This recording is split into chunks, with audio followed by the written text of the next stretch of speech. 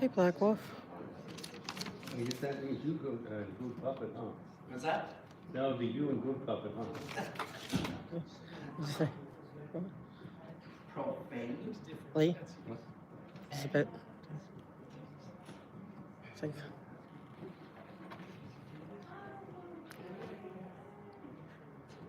Not here.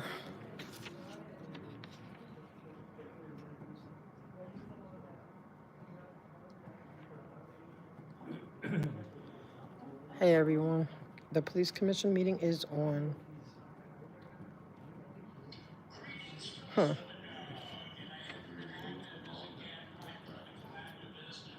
Wow, $145,000 for cameras.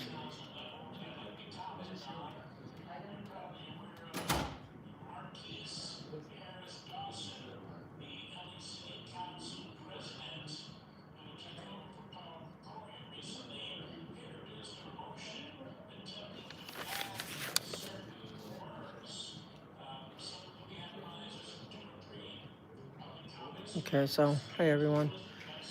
Okay, so the one most concerning is. Wait, where is it?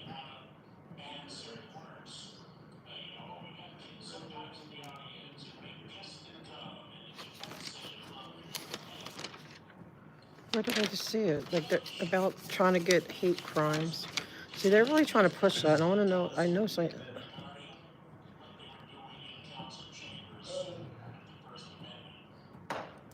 Yeah, a collaborative approaches toward preventing and addressing hate crime. We need to look into that. Hey, Gina. Good morning. Okay, so they have, see, and this is what we need to see, that they didn't put this agenda on the website, but they did email it out. So I didn't even realize it wasn't on the website because I got it sent to me. Morning, hippie chick. And F-bomb guy's theory is that because that young teen, that 13-year-old boy who was allegedly raped and killed by his soccer coach, his hearing is today. So they're thinking maybe they don't want, I don't know. So I don't know if that's the reason or not. But this is an important meeting. So if anyone's calling in, number A of the, was it number A? Yeah. They want a collaborative approaches towards preventing and addressing hate crime. But they are, with they're trying to make everything a hate crime. Protesting's not a hate crime. Messing with taking off a Christmas ornament from a institution that doesn't celebrate Christmas is not a hate crime, I guess. All these things. So they're really pushing this agenda. I'm seeing it in city council too. They're really trying to push for this hate crime stuff. Can you guys hear me? Okay.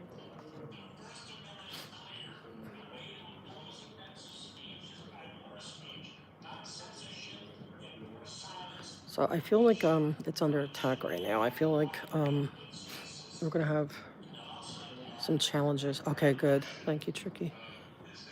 So guys, it's there's a concerted effort. We're seeing it in city council. We're seeing it all over. I mean, and we need to really stand up against it. I'm not saying it's because of Scientology, but Scientology benefits. Hey, Phoenix Book Girl. So Scientology will benefit from that if they make everything a hate. Then that's what they're trying to do, make everything a hate crime. Like, if I can have an opinion that they're a cult. I mean, the government may not be able to label them a cult, right now, whatever, so, but they want to take away our ability to even say they're a cult. Well, I'm willing to challenge that one. Like go ahead, Kendrick Moxon, you could sue me. I welcome any case that could possibly, make it to the Supreme Court for free speech. So I have the absolute right to say my opinion is that they are a freaking cult. So I can back it up with all kinds of, and wouldn't it be great to have the discovery for that? Imagine Imagine going to the Supreme Court. Like I know they want to always sue people to make to torment them. I'm like, go for it, because it's like, let's just get it up to the Supreme Court, like that. So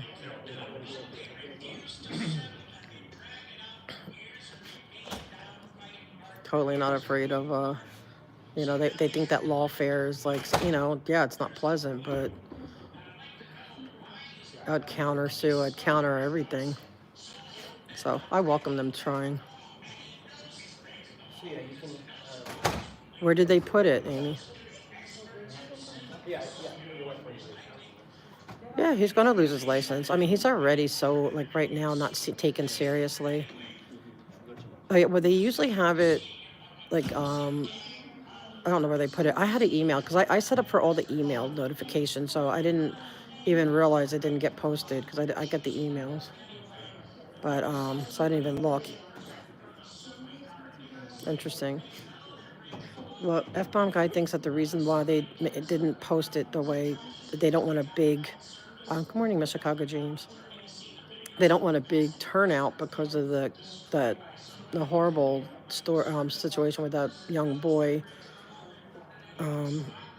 was found murdered, and his soccer coach was arrested, and his hearing is this morning across the street. So yeah, I just usually, I know I have a link, and it's like that and it's for the site, but it wasn't there. But I didn't notice that. I didn't know, because I just was going by. I got the email, I opened it, and so I didn't look at the other site. And then Mona said, it's canceled today. I'm like, what? I was already on my way here.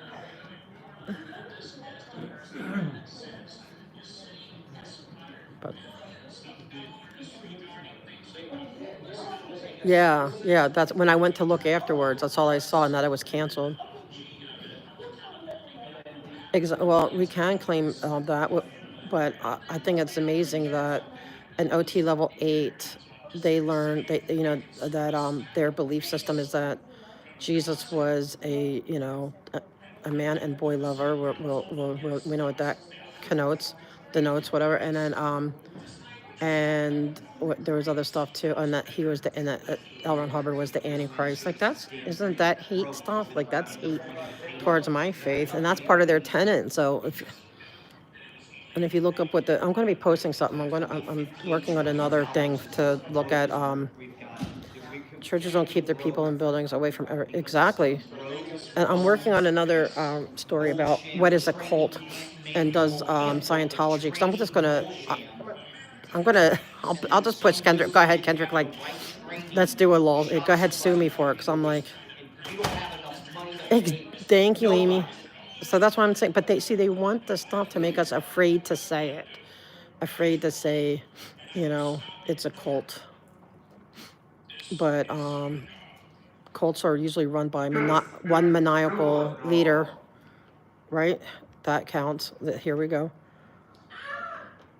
Oh, hey, Kirby's. Oh, tell Matt I say hi. Right, exactly, Amy. And like, Scientology invites you to eat as long as you don't have friends who are protesting them, I guess, or that's people that they approve of. I mean, churches do the same thing, like, and you're free to come, you're free to go, you're free to leave. If I want to leave my church, and if I want to leave my religion, whatever, all of it, like, nobody's going to sit there and chase me down and harass me and bill me for all my Bible study class, all the Bible study meetings I went to. Nobody's going to do any of that. I'm sick and tired of this. Right, there you go, Gina. I mean, good question. But, and why does all the people have to run in there, like, like my church, like if my church sees somebody that talks against Christianity, like, they don't page me and like make me run inside and close the door. See, there you go, Amy. And that's exactly it. They don't do any of that. So I will call them a cult, and I totally welcome any lawsuits by the unindicted co-conspirator Kendrick Moxon and his team of misfits like Jen and her men. It's called free speech. It's called opinion, and I'm allowed to have it. Yep. So I welcome it. Anything like, because they're trying. That's what they're trying to do. They're trying to intimidate us out of our speaking against them. It's just different ways of intimidating. Hey, Chief, how are you? Good. Thanks. What is Chief just passed? Yeah, that wasn't listed, so I think a lot of people don't realize the meeting's going on.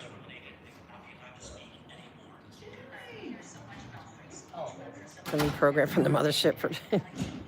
Hey, Dan. Yeah, it's not a lot of people here.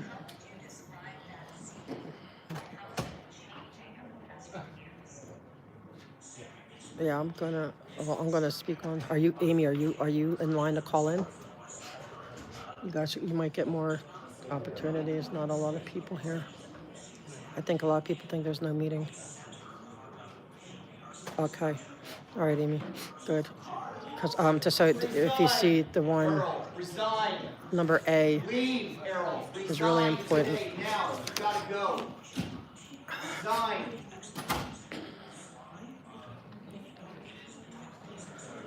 Activist. Why won't they just a public and clear water with their exactly? They want it all secret. You guys got Okay. your cams See you there, on? Amy. We haven't seen you in 2 weeks. I haven't been here 2 weeks.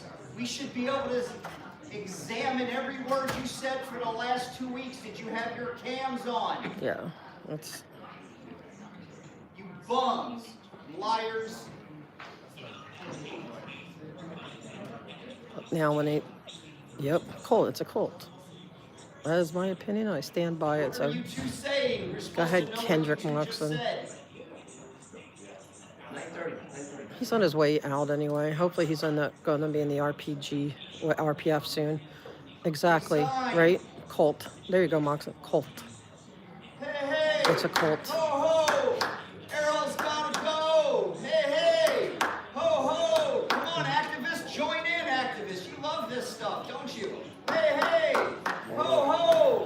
Ho! Ho's gotta go, ho! Ho, ho! President Ho! Gotta go! Who wrote up the Valentine, black guy? Who wrote up the Valentine they're not telling us about, black guy? In the John Mack building. This was supposed to be helping eradicate hatred towards black people, and nothing's getting done. What is wrong with you? Yes, I agree, Gina. I'll probably.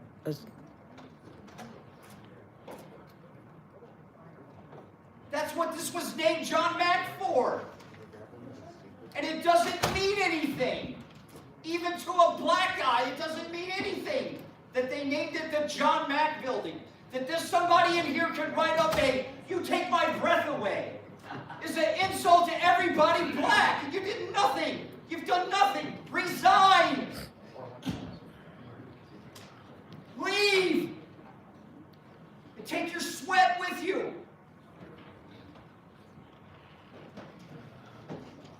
By the way, when I talk for 3 minutes, are you going to look down, still writing your next book?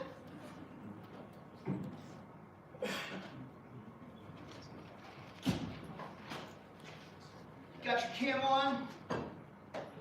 Supposed to have a cam. We didn't see you 2 weeks. I need to know what you said for 2 weeks. I need to be able to hear it.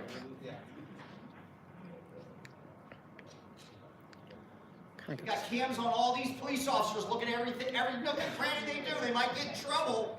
Oh my God, might be a bad person out there. So we need to know what you say all the time when you're in the bathroom. You people, we need a cam on, you commissioners, you dirtbags that won't tell who wrote the George Floyd Valentine. You won't change the handbook. There's still 4 more people with knives gone, and nobody changed anything. Going back to, what's this, Soberov, Caruso's, worthless.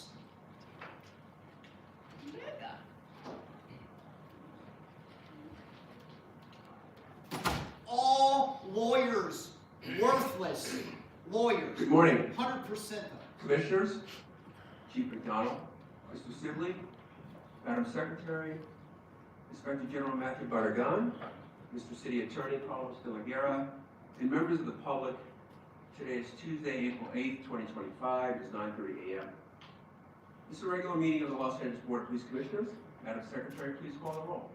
Good morning. Please let the record reflect that Commissioners Sellers, Shields, Garcia, Sanchez Gordon are present, and we have a quorum. Mr. President.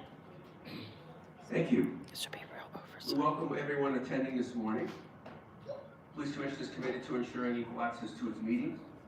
It is requested that individuals who require the services of a translator contact the board secretary no later than the day preceding the meeting. Whenever possible, a translator will be provided.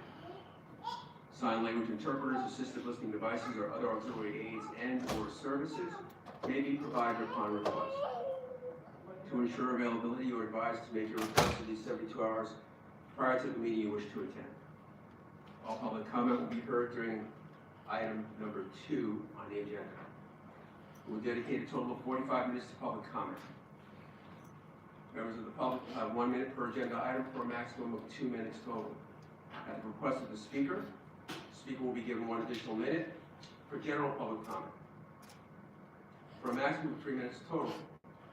Members of the public, if you choose to participate in the public comment portion of the agenda, you can participate in this meeting in a number of ways outlined on the agenda. Members of the public who participate in public comment are reminded that they can speak to any item on the agenda or a matter within the jurisdiction of the Board of Police Commissioners. Public comment is your opportunity to address the board, so you are free to express your opinion on matters before the board and to generally express when you disagree with other opinions expressed. However, directing your comments to other individuals who have spoken or attacking others who have expressed their opinion shall be deemed off topic and your public comment period will be concluded. Message for those attending the meeting in person. These meetings are regular meetings between the board, the department, and key stakeholders. Meetings with the Board of Police Commissioners are open to the public. The state's Ralph M. Brown Act affords the public the opportunity to be present at the meetings, hear their presentations and dialogue in real time, and provide feedback via the public comment period. During these meetings, there's a need for the board to carry out the public business expeditiously without delays or disruptions. Members of the audience shall not engage in any conduct that would cause an actual disruption of the meeting. Those attending in person are reminded that disruptive behavior will be cause for removal. If you disrupt this meeting, you will be provided with only 1 warning to cease disruptive behavior. If you fail to cease such behavior, you will be removed from the meeting. All attendees must be seated. Failure to follow this rule will result in a warning and/or removal from the meeting. With that, we move to item number 1, the report of the Chief of Police. Chief McDonald. Good morning, President Sellers, Vice President Shields, Commissioners, Inspector General Barragan, City Attorney De La Guerra, and Mr. Sibley.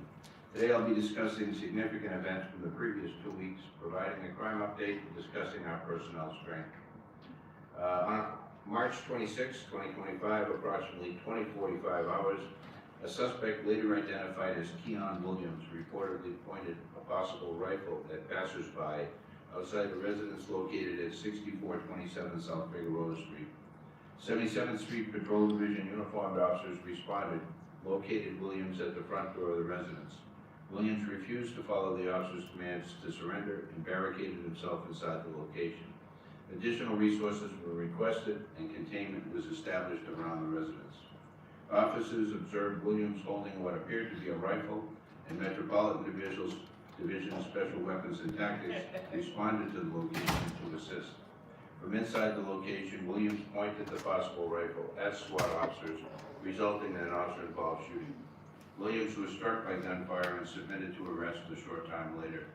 While SWAT officers were clearing the location, they located 2 additional occupants. One was arrested for 69 APC resisting arrest. The other was questioned and released. Williams was transported to a local hospital where he received treatment for a gunshot wound to his left wrist. He was subsequently booked for 69 APC resisting arrest as well. No officers or community members were injured during this incident, and the investigation determined Williams was in possession of a large plastic object that resembled a rifle. Force Investigation Division investigators responded to the scene and are investigating this incident. Year to date, we've had 9 officer-involved shootings, the same number at this time last year. A pursuit resulting in a fatality on March 28th at approximately 1:30 a.m. Uniformed patrol officers from Southwest Division observed a vehicle speeding near Century Boulevard and Sepulveda Boulevard. The vehicle had no license plates, was straddling lanes, and failed to yield to a passing emergency vehicle. Suspecting the driver might be under the influence, officers attempted a traffic stop, but the driver accelerated away. Officers initiated a pursuit at Martin Luther King Boulevard and Hoover Avenue.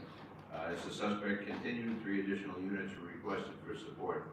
The suspect vehicle led officers onto Century Boulevard and Concourse Way. Due to the suspect's high speed and increasing distance from the officer, the pursuit was discontinued. Shortly after, the LAPD airship observed the vehicle glide approximately 1.3 miles ahead. Units from both LAPD and the Los Angeles World Airports Police arrived at the scene and detained 2 suspects who were attempting to flee on foot. A 3rd occupant in the suspect vehicle was pronounced deceased at scene. The occupant of the other vehicle involved in the collision complained of pain, was transported to the hospital, and later released. Witnesses reported that the suspect vehicle had run a red light, causing the crash. The deceased occupant was identified as a 15-year-old, and their family had been notified. Due to the severity of the incident, the LAPD's multidisciplinary collision investigation team responded to the scene and is handling the investigation. There's a missing juvenile case which had a tragic ending. On April 1st, 2025, Robbery Homicide Division, Homicide Special Section, took over the investigation of a critical missing juvenile case involving a 13-year-old Oscar Omar Hernandez. Oscar was last seen on March 28th when he boarded a Metrolink train from Sun Valley to Lancaster to meet his soccer coach, Mario Edgardo Garcia Aquino. After failing to return home, Oscar was reported missing by his family to the Foothill Area Station on March 30th. Robbery Homicide Division's investigation, with the assistance of the Federal Bureau of Investigation, led to the discovery of Oscar's body on April 2nd in an unincorporated area near Oxnard in Ventura County. On the same day, April 2nd, Garcia Aquino was arrested on an unrelated Los Angeles County Sheriff's Department warrant for assault with intent to commit sodomy on a child. Further investigation by RHD detectives determined that Garcia Aquino was responsible for Oscar's death and the disposal of his body in Oxnard. On Monday, April 7th, the findings of the investigation were presented to Los Angeles County District Attorney's Office for filing consideration. The District Attorney filed 1 count of murder, as well as the special allegation that the murder was committed during the commission or attempted commission of a lewd and lascivious act upon a person of a child under the age of 14 years. With the information currently available in the ongoing investigation, it is believed that there are likely other victims who were abused by Garcia Aquino. The LAPD encourages anyone with information about the suspect or additional victims to contact our Juvenile Division Abused Child Unit Section at 818-374-5417. On January 2nd, Southwest detectives and gang impact personnel served a search warrant in the city of West Covina targeting a known Rolling 30s gang member who had committed criminal threats with a firearm in Southwest Division. The suspect was taken into custody and the firearm used in the crime was recovered. Multiple cell phones were seized during the search, and search warrants were subsequently authored to analyze the data contained within them. The analysis revealed that the suspect, along with members of the Rolling 30 and Rolling 40s Crip gangs, were involved in numerous criminal activities, including firearms trafficking, narcotic sales, burglaries, looting, robberies, and shootings. Based on this intelligence, detectives obtained a multi-location search warrant for 8 locations throughout Los Angeles County. On February 27th, those warrants were served, resulting in the recovery of 19 firearms, the arrest of 7 gang members on various charges, and the seizure of thousands of rounds of ammunition, narcotics, U.S. currency, and property linked to the burglaries. All recovered firearms were entered into the National Integrated Ballistic Information Network, or NIBIN, for analysis and potential links to other shootings. Southwest detectives were notified that one of the recovered rifles was linked to a February 8, 2025 shooting that injured 3 victims, one of whom was a 2-month-old infant seated in a vehicle with her mother. With this information, Southwest detectives identified the infant shooter as a Rolling 30s gang member.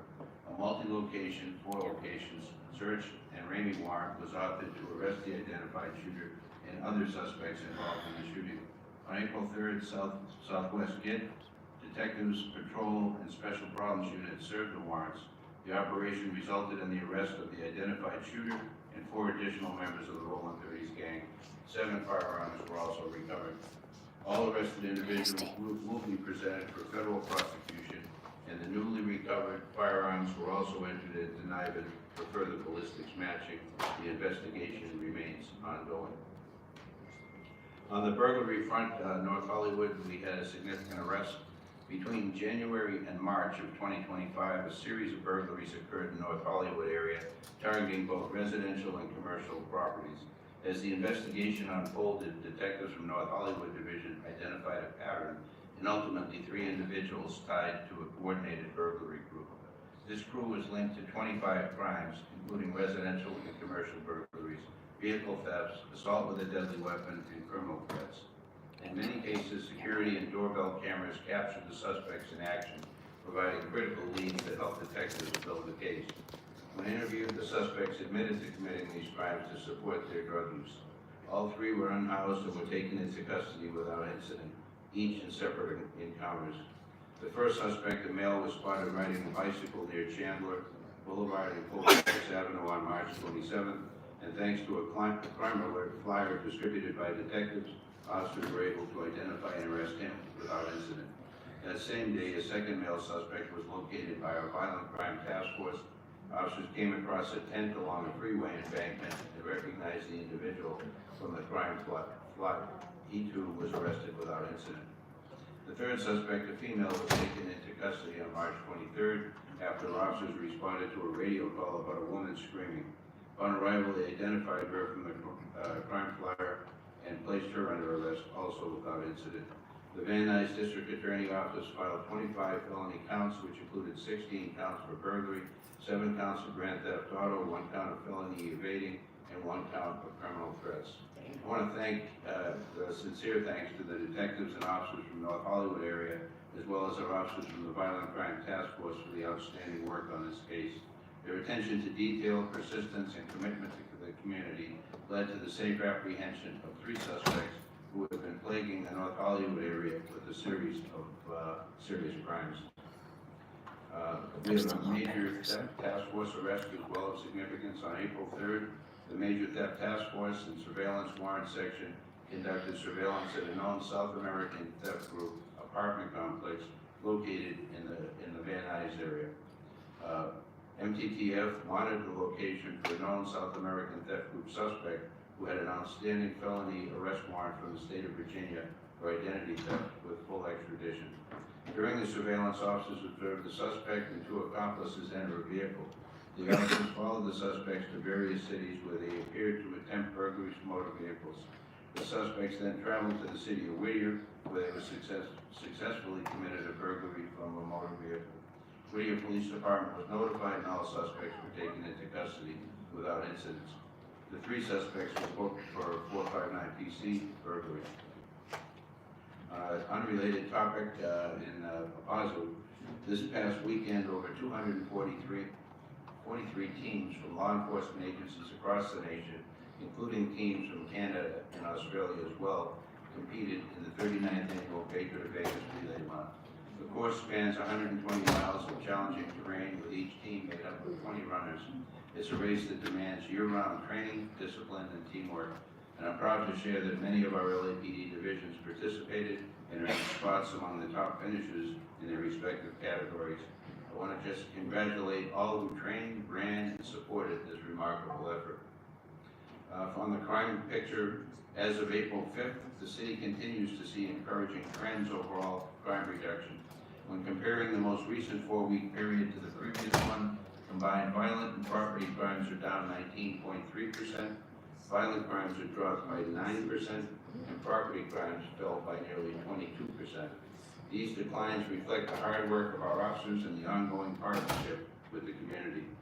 Homicides continue to trend downward. Year to date, homicides are down more than 38% compared to 2024, with 32 fewer lives lost. When we look at the shooting victims citywide, we've seen a decrease of nearly 17% year-to-date compared to 2024, and a 19.8% drop over the last 4 weeks. Aggravated assaults citywide are down 8.5% compared to the prior 4-week period. Robberies dropped 8.6% during the same time frame, and in terms of robbery characteristics, nearly half were strong-arm robberies, and just over 23% involved a firearm. Both categories showing slight declines. The most frequent locations for robberies continue to be public spaces such as sidewalks, streets, and parks. Burglaries are down significantly, over 21% in the last month, and all bureaus saw the overall drop.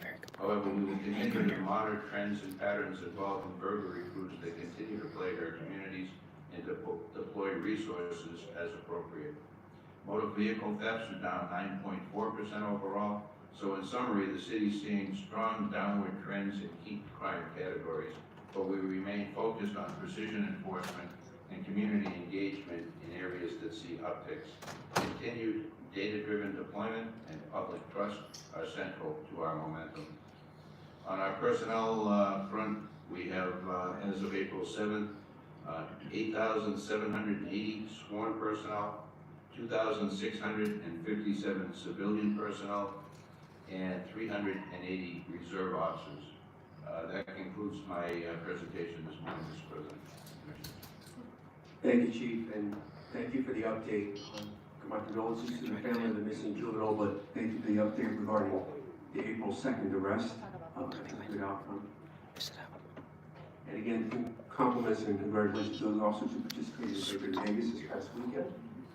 With that, I'm going to move to my fellow commissioners, and I'll go to Commissioner Garcia for any comments or questions. None, thank you. Maybe the other side. Yeah, but they call me, I can't go out. What? Commissioner Sanchez-Gordon? The other side. Good morning, everyone. No questions. Thank you, Chief. Commissioner Conte? And now do that one too. Good morning. Sorry, guys, I'm having trouble.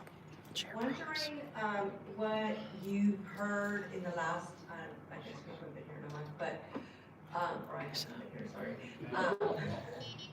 Oh, shoot. Wondering like what you're hearing from community All the way with, down? in terms of like the immigration issues. I know that we've been meeting with some of the leaders in that community. Just wondering what As much as we can, talking to policy as it relates to civil immigration enforcement. Our federal partners and our task forces that we participate on are also aware of state law and, don't put us in a position where we're gonna expose our people to any of that kind of enforcement. So I think we're in a good place as it relates to that. Certainly, we can't check any boxes. We want to move forward and continue to educate members of the community to try and as best we can provide some level of comfort so that people will feel comfortable in coming forward if they're a victim of a crime or a witness to a crime to participate in the process. The chilling effect of people being afraid does no one any good in our city or any of our communities. So I think we're on the right track. Certainly more work to be done, but pretty good traction, I think, at this point. Thank you for that. I know that the last conversation we had, the department was developing a video, and I think you were part of it. Right. Is that completed, or what's? I'll check on the status. We completed our portion of it. We were trying to get some members of the communities, the consuls general from various countries. I think trying to get their calendars lined up to complete it is still in progress. Okay, let us know when that's completed so that we could share it with the community. Great, perfect. Thank you. Thank you. Vice President Shields? Thank you. Thank you, Chief, for the report. I want to commend the officers and detectives who were part of the several important arrests that you mentioned. I think that highlights not only the sophistication and good police work being done at the department, but hopefully it also sends a message of deterrence to people who think that there are no consequences for their actions when they commit crimes in Los Angeles. So I think those are helpful reminders for all of us here. I had a question about the use of force incident on March 26th.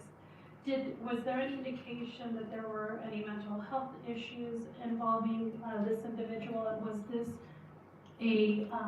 was SWAT called to this incident where they have a kind of crisis negotiation psychologist kind of embedded with their team? Yeah, generally, and I'll have to get detailed information on this one, they were out there for a prolonged period of time. That would generally entail crisis negotiators to be able to come out and talk along with department psychologists. I am pretty confident that that was done in this case because of the time that they had. They tried to engage the individual to communicate. There was none of that done.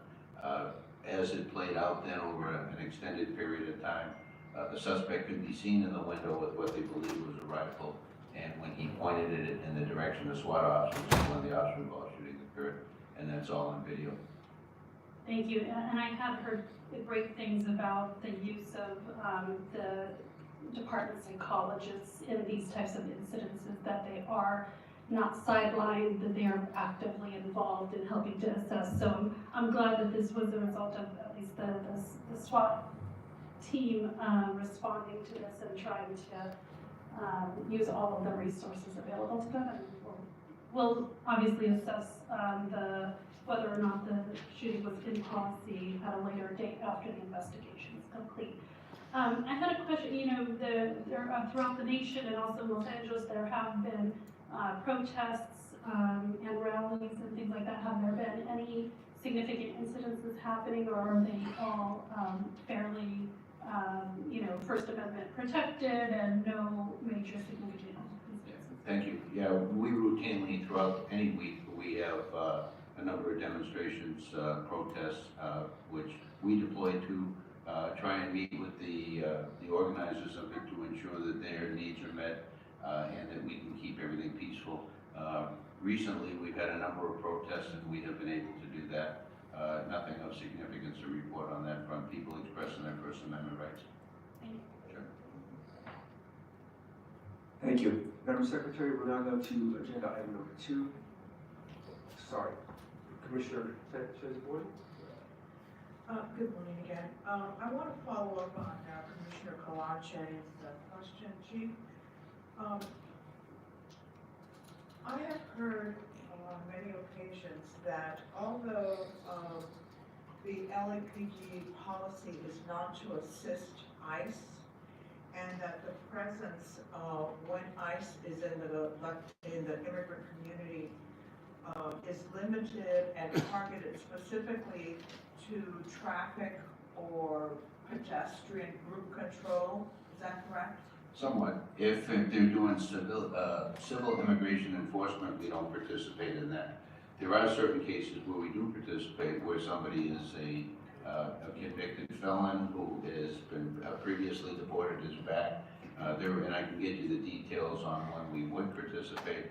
But if they're doing civil immigration enforcement, our presence at that location would be with an eye toward protecting the surrounding community.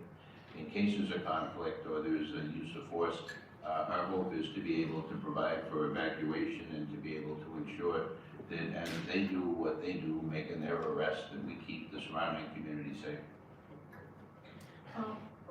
With that in mind, Chief, what efforts have been made by the LAPD to dispel any community perception that the mere presence of LAPD in these kind of task force and presence when ICE is in the community, what efforts have been made, if any, by the LAPD to dispel this fear, this perception that, in fact, LAPD is assisting immigration and that they are working with ICE in whatever is going on in their community? Anything? Yeah, oh yeah, absolutely. Our folks are out there. We've talked about it with our command staff, and it's gone throughout the organization. Our officers are well versed in the policy and procedure of the department as well as state law as it relates to civil immigration enforcement.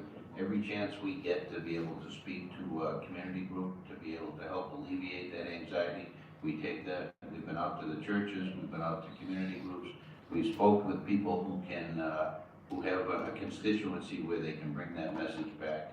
Our hope and goal is to be able to relieve the level of anxiety that has been so prevalent in many of our communities. And the read we're getting is that we've been able to do that to a degree. We don't feel like it's any time we can stop. It's something we want to continue to do and to be able to get the message out with everybody. And as I mentioned earlier, it's in nobody's interest to have the chilling effect that people would be afraid to come forward as witnesses or victims if they're involved in a crime. Thank you. Thank you. Thank you, Chief. We'll now go to agenda item number 2, public comment. Madam Secretary, please call the first speaker. Min Yang.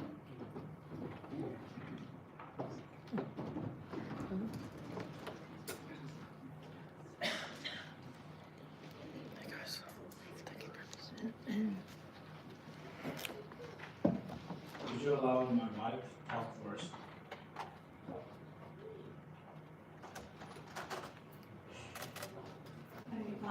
My name is Myung Yang, and I'm the mother of Myung. Yesterday was his 41st birthday, but instead of celebrating, I was grieving. Because LAPD gave my son inside my own apartment. He was scared, confused, and needed help, so I called for mental health support for him. But instead of treating him with care, they treat him like a criminal. They treated my son in his parents' home like an intruder, and they killed him. This is wrong. This is not excusable, and I'm not going to be silent regarding this. My son's life mattered. I live every day with the pain of not being able to save him, even though I tried everything I could. What was done to him was unjust and cruel. This should never have happened.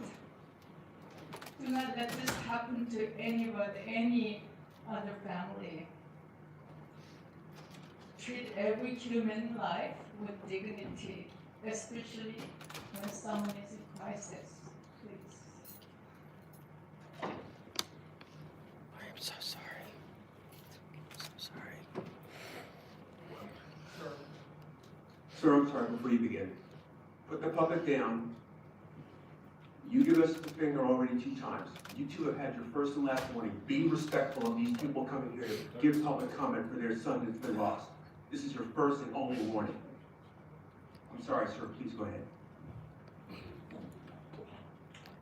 President Dr. Souders, Vice President Shields, Commissioner Josh, and Commissioner Garcia,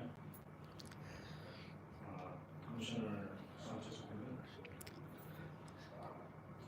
Executive Director Sibley, Chief McDonough, Inspector General Aragon. My name is Dr. Min Yang, USC Trojan, and father of Yong Yang. Yong was a 40-year-long LA resident and was brutally killed 11 months and 6 days ago. Allow me to give brief comments and requests. LAPD was to assist the DMH for transporting Yong to USC Hospital with patient's consent. LAPD only did less than 3 minutes of talking over the closed apartment door in 3 different occasions over a 1.5 hour period. That was all, even without compassion. LAPD should not have had used force since Young, the patient, did not consent. LAPD chose to use force unjustly and violated Young's civil rights severely which led his death. LAPD chose not to use the non-lethal options they had at the side, a taser and a projectile launcher. 3 deadly bullets punctured his heart, lung, stomach, pancreas, liver, intestines, spine, ribs, and others.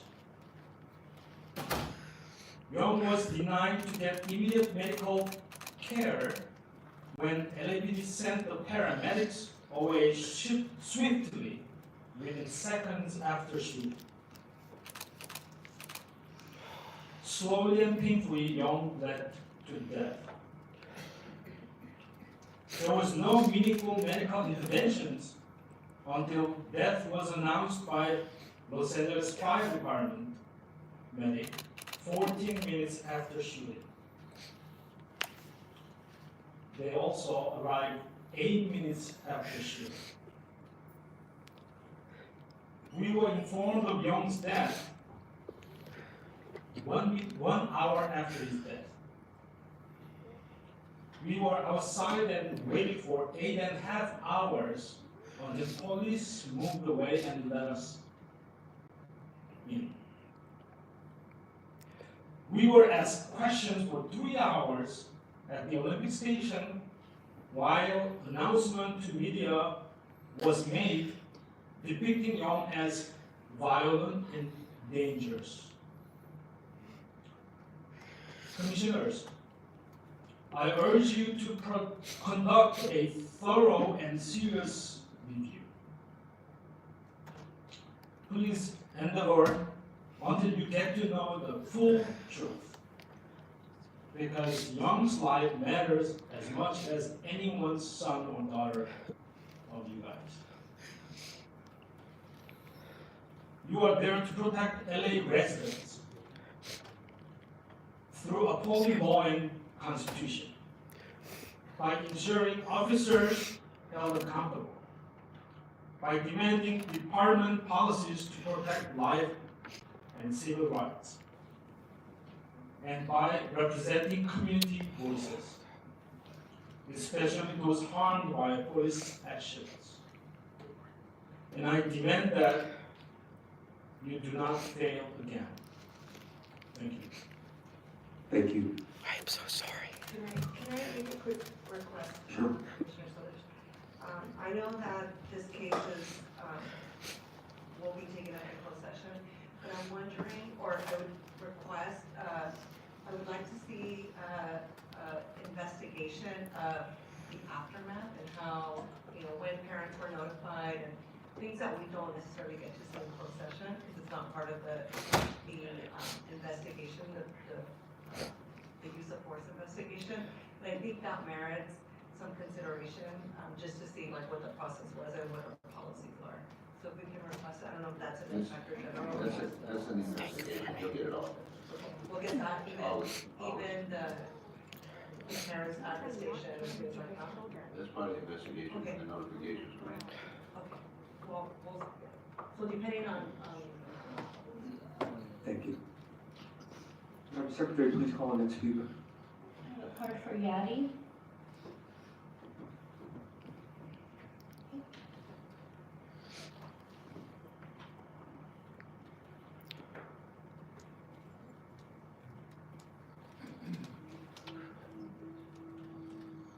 Hi there, I'm here to speak on license plate readers and other technology that the LAPD uses. Can you speak up, please? I'm sorry, I'll try to be closer to the microphone. This is better? Yeah, so I just wanted to make a request that the license plate readers that are going to be deployed for you guys to consider having stronger privacy and just data retention periods, because the LAPD has several license plate reader systems, and they have a very long retention period compared to many of the other police departments across the state. The ones that are going to be installed with bot cameras, the default is 30 days, which almost all law enforcement policies that use log cameras default to, so that would be the default unless LAPD specifically asks for the detention period to be made longer. And if that is the case, I would also ask that the retention period of 30 days also be applied to the vigilant cameras, because we know Governor Newsom, when he made an announcement to deploy these cameras with CHP, announced that their retention period would be 28 days. And this is very important, especially in light of the concerns that we have over the protection of our immigrant community and, what I SB 54. And I also want to express that I have concerns about police recently announcing to use facial recognition technology on the body worn cameras. That technology is not ready for prime time use, and I can tell you as someone who actually built facial recognition technology, and it should definitely not be used on body worn cameras against people. And just generally, this body should work with the LAPD to have stronger protection. Especially when we use surveillance equipment that by definition is not privacy protected. And the last thing I wanted to make a note is that I tried to speak at the military equipment at AB481 community meeting, and I was unable to do so, just as I oftentimes am not. I know that LAPD put a lot of time and effort into putting their marketing and PR materials together for that meeting, and we were there listening to them talk about their equipment, and it was 40 minutes before anybody had a chance at that time. The Zoom free session, I don't know why they were using free, cut off, and so we were deprived of the ability to weigh in on the military equipment that the LAPD uses. And specifically, I'll write a letter that I have concerns about the possible uses of drone equipment for any and all. Okay, thank you. Ma'am, I'd like to have one of our officers get your information. Again, thank you for these questions and regarding your expertise and experience with this technology. So this officer is going to take your information so we can obtain that. Thank you. Next we have Jason Reedy.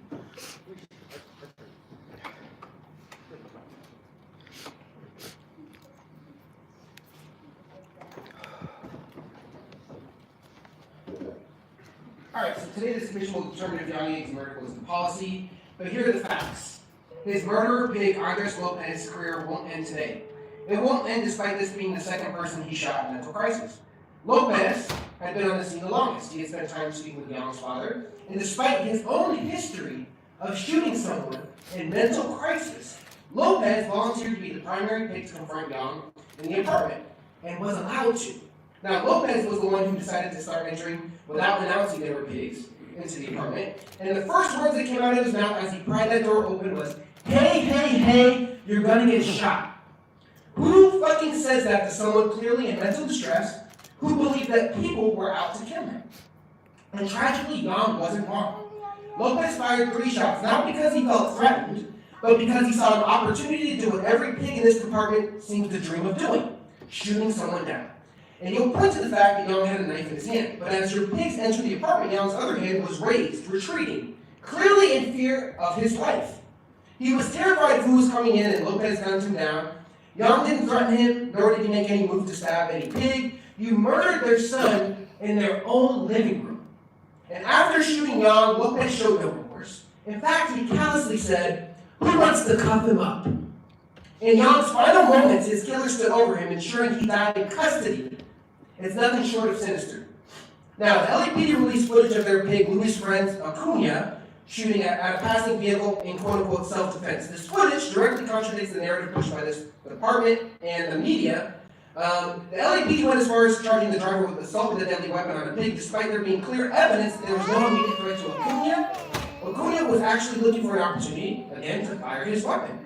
And the deception doesn't end there. Despite Acuna living in Montclair, the LAPPL reported him as displaced during the Eaton fire and even solicited donations on his behalf. Now, we had to shell out $4.5 million to pig Randy Rangel because LAPD decided to target him for reporting that another pig, Humberto Najera, was repeatedly committing overtime fraud. Now, the LAPD chose not to investigate these allegations because any extra eyes on that contract with the MTA could potentially jeopardize it and expose how the LAPD uses overtime to pad the pockets of its pigs Najera earned more than $346,000 in overtime pay alone in 2022 and 2023. Now, World is out. McDonald informing her through a subordinate that she was done. It's quite a cowardly move, Jim. More than likely, we'll see a lawsuit soon from Rhodes, given the false narrative that the LAPD and LAPPL have spread in regards to the release of the headshot photos. I also want to talk about the license plate readers. We all know you use that to trail us, to surveil us. It's no question at all. And so, yeah, we don't want any more fucking license plate readers. Fuck the LAPD, justice for Yang Yang. Fuck y'all. Jonathan Foster.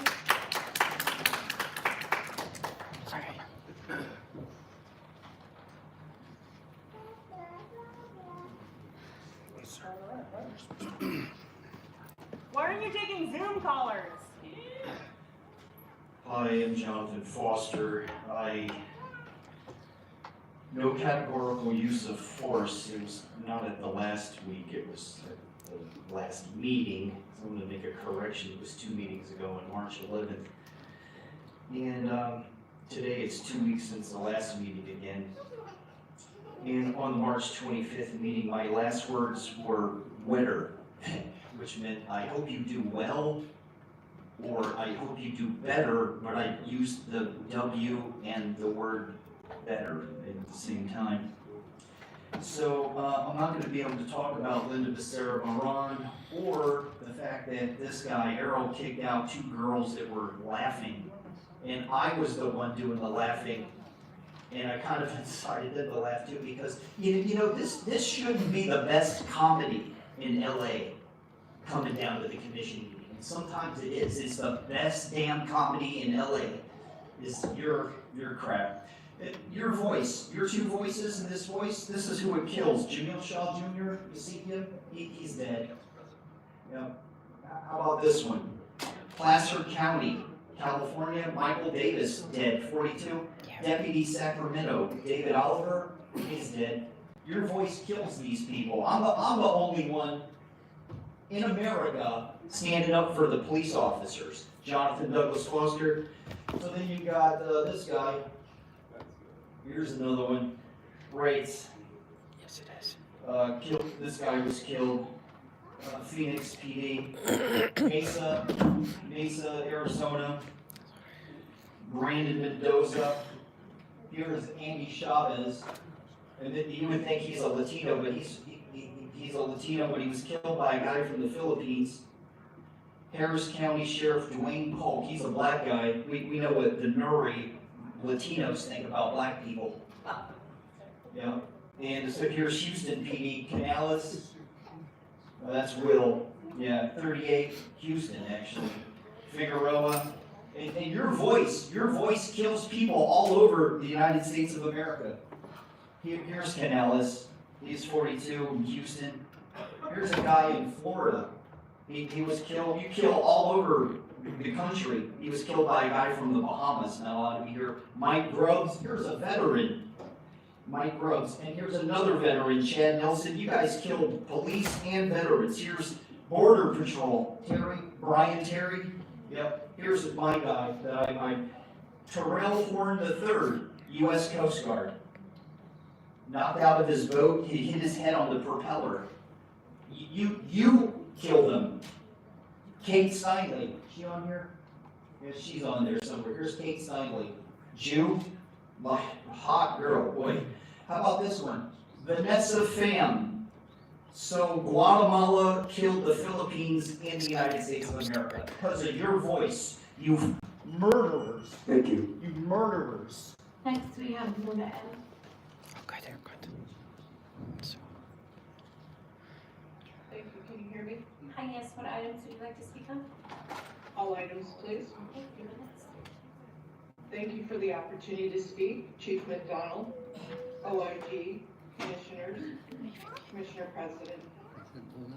What may sound like anger from a community of survivors may actually be hurt, fear, frustration, and rejection of the justice system, starting with the LAPD.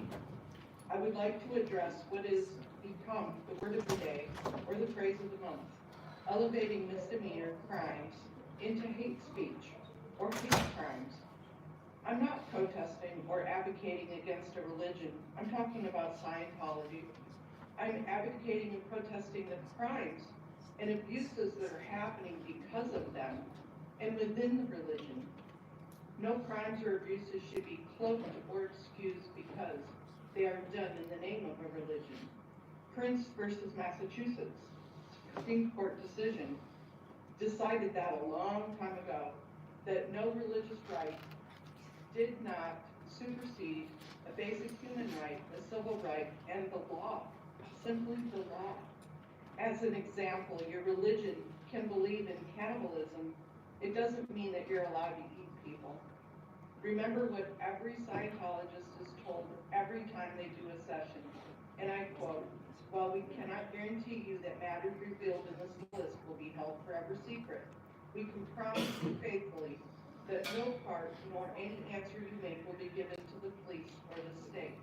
I'm not going to finish that quote because, Chief, you just talked about encouraging victims coming forward to report their crimes and not be afraid.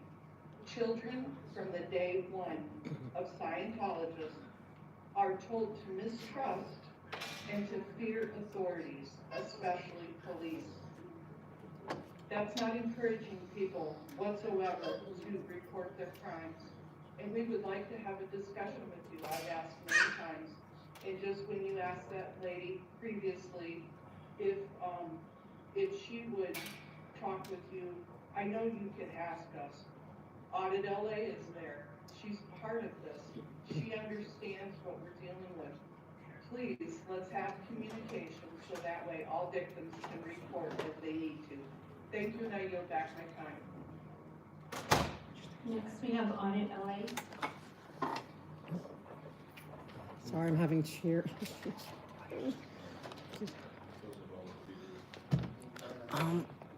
Sorry. All items, please. I want to give my condolences to these parents that broke me.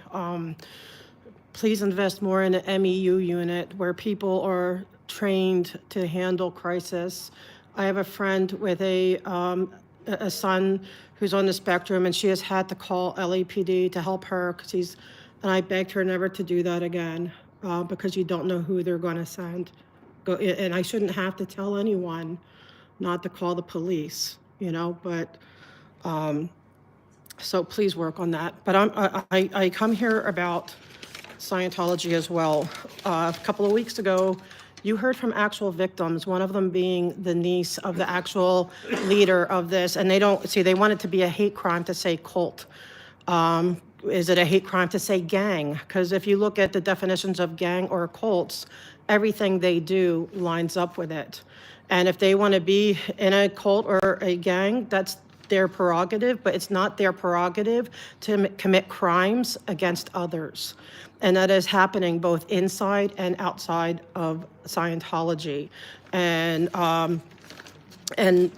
they're trying to, like this, I'm really concerned about the hate crime thing because somebody took down a wreath, okay, after Christmas. They don't even celebrate Christmas. It was, ready to go probably in the trash anyway. And that person is charged with a hate crime. I believe the bail on that was like $50,000, if I'm not mistaken.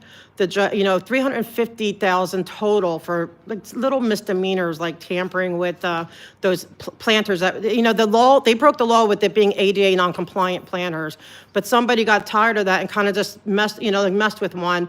He's charged with the hate crime. They're not charged with the hate crime for preventing my egress and regress. Because it's ADA non-compliant. They're not even looked into, they're not investigated, there's nothing. And that's only a minor crime. What about the people that have come here and saying, look, we were raped inside that blue building.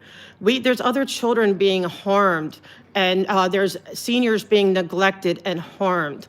And they make it like a compound where they chase you out. That's like a gang. They have their territory and they run you out.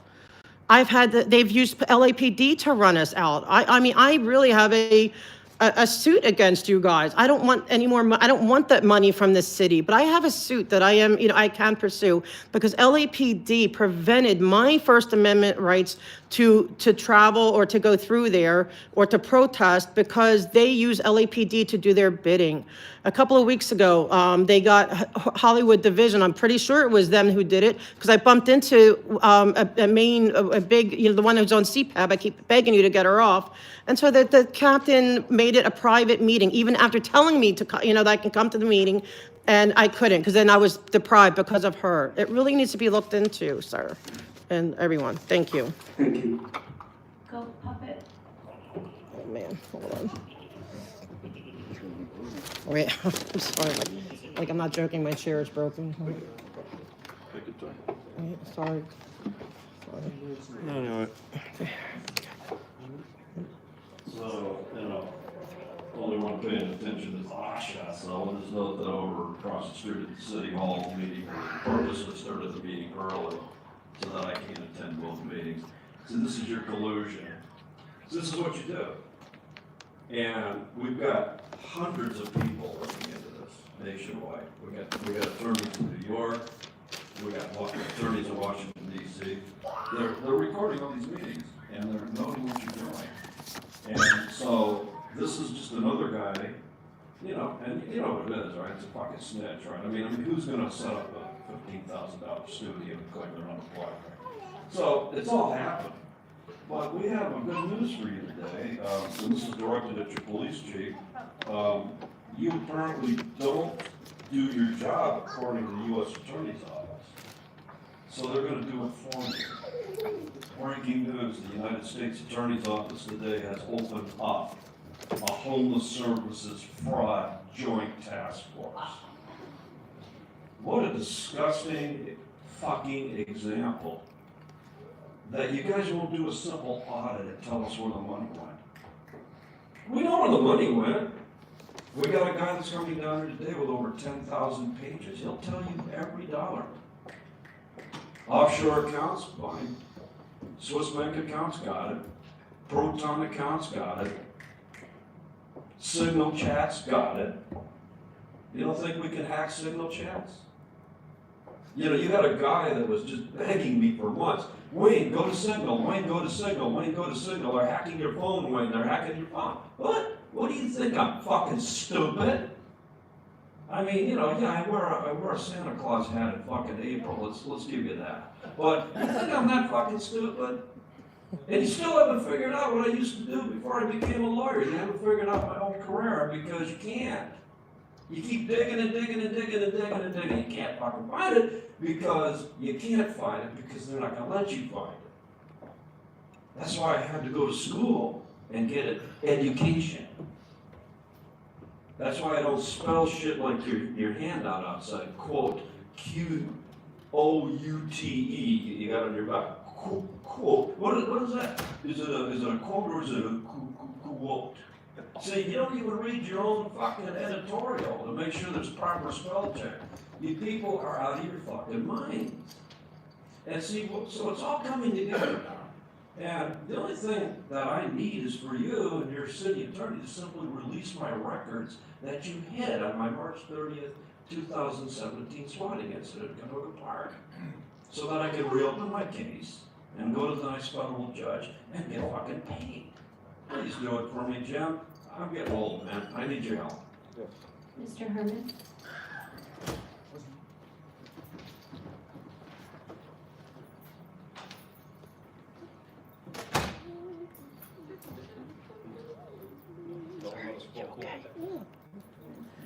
Yes, sir. Yes, sir. Let me spell it for you in this handout here. Inspirational Q-Q-U-T-E. I don't know how to spell read, but goddamn, why did the peanut call the cops? Because it was salty. Why do you call a cop in the bed? An undercover cop. But listen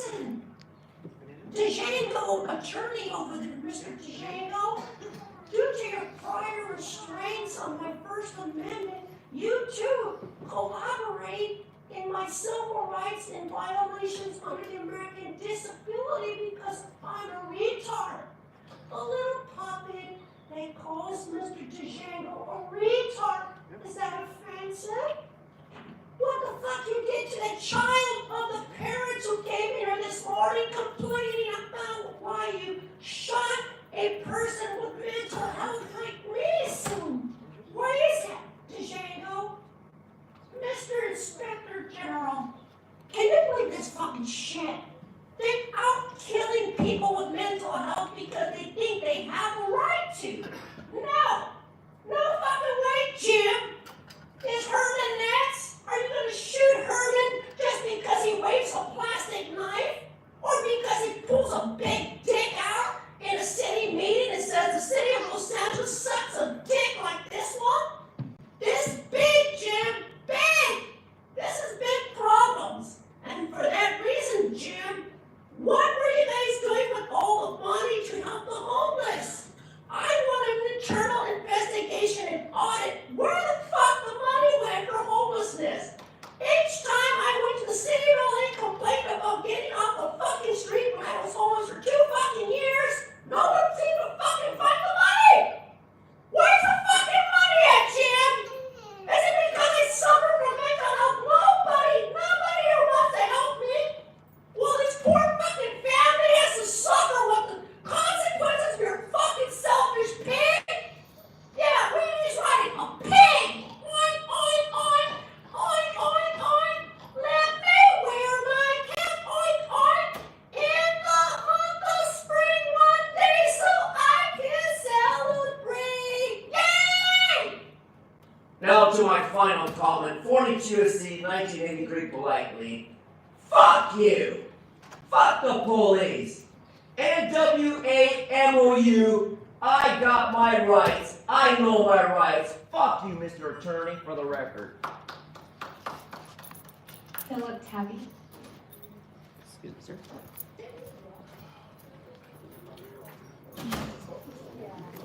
Good morning, all. 3 minutes. First, I want to give condolences to the family that spoke in the beginning. I want to share my concern for the lack of accountability this board has. Today's meeting agenda and written public comment has not been posted on the and on the website, and that's unacceptable. So there's another unacceptable item is this meeting used to call a member in the audience for public comment, and then a member calling in from Zoom. Why has this changed without any notification to the public? Commissioner, President, and others? Are you the new dictator in the LAPD? These actions are unacceptable and need to be corrected immediately. I recently read a lawsuit against the department, and it looks like the past is coming to bite you in the butt. It's about warnings that were given by command staff, but instead of addressing issues, the LAPD loves to cover things up. As an example, long story short, Captain Smith de-escalated a situation where someone was suffering a mental health crisis that surrendered, and a couple hours later surrendered. But some of your senior staff disagreed with Smith on a Zoom call with over 100 senior staff on the call. Why? You know who suffers though? The community. I do hope the media looks into this lawsuit. This retaliation moved one of the best captains Foothill ever had. Instead, we are still stuck with Captain Loose Hands Marco Lozano, one of the worst, if not the worst captain Foothill has ever seen. He has several complaints filed against him. Chief, let's sit down and talk about it. Foothill area residents and business leaders here are not happy. We demand a new captain. This isn't the first time talking about it here at the commission meeting, but the info may be a bit new to you, Chief. Lozano is a disgrace. Bring back the blue line flag. Investigate all crimes involving children, in particular the allegations against Scientology. Get rid of the COVID mandate. Bring back prayer. We are one nation under God. Oh, and thank you for firing Liz Rhodes. God bless the LAPD. I yield the rest of my time. Thank you, Phil Tabby. Katrina Thomas.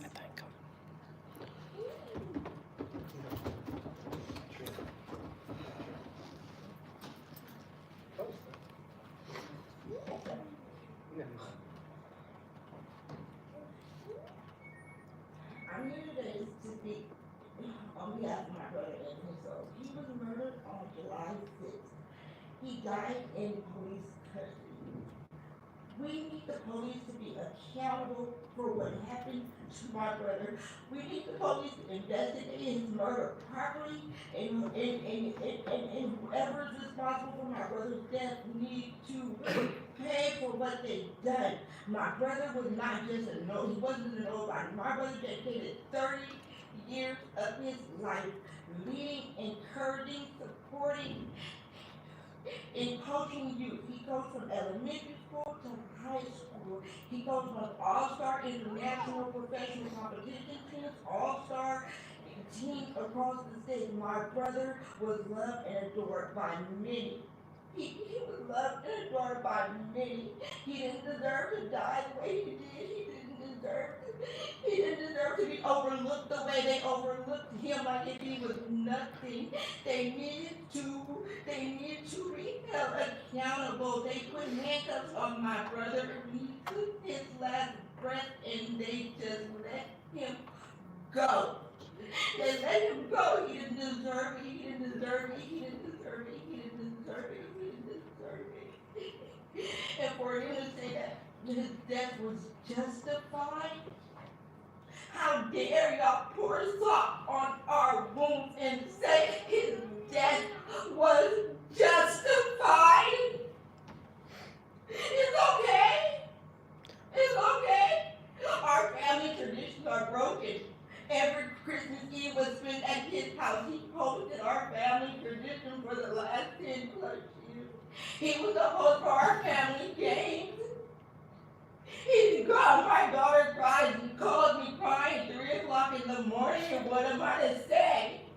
What do I say? I find my mother locked in her room. What do I say? What do I say? What do I do?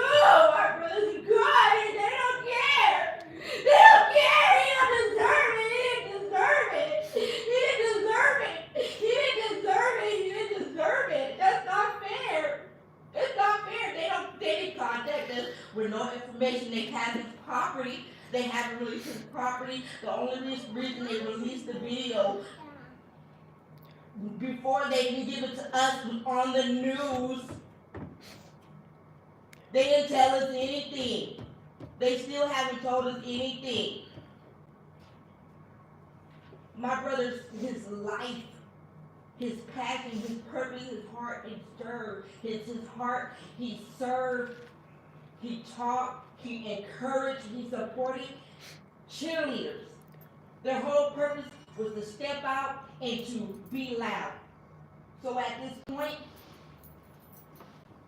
the police need to do their job and take care of what happened.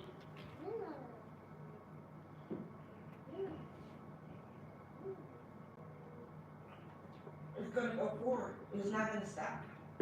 He matters. Thank you, Madam Chief. It's another matter, if we want to look at the investigation of family notification upon the death of her brother. If we could have somebody get the details. John? And I'd ask the Inspector General's office if they can make contact and make sure that they are kept apprised of any information that they can be throughout the process. Thank you. Yes, there's people in the audience with my office, and so we'll make that contact immediately. This is a difficult day. Next, we have Danny Park.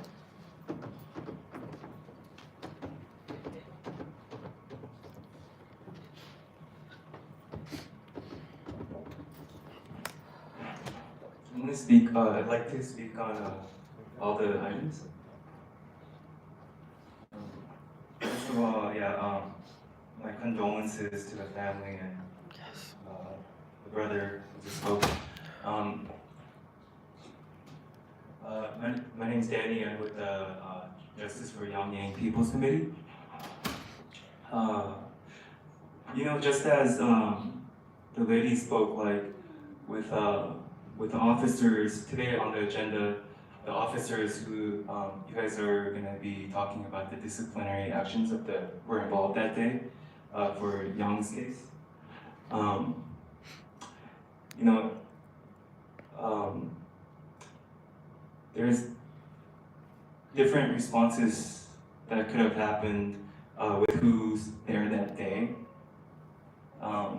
And I'm wondering, was that the only and best course of action that had occurred that day? Because the cost of that was Young's life.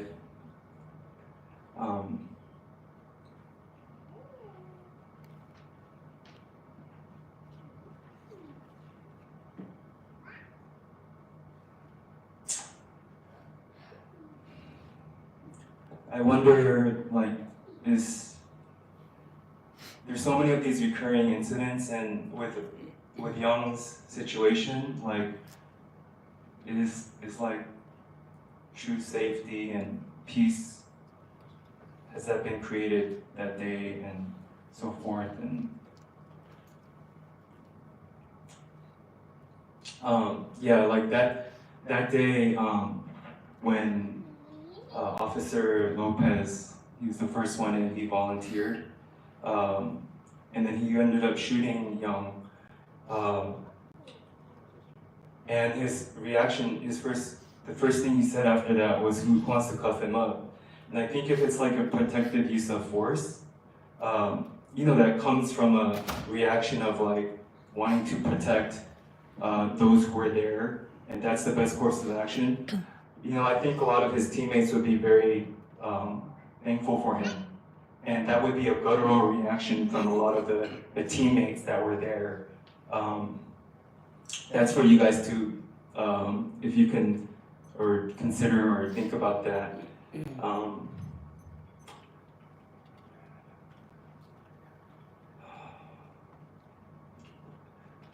For us, family members and friends and community of the Yang family, from our perspective, like Young was one of his scariest days of his life.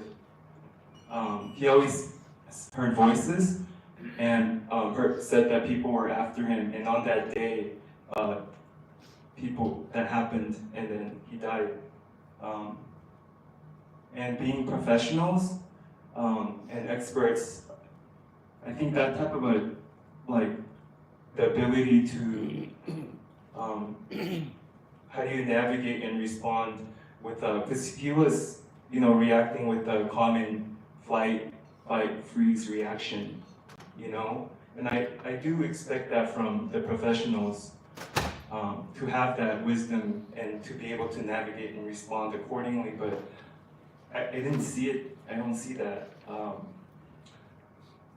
And I don't think that the end of his life was not the only end result, the best result that could have happened. There could have been a lot of other responses, but the cost of this is the life of our beloved Young, you know. So, anyways, thank you for letting me speak over it. Thank you. Megan?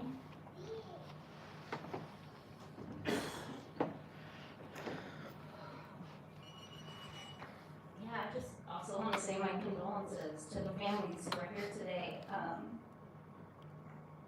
Shame on every one of you guys because you enabled it. So I organize with the Stop LAPD Spine Coalition and White People for Black Lives. Those organizations and Black Lives Matter, the People's City Council, come here every week to make sure that it's in the public record somewhere. The truth about LAPD, to speak the truth about Yan Yang and about Linda Becerra-Moran. In just a year and a half since I've been attending these meetings, at least a dozen people experiencing mental health crises have been killed by LAPD. This is business as usual for LAPD. We have the deadliest police department in the country. The deadliest. Not the biggest, but the deadliest. It is racist and corrupt by every objective measure. We can't forget that policing, this police department, the origin story is in armed patrols who hunted down black people to return them to rich men who beat them and killed them with impunity and completely legal protection. And when they couldn't do that, those armed patrols stalked black people and criminalized them to send them to jail to be able to profit off of our labor. That's the beginnings of this institution. LAPD is now what it always has been. And this board, everybody sitting here, Rasha, Earl, Fabian, Teresa, Django, Mike, you do everything in your power to protect them. Yang Yang was killed in his parents' living room. He had, a quote from the LA Times, less than 10 seconds to comply with the Los Angeles police officer's commands before he was shot 3 times and died. The officer that killed him, he shot and wounded another mentally ill man in 2021, and because you all didn't do anything actual about that, he was available to kill their son. This is on you. I feel really lucky that my radicalization didn't come because I had to watch someone from my family be tortured and killed by LAPD. And Southers, how dare you say that Yang Yang was lost? He was murdered by your beloved institution that you work so tirelessly to shield from any criticism. And Kalanje, you gotta be fucking kidding me. Can we get the after-action reports? How about you stop killing people's kids? Will you ask for an after-action report for Linda Becerra Moran? No, because her parents can't come here, so you can't perform for them. You don't give a shit. I've been coming here weekly for over a year, and she doesn't give a shit. I'm sorry. Southerners willing to offer harm, willing to offer condolences for harm to a child, but not when your own precious officers cause it, not when the police organization that you found and molested over 200 kids, Google it if you don't know what I'm talking about, and then we have emotions and grief and rage about these truths. You kick us out, you tell us to shut up because it's not within the 45 minutes at 9:30 every other Tuesday morning that you allow for 3 million people to speak the truth for you. Shame on all of you. Bravo.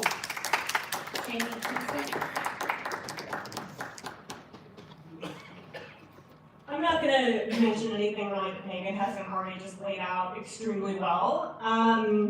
You know, there is, it's proven by certain comments made today that there's not only this presupposition that crime is going to occur regardless of LAPD's intervention, there's a presupposition that LAPD itself is going to cause harm to the citizens it supposedly serves and protects. What the hell was that question, Kalanje, about the policy for how families are treated after their loved ones have been harmed or killed? And what about you, Errol and Rasha, chiming in just now to look at the policy to ensure that families are kept apprised about whether their loved ones are alive or dead while they're in custody? You ask those questions in order to look good for the media presence today. You know, all of you are carefully putting on your thoughtful listening faces and for once in a while, kind of turning them towards this podium during public comment. But do you realize that the demand that Yang Yang's parents made of you all was to make sure that this doesn't happen again? And yet you're trying to update or express kind of vague concern about the policy for how to interact with grieving families, which assumes that there are going to be more grieving families in the future. How dare you be so disrespectful of these folks who came into this dystopic room to share their pain with the very same people who enabled their son's death in the first place. You all did enable it. There were countless incidences of murders of folks in mental health crisis by LAPD before Yang Yang was brutally shot down, and this commission did nothing. You have his blood on your hands. You have the blood of Linda Becerra Moran on your hands, another woman in mental health crisis who was also suicidal, who was anguished and crying as an officer shot her. No trainings could have saved her, or Yang Yang. No more money could possibly make LAPD anything other than the evil, corrupt institution that it is. Abolish the police. I'll yield the rest of my time.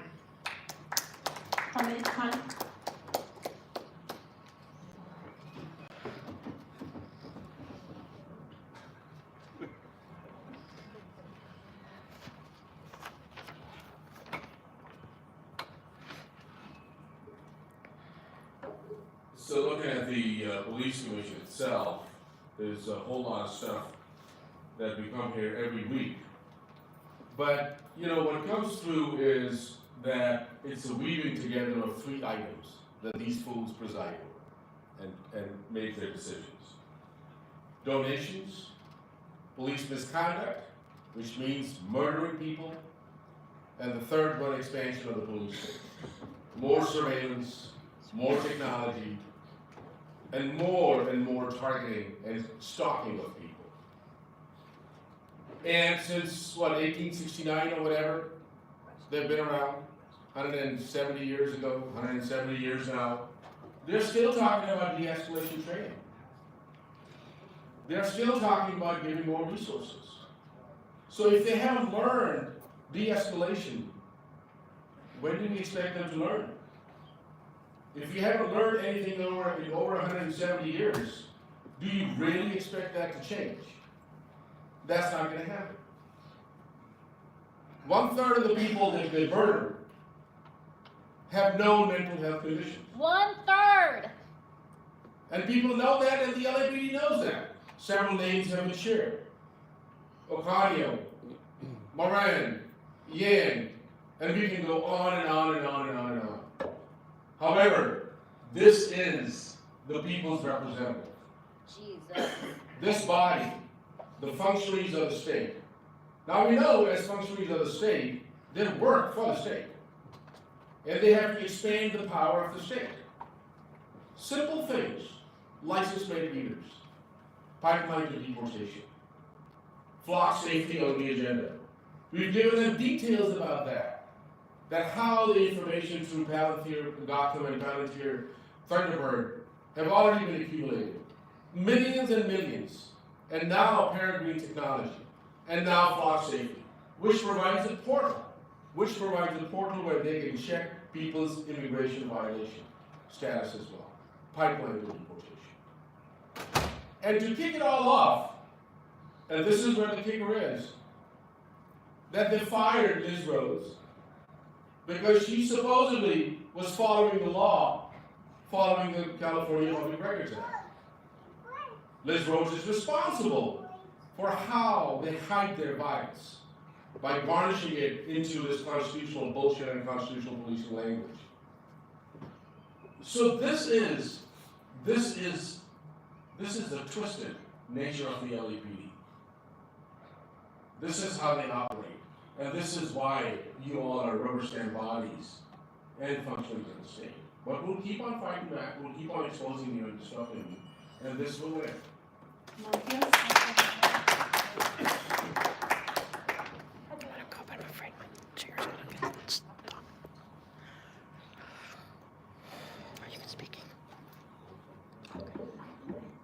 I too send my condolences to the family members of the folks who were killed by LAPD.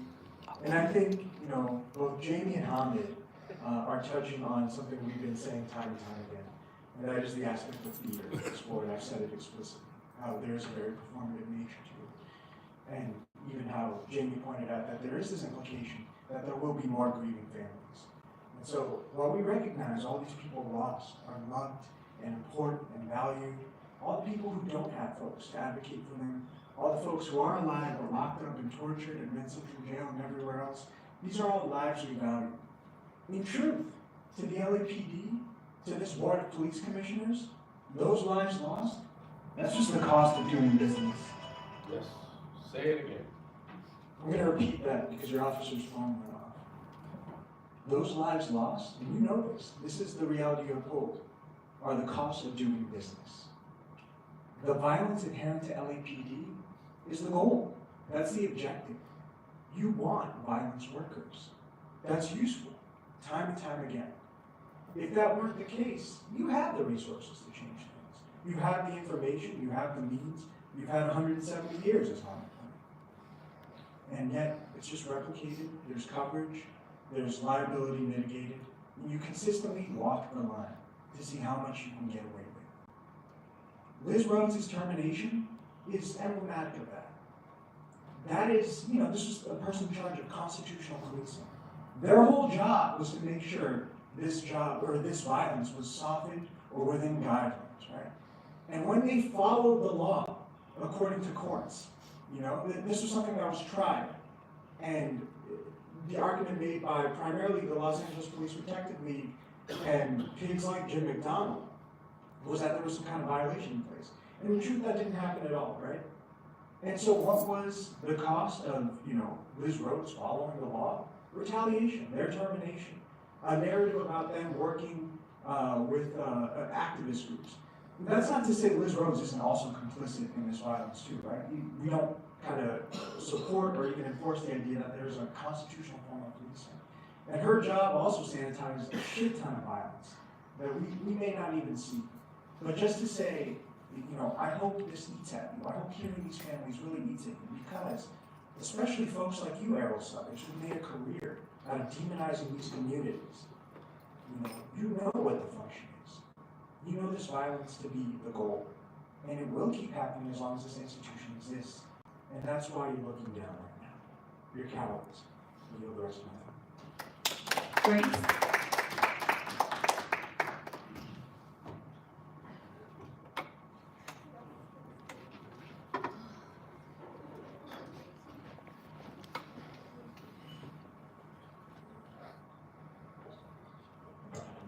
Of course, this body will extend a contract with the DOJ for addressing hate crimes program for LAPD, as if that somehow masks the everyday violence you greenlight.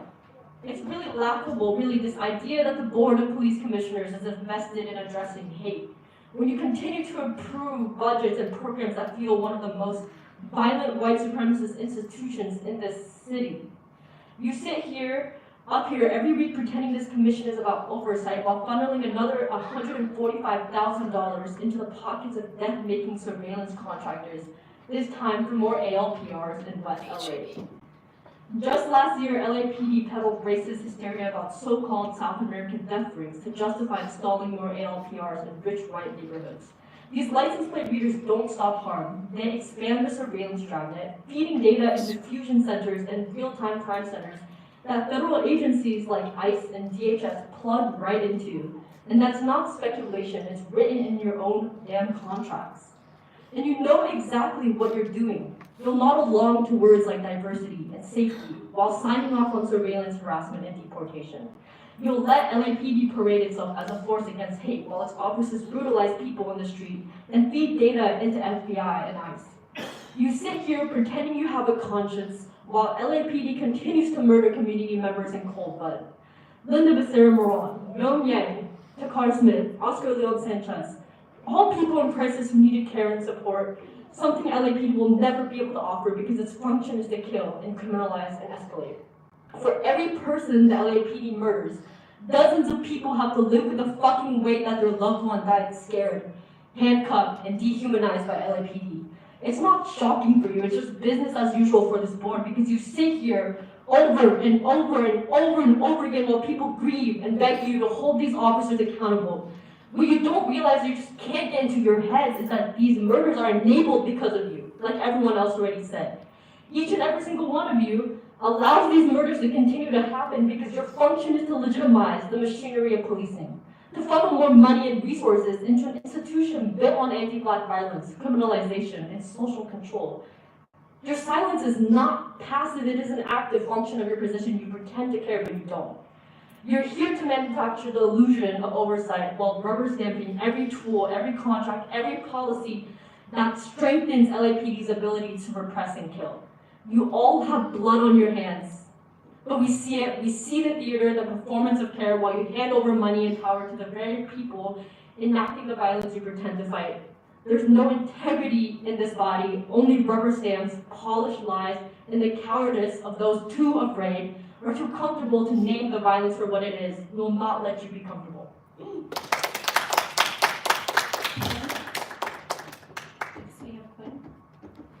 Vanessa, I'm actually so so fucking embarrassed for you this week. You asked Jim if LAPD supports ICE. Jim said somewhat, and then you proceeded to simply forget what he said because you sounded like a staff or wrote out your questions verbatim. Your subsequent question was how to dispel the mere perception and dispel the fear that LAPD was aiding ICE. Reality check, it's not fear, it's a fact. LAPD has and always will aid ICE. You're a violent body, expect nothing less. And expect the public to know the reality even when you pretend not to. It should actually be no shock then that you've all granted $140 grand, putting it all up for grabs for new automatic license plate readers. I'm getting deja vu because I feel like we read you a whole fucking letter last month on the explicit and real harms of ALPRs. But it's okay, I understand. You weren't paying attention. Arrow, you probably were too busy thinking about how to brutalize kids on college campuses again. I'll break it down for you though. Automatic license plate readers, ALPRs, are used to document faces, plates, cars, and movements of populations that you and the state have deemed disposable. You even name that. You say that ALPRs target criminals and undocumented folks. Then you actively share that information between LAPD, ICE, DHS, and other federal agencies via the information sharing environment. I said it last meeting and I'll say it again. You and your piglets are the biggest fucking serial killers in this city. The Yanks spoke of their son Young, who was killed by you 11 months ago, and his parents detailed the way that at every turn you chose the most evil option. Anthony Solo's sister spoke of Anthony's death after you killed him. This happened with Luna Baseta Moran too, when she called for help because she was being human trafficked and you all shot her. You handcuffed her and watched her beat to death while she was cuffed. She died in your custody. Ron Yang died in your custody. And Russell died in your custody. And yes, it's you. You metaphorically had everybody every time. Linda and Young and Andrew are not the only examples. Even if you use raw lethals, even if you provide mental health support, or even if you set it up there and not the literal shooter, you all choose to kill every time. Back in January, a child was stabbed and it took you all a fucking eternity to send paramedics because you instead sent pigs to brutalize children. Again. Your officers tried to stop medical care from being administered. You train and encourage your piglets to kill. Children, someone's son, someone's brother, someone's sister, someone's daughter. And the reason it's all possible is because you are there to clean up after the kill. You posture and you pose and you perform so that your little army of piglets can kill with their unfettered power, weapons, surveillance, and violence. Fuck you, I yield the rest of my time.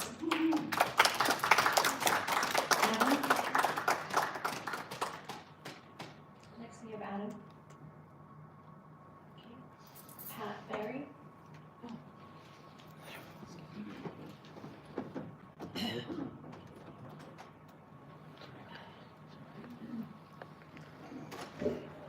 Thank you for the chance to speak to you, and I congratulate all of my brothers and sisters here fighting and resisting violence in the street. It's got to stop. And I hope, Jim McConnell, you will meet with me and my person that I'm advocating for, Celia Smith, because of the domestic violence that LAPD and its attorneys are engaging in against Celia Smith, a young black mother and a survivor of the domestic violence of Christopher Darden, your good friend. Brente, Soto, Warren are continuing the domestic violence in a federal lawsuit which Celia Smith filed against Darden, LAPD, the bar, and Los Angeles Superior Court, Smith v. Darden, case number 2401673. It is no surprise that Celia is a victim of LAPD's domestic violence and retaliation. The LA Times reported that numerous LAPD officers have engaged in racist, sexist, and gay invective against African Americans, Latinx, and lesbians over a long period of time. Celia's request to the LAPD in the lawsuit is simple. Finish what Chief Charlie Beck had started for his friend in January 2017, which was a criminal investigation of Darden's totally false and reprehensible report that Celia was threatening him and his family. When LAPD realized that Celia was innocent, it dropped the investigation. Darden continues to go after the mother of his child repeatedly by repeating the vile allegations made to Beck in 2017. It's further retaliation against Celia when Celia requested LAPD 2 or 3 weeks ago to conduct a welfare check of her 12-year-old daughter, who she learned is not doing well in the sole custody of Darden, who literally stole the child thanks to Judge William Weinberger, who would not allow Celia to speak or present evidence after she had raised her child as a single black mother for 10 years. We need strong black mothers to raise their daughters. It is critical today because of the gender racism which continues in the United States, encouraged by monsters like Trump and Musk, who themselves were victims of domestic violence. When black women like Celia are abused by a government agency who promises to protect and defend, but instead harasses the domestic violence survivor like Celia and protects her perpetrator like that reprehensible Christopher Darden because he's an insider and gets everything he wants from LAPD, from the bar, and from LA Superior Court. It hurts every single one of us in this room. I am, and you are, connected to our sister Karina. You are connected to every family member who died, who had members die at the hands of LAPD officers. The officers themselves are as entangled with the people that they murder. We can't escape that we are all together in this mess. Jim McConnell, I beg you to stop this madness and force LAPD and its attorneys into a reasonable settlement with Celia. She has suffered enough thanks to LAPD, the bar, Los Angeles Superior Court, and Christopher Darden. For those who are interested in the federal lawsuit against Darden, LAPD, the bar, and LA Superior Court, I have an email, LA Mothers for Justice, one word lowercase at yahoo.com. Thank you again, but don't forget, we have to look at the values, but they're soft, they're sissy. Who wants to listen to women suggesting that maybe if you sent in officers without guns, without uniforms, who are trained to deal with the mentally ill, we could have such a different city. And I can't thank enough for the young men and women standing up for the families and the victims of LAPD violence. We have to stop it. We are becoming a Trumpian universe. Thank you so much for your kind attendance to what I have to say. And I'd like to have this made part of the record. I only made 5 for the commissioners and the chair. But I beg you to consider we have to get rid of this violence. Thank you. All right, thank you. Next we have Keely. His name is McDowell, Okay, Mr. President, that concludes public comment. chief's name? Thank you. Donald. The commission will now take a 10-minute recess. We will return at 11:15. Thank you. Just leave and don't come. What, Did it work? recess to go Yeah, just drink some fucking blood? leave. No, it Just leave that didn't. permanent, goddamn. Rinse their hands again. Oh, shoot. Maybe like last time you did that sure. side. Sorry, let her know. Are you gonna go over to city council? City, no. Okay. Was there something going on? But just the regular Just meeting. the regular, Yeah. yeah. All right, hold on. All right, now put it all the way up and then do the other one too. All right, and then do this one and Okay. then maybe the double. Boy, those brave young activists. Yeah, They they're very strong. They're very, They are outstanding. yeah. Is it working? Nope. What's the problem? Okay, how about now? I come here even with the student. Hold on, guys. Guys, can you hear? What? I don't want to bump into anyone. You're clear. Make your you. I don't think I can make a UE. Okay, let me guide you. Wait, hold on. Let me try to make a UE here. Oh, shoot. So far, you're good. Sorry, guys. My chair is like... Somebody wanted someone's name. No, I'm gonna wait. I'm not gonna go parts 2 with the family. Wait a minute. It's a family. I just let them do what they had to do. We'll go afterwards.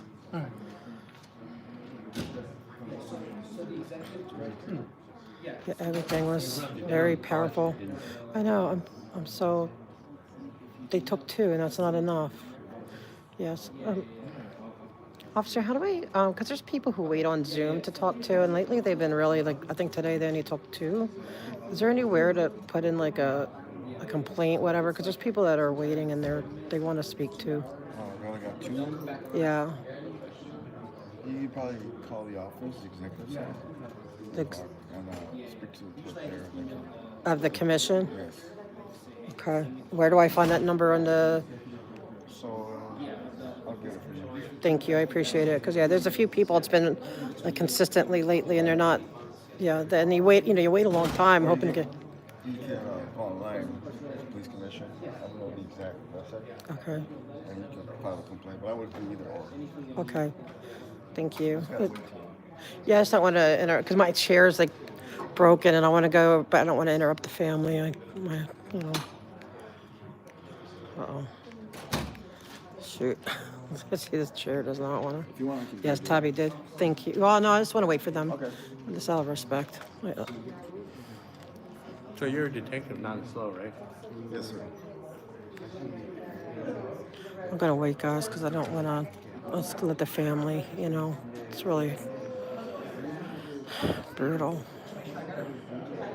That one girl was really loud. She had good voice. Oh, okay.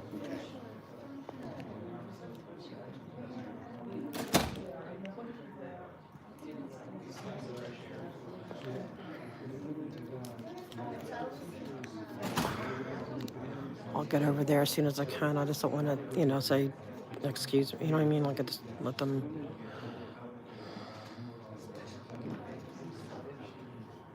Are they doing public comment over there? I'm guessing Matt's probably.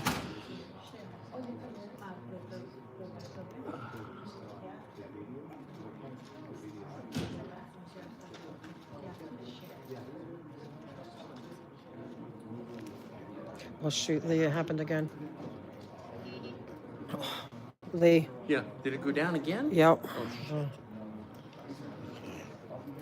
Yep. Here we go. One. How about it? No, do the other one because it's on. No, do that one, put it up, and then do this one. Okay. Sorry, guys, my chair. If it keeps going down. Okay. Down. Up. How about it? No? Nope. Down. Up. Nope. Down. No, wait, don't do it down until I turn it off. All right, is it up now? Yeah. Nope. Quiet shit. Up. Nope. Guys, this chair is so. Up. Hold on, wait. Up.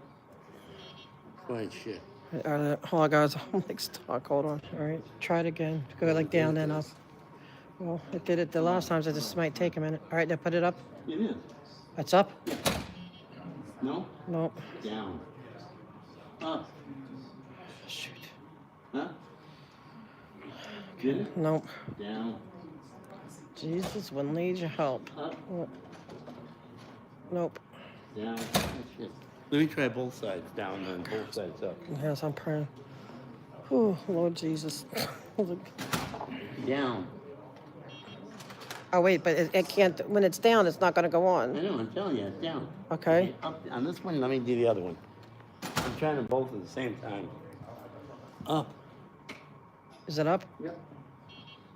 Yeah. No. Nothing? Okay, yeah, do both, do it down and then up and then down and up the other one.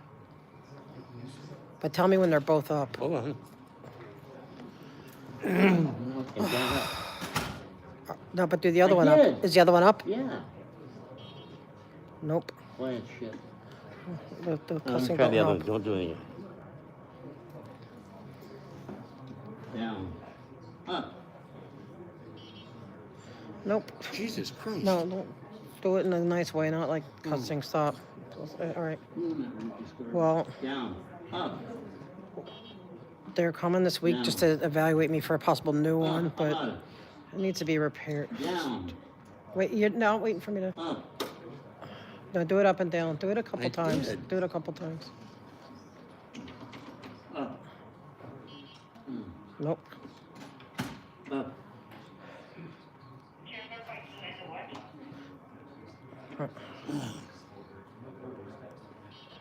Nope. Now what do we do? Hold on. Down again and then up. Okay. Is the other side up? Yeah, down. Up. Down again and then up. Okay. Is the other side up? Yeah, down. Up. Okay. Yeah. Nope. Down. Up. Nope. Down. Up. Oh. Down. Nope. Wait, don't just wait. You have to. Up. You did it when I was up, so it's not gonna reset it. Okay. Tell me when. Go down. Down. And up. Oh gosh, guys, I might have to go home. I don't think I'm gonna be able to go to City Hall if I can even get out of here. Up. We may have to call the grown-ups. I'll just. I do it. Hold on, just. Hold on. And I want to go to City Hall since I'm here. Yeah, well, you may get stuck there too. Oh, I'm stuck here, so I might as well just get stuck there. All right. Down. Up. No? Nope. Down. Shh, don't, you don't have to announce it. Just don't. Nope. Down. Yeah, I can hear you. Up. Yes, let me try the other side. Okay, guys. This is the longest it's ever done it. Yeah, this is the worst. All right, down. Up. Okay, I don't want to do the other side now because it's on. I just did the other side. Nope. You want to wait a minute? Talk to me. I guess so. Okay, try to let it off for 15 seconds to erase the computer. Okay, CC, thank you. Okay, let me know when. Okay. I hate computers.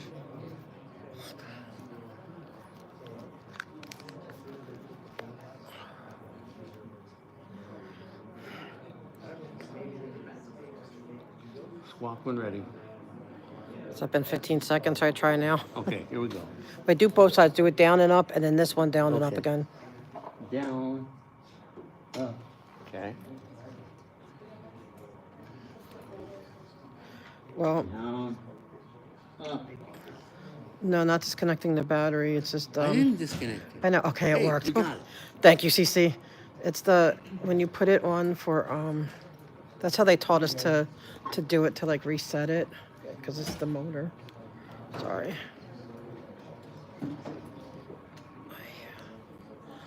Hey, thanks.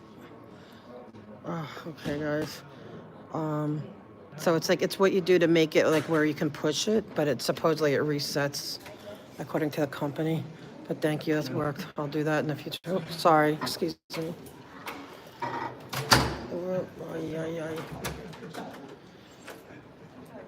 Okay, guys. What was the question? Okay, CC, that's good to know. I'll do that next time. Wait, let me see. I saw a question, but I'm afraid to just stop. About the question about yeah, the Zoom. Yeah, he gave me. Oh, hey, Marie. So that. All right, I'm gonna. Does anyone know where they are and if they're still doing? I don't know. I don't know if I should just go home. But if they're done, it depends on if they're done or not. Like, I'm willing to risk it because I really want to speak over there. Whichever side.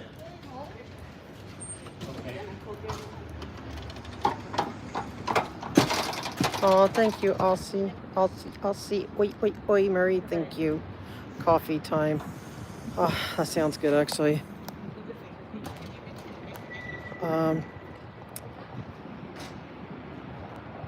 I did get to speak. I mean, here at the police, I definitely spoke.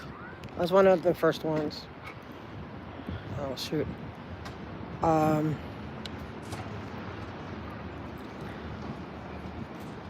Inside these buildings are horrible. Okay, are they still doing public comment or is it over?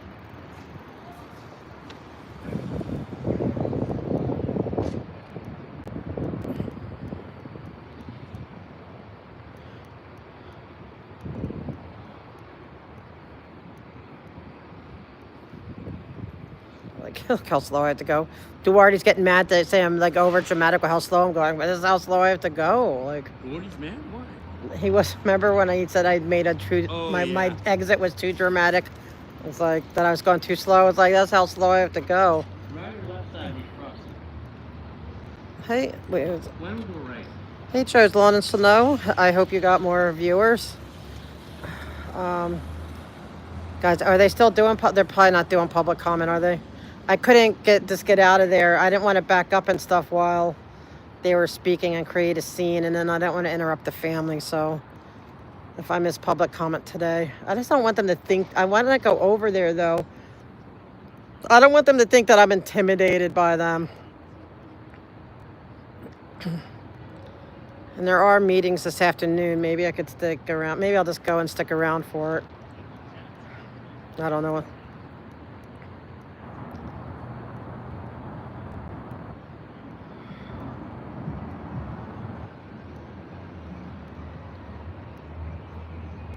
That's the side we go in, right? Yeah, let's just try it, I guess. I mean, if I'm...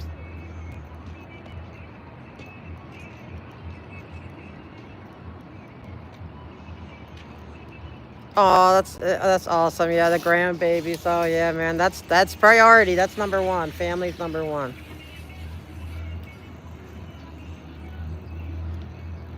I don't know, guys. I don't know what to do. Like, I'm one of those determined individuals to keep, push through the barriers, but this is really bad.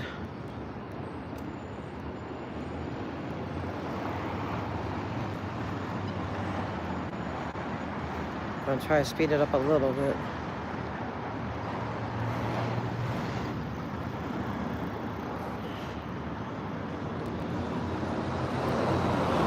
Oh, thank you, Kirby's. It's not about deserving, because I prefer to speak and get these scoundrels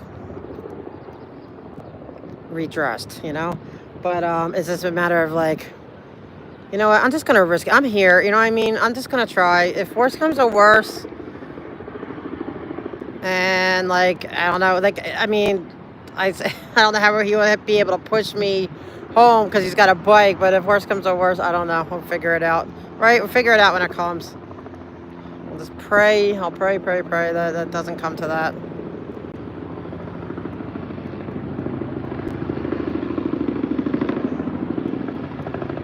Okay, so it's just 5 minutes into it. So there's more. I'm gonna go over there. There's some afternoon meetings too, so I hope this light changes when it's... I hope we don't get stuck. That would not be good. Yeah, but that can happen anyway. I'm already here. Might as well make the best of it. Right now, just a regular city council. Huh? Check it out, the Scientology bus. Where? What's up?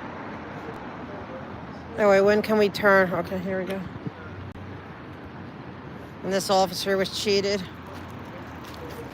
They don't take care of their own sometimes.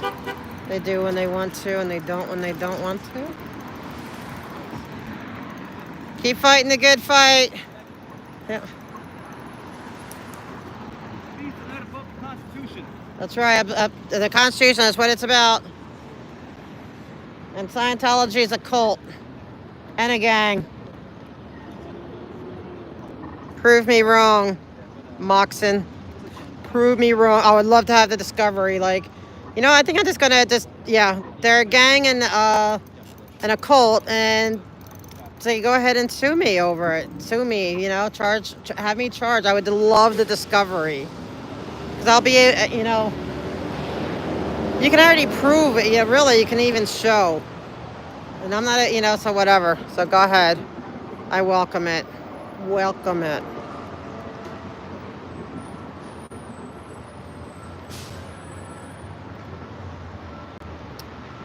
I probably wouldn't even get a lawyer, just so, because See, that's what they want, right? They want you to get all this money so you don't, to keep from losing. But I figure if I lose, then you get to just keep going up to the Supreme Court. That's when I'll get the lawyer. Right? Like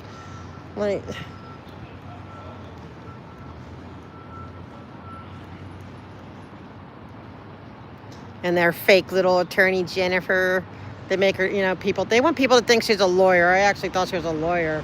She's not a lawyer.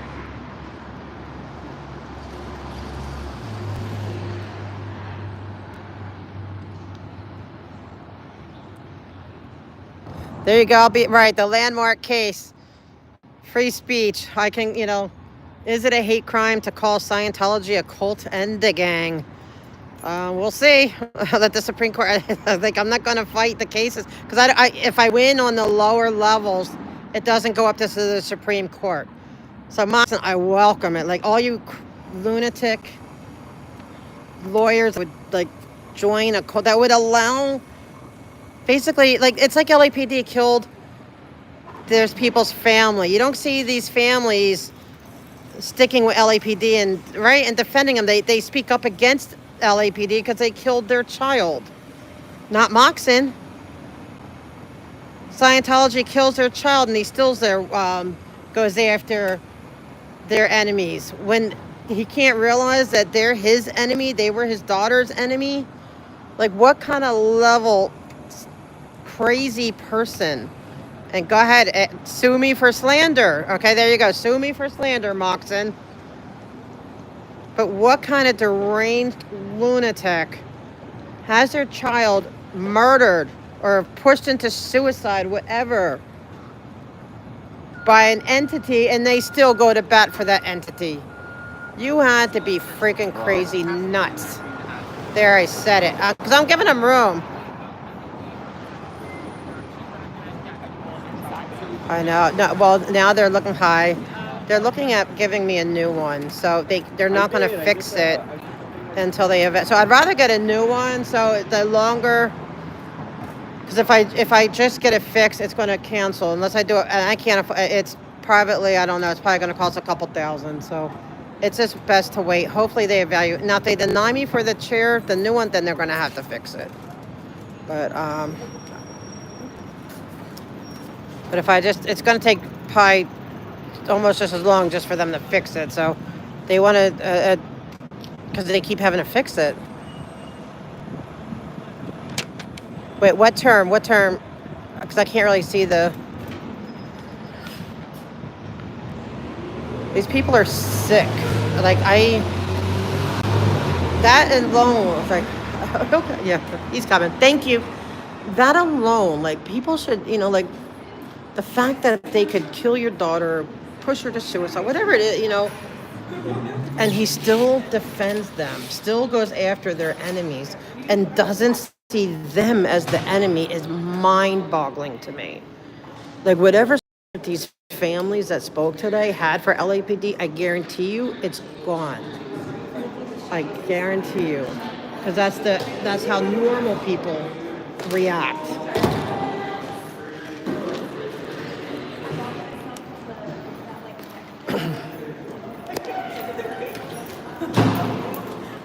I wouldn't care how much. See, well, he fears how much they have on him. Okay.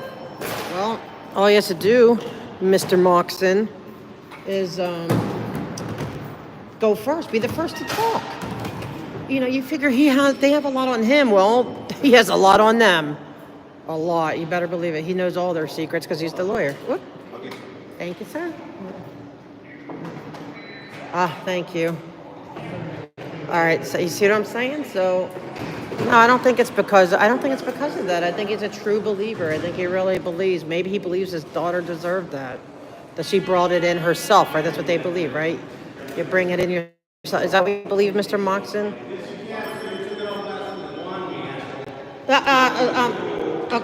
What are you doing? What is wrong with you? Are you serious?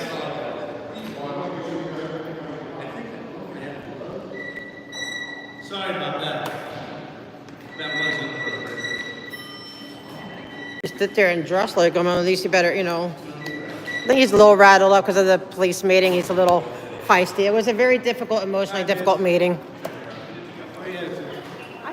But yeah, if you're gonna dress like I'm, like, be a little bit more respectful, you know.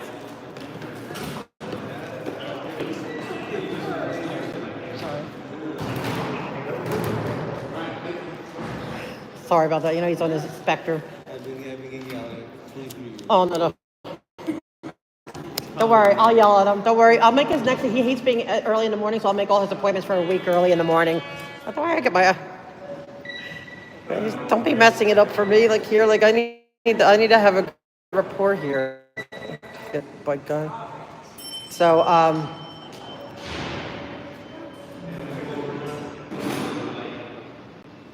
like they sit there and watch his bike for him, and I think he's a little fired up from that meeting, but he won't say that bothers him, what was said, but I think it might. But anyway, guys, so yeah, Mr. Moxon, I think you're a lunatic. I think you are so insane and so brainwashed and delusional that you let this cult, you know, keep continuing to harm people, knowing what it did to your daughter. Like, who stands up? Who will stand up for your daughter? I'm going to defend your daughter. You won't. You'll defend Scientology. Yes, thank you. Oops, sorry. I can't go fast because my chair is broken, so thank you. Oh, let me hang my helmet on the bike. Oh, yeah.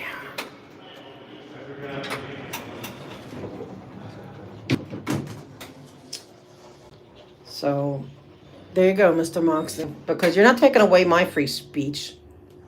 You guys are all a bunch of scumbags. There, I said it. Free speech. You guys are all a bunch of brainwashed scumbags. There, free speech. But go ahead, feel free to try to go after me. Feel free to try to, just wreck them with litigation. Go for it. I won't even fight back. I'll just let it go, because I'll let it go loss after loss until I can get it to the Supreme Court, you scumbags. One item right now. Huh? You sign up on one item. Oh, I missed completely the first meeting? Yes, ma'am. Yeah, it was, that family was, I didn't tell them hair broke. What in the So where's this meeting at? Oh, okay. Yes, please, thank you. Oh, I'm just sassing them there because they're going after free speech, okay? And they're trying to do hate crimes for going against Scientology. Go ahead, scumbags. You know that the lawyer, okay, for Scientology, his daughter was pushed to suicide by Scientology, and he still defends them. And I think he's so brainwashed. Yeah, he's just so. I don't know. He's just a scumbag. So they're always threatening, like, I'm like, go ahead and sue. I would love to be able to have a landmark case in the Supreme Court. Piece of garbage. I have no sympathy for him. He's just absolute disgrace. What a kind of a father is that? Huh? Yeah. He just told the cops called him an asshole, so they might not let us Dusty. Yeah, bike guy. Do we know what this is about? This is economic development. 1 minute. So you can talk about development housing. Okay. Don't do that. What is wrong with you? You know, they don't have to let your bike in. No, you're right. Okay, and then. Okay, but I don't know. Just take off your belt, or don't wear that belt because you know it's going to go off. It was a handcuff. Okay, then don't have that. I hooked them on the bike. I forgot I had it. Jeez. But okay. I need to continue with my Dusty. Thanks, honey.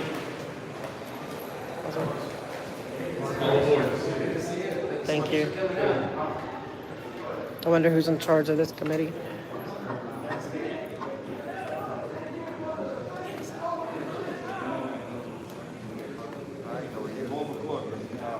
What's the agenda item about? They ran out of, can I see it for a sec?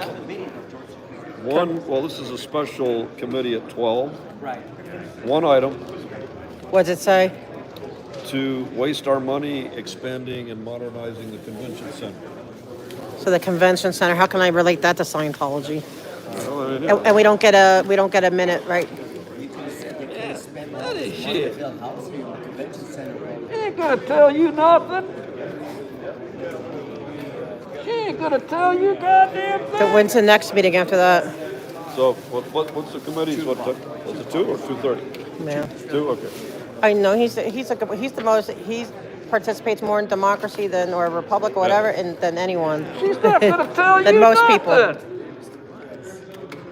She probably already signed a cooperation agreement. She ain't gonna tell you nothing. She's gotta report to her federal contact. She can't tell you nothing. I'm gonna plug in. See, I did a. Well, they don't give all that information, George. Somebody called me. I had an old case I did. So. It's probably in the packet. You have to write. No. Go to the bank. Wow. Take out cash. Well, it's like Everything today's was police meeting was not on. They didn't put it online. They didn't put it on their website that there was a police meeting. So. So people think there was no police meeting. There was. And so the guy says, okay, what was it? I'm gonna go up here. Operation Goldenrod. That's right.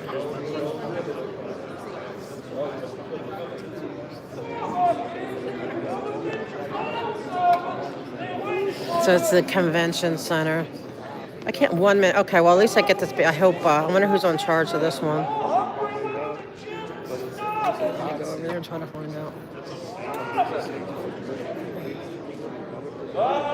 I'm speaking today. Make sure I speak. You better protect my rights. Hi, Officer Alphabet Soup. I know he's got. Can you make sure I'm called on? Can you make sure they call on me? Hi, Officer Sabra. I know I was at the police one and my chair died. It's really bad. It took like 10 minutes to get it. And then there was a family that lost their child. Mr. Ying's family. So I didn't want to bulldoze people. You know what I mean? So.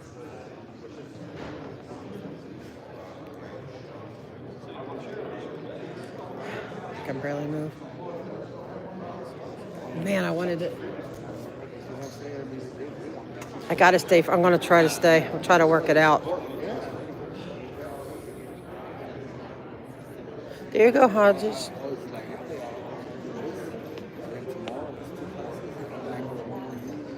I wonder who actually. I know that they listen to everyone. Well, even Twyla told shirt guy that they listen to every last one of my lives.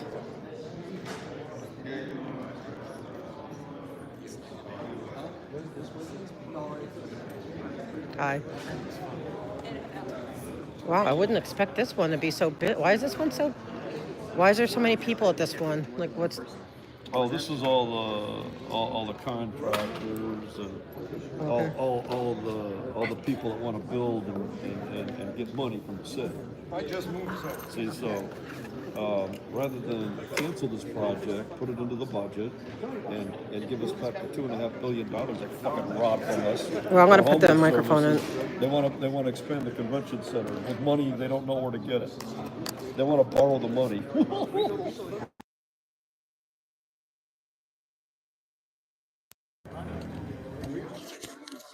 Well, I mean, they could use the homeless money because they don't use it for the homeless. Or they could use it for LAPD. They take the LAPD budget. They don't use it.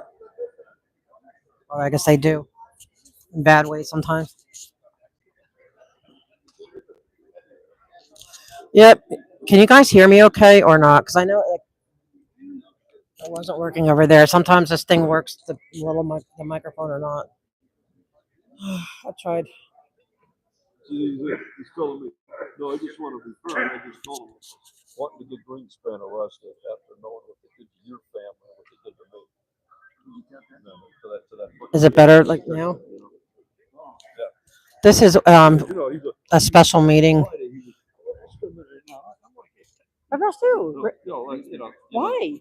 The pander, the great pander. He had his Because they want to break the public speaking. He had his prop. Yeah, they kicked me out. That's right. They kicked me out. Oh, you're the one. Yeah. You saw? Yeah, they kicked me out. They took the mic out of my hand. Yeah, they took it out of my hand, like it was in my hand, and I was next to speak. What? Yeah. Why? Like, oh my gosh, that's not ridiculous.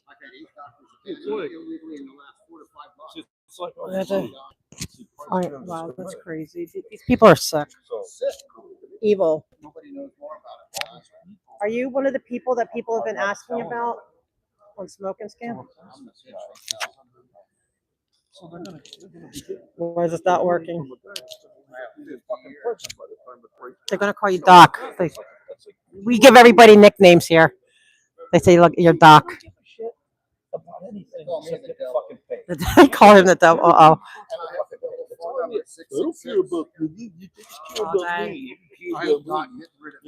Is that your like on your like, tag or something? Or... Really? Oh my gosh! Yeah, I always make sure. I said, when I get a new phone number, like make sure it doesn't have that number in it. Can you hear them now, guys? See, you gotta understand where you're taking money from, which source. Because when that source goes down and they start squealing to the feds, then they start running about shit. You don't want to be involved in that. So all these people. I need Bike Guy to hold the mic. Where's Bike Guy? Bike Guy. No, goddamn. I need you. I need you on microphone duty. I need you on microphone duty. Yeah, you have to stick the microphone in. Message received. Hey, for transparency, we don't, right? For transparency, we don't want this motherfucker. See, everybody's wired, even that fucking shit, all over the place, all over City Hall. Microphones everywhere. Microphones everywhere. This is a part. We can't hear because everything is tapped. Everything's tapped. Everything. Every goddamn phone. Every fucking email. Remember that one asshole's telling me, oh, go on Signal. Oh, you gotta go on Signal. Remember that? And what happened? They wind up hacking fucking Signal. They tried to trick my ass. They tried to trick you. Remember what you? They won't do it. No. They're not gonna give them that shit. Yeah, it is. Yeah. Don't shove it up his nostril. Sorry about that. Three of us are going to go in together. People want to hear the go, They love spending Put together a carefully crafted page freaking frack. with all the documents, right? We call him F-bomb guy. But there's like There's no goddamn F-bomb.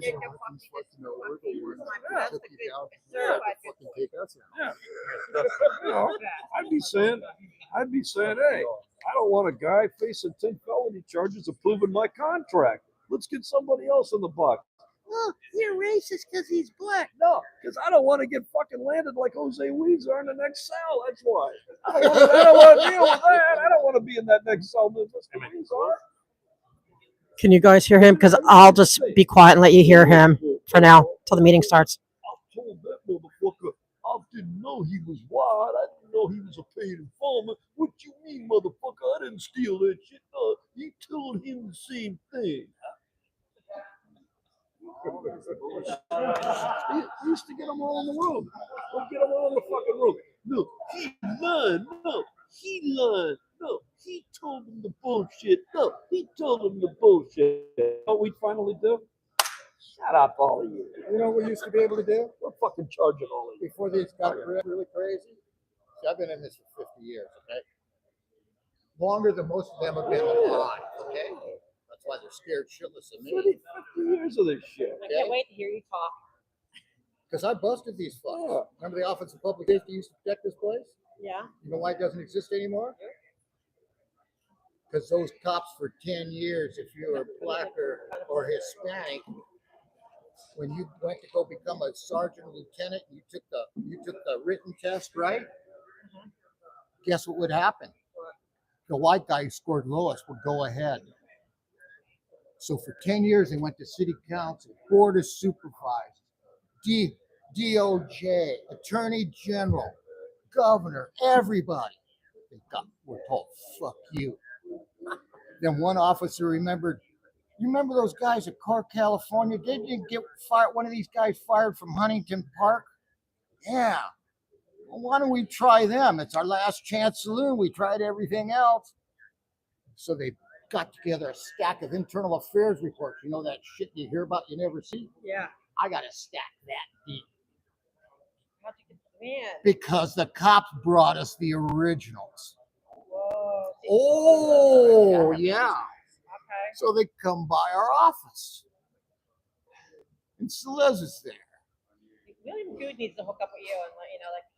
Okay, so she tells Celeste a story and hands him the stuff, and about 15 minutes later says, we're yours. And one day we're running around together because he'd always do this shit and we game each other, right? And we get back to the office about 7 o'clock and he says, I gotta make some phone calls. And he doesn't even look at me. He just takes his folder and he just flips it across the table and says, look at this. And he starts dialing the phone and I start looking in there and I open it up and it says, LAPD Internal Affairs Memos. And I go, what the fuck? And I start reading horror stories of what goes on, where other agencies are telling their officers to run the hell away to save their lives because these people are so crazy. Okay. So we spend about 4 months putting together a spreadsheet of every person, every meetings with city council. You know, this parking underneath? That's where we used to park, in front of the secret door underneath. Take the private elevators up. Nobody would ever see us. Are you a lawyer? Were you an officer or just activist? I fuck judges and lawyers. This guy who's the head of our superior court right now, Sergio II. Oh, I know who this guy is. He's had 2 weeks to respond to all this corruption, and he's going fucking down too. Wow. I got a letter from the Attorney General I can show you. You know what it fucking says? It's not my job to do what the Constitution says is his primary fucking job, on his letterhead with a signature, and tells me to go back to the people who broke the law on me to solve the problem, in fact. We need this guy for the Scientology, to fight Scientology. You're not a Scientologist, right? Oh, I fucked those people up. In fact, I'll tell you an interesting one about that. Can you please, because we're anti-Scientology. This is all anti-Scientology. Well, get this. I know more about the beginning of Scientology than they do. Can you guys hear him? Because they already love you. Do you know who my former best friend was? Who? Richard Arthur. Guess who he was? I don't know. He was L. Ron Hubbard's roommate in the Navy. Whoa. Oh, you think I don't know about L. Ron Hubbard and the part that they don't know about, which is in the Navy? I would love to know that. Part of the reason they killed my friend Richard to get their hands on that book. Really? Which disappeared. So the book disappeared after he was mysteriously died under I mysterious have the book circumstances? that he wrote on his life ready to be published. Yeah. But you could do like a third party, what they said, you know? What he said, what he told you, third party. I have so much on these fucks. Yeah, What I know about national security, you have no idea. These guys see some of what I get in. Do I have the sources, Wayne? They're going after our car. They're trying to say everything. I'm gonna go around the back and get you both. When it comes to China, I get the top guys. Russia, I have the top shit. I'm signed into all kinds of national security shit. He sees it. How do you have how do we follow what you do? I got a website. GoDaddy says it's the largest content website they host on the planet. What is it? What's it called? Fraudbuster.org. Go watch LAPD erase the audio to a police commission meeting. Watch LA Unified hack my computer at a board meeting. Go see all the documents where the DA is illegally prosecuting misdemeanors. Do you know how many arrests They're doing it to our protesters. they have misdemeanors prosecuted by the DA? Did you sign up for it? Yes, it's all misdemeanors. Sorry about that. And a hate crime. It's a Do you know what section no, 271 tell us, please. It's one item. Section 271 is the 2003 LA City Charter that states that any misdemeanor committed inside the city of LA can only be prosecuted by the city attorney. Now, That's 290, say it again, the number? 271. 271 people. You they're got putting it that all as down? They put it all as felony, stupid stuff. Do you know all these people? Yeah. You get this shit to them. Their cases are dumped. Okay. I need them. We're here, and they're going after us too. Like, Well, they I'm want us coming as back. hate crimes. They're trying to take my life, so I'm until I die, I'm fucking these people. Well, Scientology owns these. I mean, we can't get anywhere because Scientology has its clause in every single city council, police, all of it. We're proving it. I know how this thing works. It's way beyond them. They're nothing. It's developers. Yes. Well, yeah, they run the city. The money is stolen through bonds, But okay? they own all how many properties do they own? They own this. They don't own that much. They don't. No. Not when you look at, you know, it depends on how you look at things. I guess for a church, it seems like an exorbitant amount of property. Oh yeah, well hey, I busted 3 cults, man. You know, I tracked the cult that tried to take over Palomar. When I went down and looked up their properties in San Diego County, it was a full-page, single-spaced. We need you. I do the research what all these other lazy fucks don't do. I'll help you research. I don't see anybody know anything about shit that they come down to talk about. I know about Scientology. Well, I'm learning more and more every day. Oh my God, They don't read the attachments. Right. Okay? Where do you think the goods are when you go to any of these things? Do you know how I stopped the jail 7 years ago? I'm the guy who stopped that. Really? Because I read the attachment that showed the different plans and I worked out the cost per square foot and the square footage for prisoner, and it was insane. They were ready to pass it at Board of Supervisors until I spoke right after the stupid ass ACLU. Because these lazy fucks, here's what gets me. I'm on minimum Social Security. I don't have a crew. I don't have money. How the fuck do I know more than the rest of these fucks? Amazing. But how do they get in touch with you? Like, if somebody, like, is there any way to get in touch with you on your website or? My phone number's there. Is it? Yeah. Okay, because like this person, he's looking at 10 years for stupid stuff like pulling down, like messing with. First of all, they had. I'll give them the law. I'll give them the whole fucking game. Okay. All right. So just look on your website. Say it again. One last time, guys. Yeah, Write it we're down. gonna write it. We're gonna write it Yeah, down. write it down. We need help taking down this. And LAPD doesn't. You know what? Their victims. You remember SEIU getting 30,000, getting $15 an hour? Yeah. I organized that while they had me locked up in the funny farm. You dig how I fuck them around? And then when they had to let me out, because a friend went in front of the Board of Supervisors and said, "What the fuck are you doing with Bazzetti in there? He's helping all those people in there." That's at 10:30 in the morning. At 3:30 to 4 o'clock that afternoon, a new shrink comes and says, after I'm told by multiple judges, multiple times, you're never going to see the outside of a mental hospital for the rest of your life, bitch, after they poisoned me with a court order. You dig how this works? It's scary. I mean, I organized SCIU while I was inside the funny farm. Then after they let me out, because I have the budget that showed where. Is that why they're so scared of them here? Because they're scared of them. They almost shut down the. Right. Wasn't they the ones that were here when I got kicked out because they want to get out quick? Wasn't that SCIU? Yeah, they're downstairs. I think it was. Yeah. Different branches. Yeah, that's right. See, I did it for the county. Now, what I didn't know and didn't expect is that 20 states would pick this up right after it, okay? So the point is, when you have a really good idea, they fucking spread it. We're getting ready to hammer these fucks on the homeless shit and on the elderly. And thank you on this, because all the inmates in the jail, see, when they threw me in the jail, They threw me in with 100 gangsters to be beat to death. You know what the fuck happened?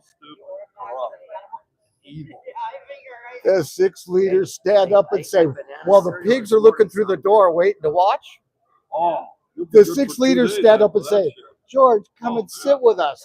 Now, I'm thinking, not saying, how the fuck do you know my name, right? You know what I found out? Do you know who watches all these meetings? The gangsters. I live where there's $2 to $3 million houses. They don't give a fuck. I know, it's like smoking scams. Now these gangsters, they know they. The gangsters are the ones that are watching, and they're the ones who know who's screwing and who's helping their hood. So when I get in there, I'm a protected bitch from hell as a white guy. At 67 and 72, the oldest motherfucker in the shithole. And then the inmates are going, why are the sheriffs afraid of you? And I said, well, I'm a former invited partner of the Sheriff's Citizens Advisory Board. I worked with the undersheriffs in Baca, and we were the only ones who worked with Baca for 8 years on every bit of criminal justice legislation. So they're just a bunch of just punk bitches in the jail. I could destroy their lives. That's why they're afraid.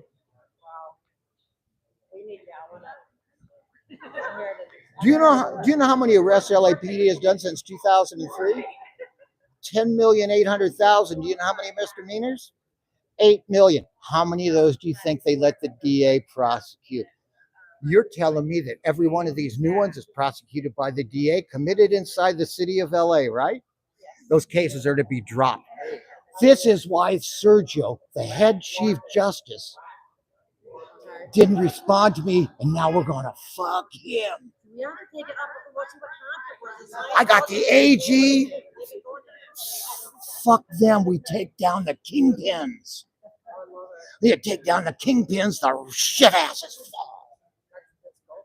See, when I've taken down 3 cults, when I knock the guru off,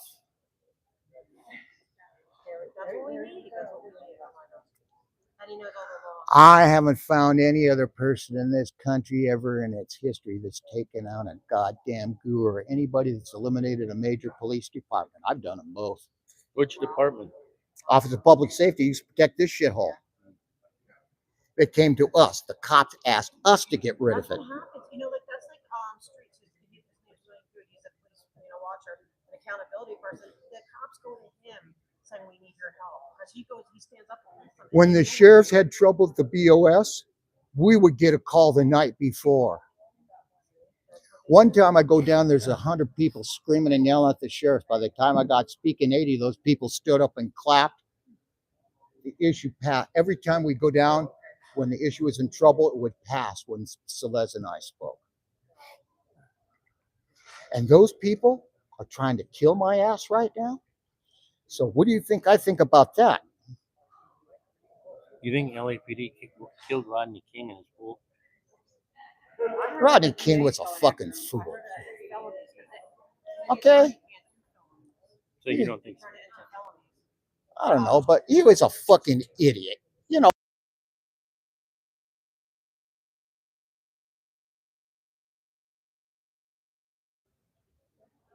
Okay. Stupid people. Now, I lived up by where that happened at that time. Oh, I used to be all the time. How do we get you back? I'm back because they're trying to kill me. That's deep. That's like an intense statement right there. Do you think it's not? I'm just saying that's deep. I need a kidney. I need a kidney removed right now. I have no doctors. They gave me a lung staph infection for 7 years untreated. Do you know what that means? I could die from the staph infection. They gave me low blood platelets and kidney failure on purpose. I know what they used to do it. I can't get the kidney operation until the lung thing is gone because of coughing, because of the low blood platelets. It's made me bleed to death internally. You like that? This is what they're doing. This is who these fucks are.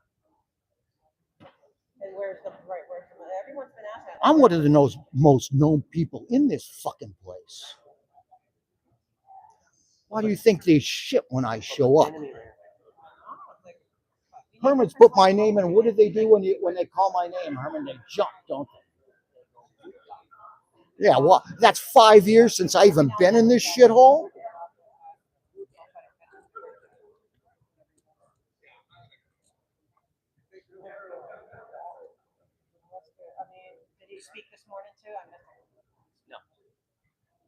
Bus was too late, so here you go. You get that to those people, those cases are done. I beg you to do it. I am sick. Look, if somebody committed a crime, here's what happened to me in the jail.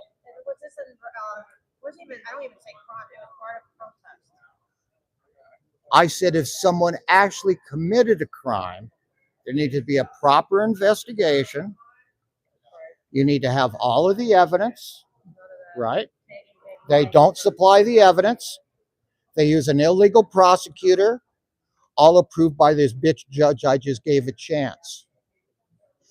I have his 2 previous guys breaking the law when I gave them public information request to answer. Hang on, the mic went off. How do I turn it on? That's on. It is? People are finished. Okay. They're finished.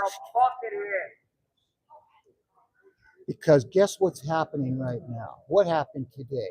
DOJ's in on homeless. By the time I'm done, they're going to be in on elder abuse. They're going to be in on Section 271 now with the information you just gave me because I knew it.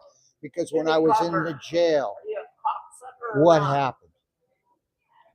Remember I was telling you about that? Listen to the rest. The 6 leaders stand up and say, George, come and sit with us. And I go over and say, well, what's up, dudes? So they start telling me about how they're getting jacked off on evidence and stuff. Right. So I said, okay. Do you know what I did both times I was in that jail?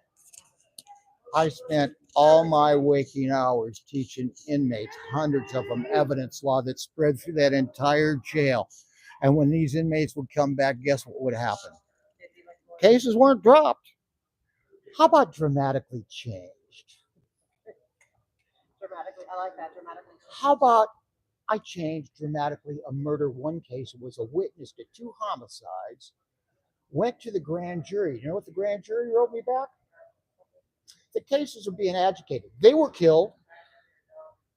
We don't want your testimony in this and never bring us another thing, asshole.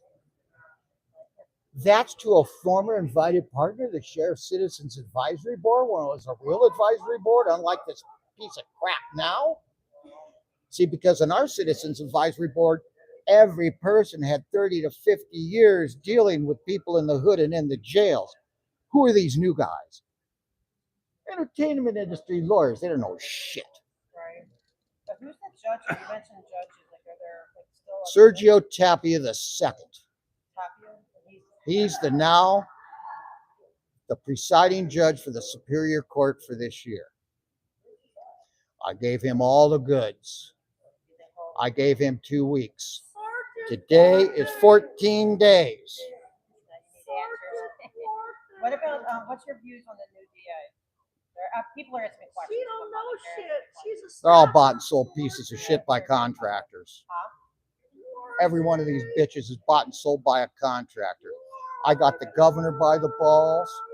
I got the attorney general by the balls. I have every elected official in this county and city by the balls because I've gone to them in writing. I've been threatened by 2 Congress people. We're going to call Capitol Police on you. I said, go for it, stupid person. I'm going to sink your ass and destroy your career, Maxine Waters. 12 o'clock. We got You work to stupid do. bitch. I know she's being Install my investigated for microwave, corruption anyway. assholes. What do I do with them kicking me out? I Like, have to I get was back. there. Apartment, I have my landlord pay for my Tell them that you want the reason in writing. And my new stove. And the cops See, need their meal break. that's called hearsay. Nothing. What did I have the pharmacy do yesterday when my medication was refused? Print it down, the refusal. Give me a copy of that page. Can't make these wages on Not union this dues. shit. Give us an increase, buckethead. Here. Where's my new refrigerator and my new stove? Why don't you guys take a look through what I got here? Oh, gee, what do we have here? Where is it? Why? This is the whole aging and disabilities game. Stove you told me about, buckethead. More aging and disabilities breaking. Homeless shit. More aging and disabilities law breaking. I want Yeah. my wolf stove. What? Since you're an expert at taking down Taking down what? Colts. Oh, Where's oh, my Colts? free Yeah, we want to take down one more. We're voting you to help us take down one more. Where's the fucking refrigerator? Buckethead. You're not going to take down Scientology. No, not taking down. What can we do to get them to unplug from here? Wait, what are these two refrigerators They on get leave away with now? That's a part of the plan that the three of us are putting together right now. And it has nothing to do with Scientology, see? Because that's a waste of time. You go for the overall corruption. And whoever falls into it in an investigation, because right now, I tried to get I don't want to pay my Merrick rent Garland anymore. I in. want my free lawyer. Jarupa. They went, Where's fuck my new you. refrigerator? It's The local stove, DOJ Jarupa. went, fuck you. The Attorney General and Governor went, fuck you. But now, because of this homeless, the door is open. Once the door is opened and you present them information that's credible, they have a responsibility to look. And since Pam Bondi is now the AG and she hates Democrats, we have an opportunity. Because Democrats are as dirty as Trump. Do you know why the Dems lost? Trump is a total piece of shit asshole, okay? But he was honest about it. He told us what he's going to do, and he did it. These fucking Dems here tell you that they love you. They're actually worse than Trump. Because they're hugging you while they put the shiv into your heart between your blades professionally. So you die with one beat of your heart, dude. I have another question. They had like 250. So the game is to get them to concentrate on who is buying and selling you.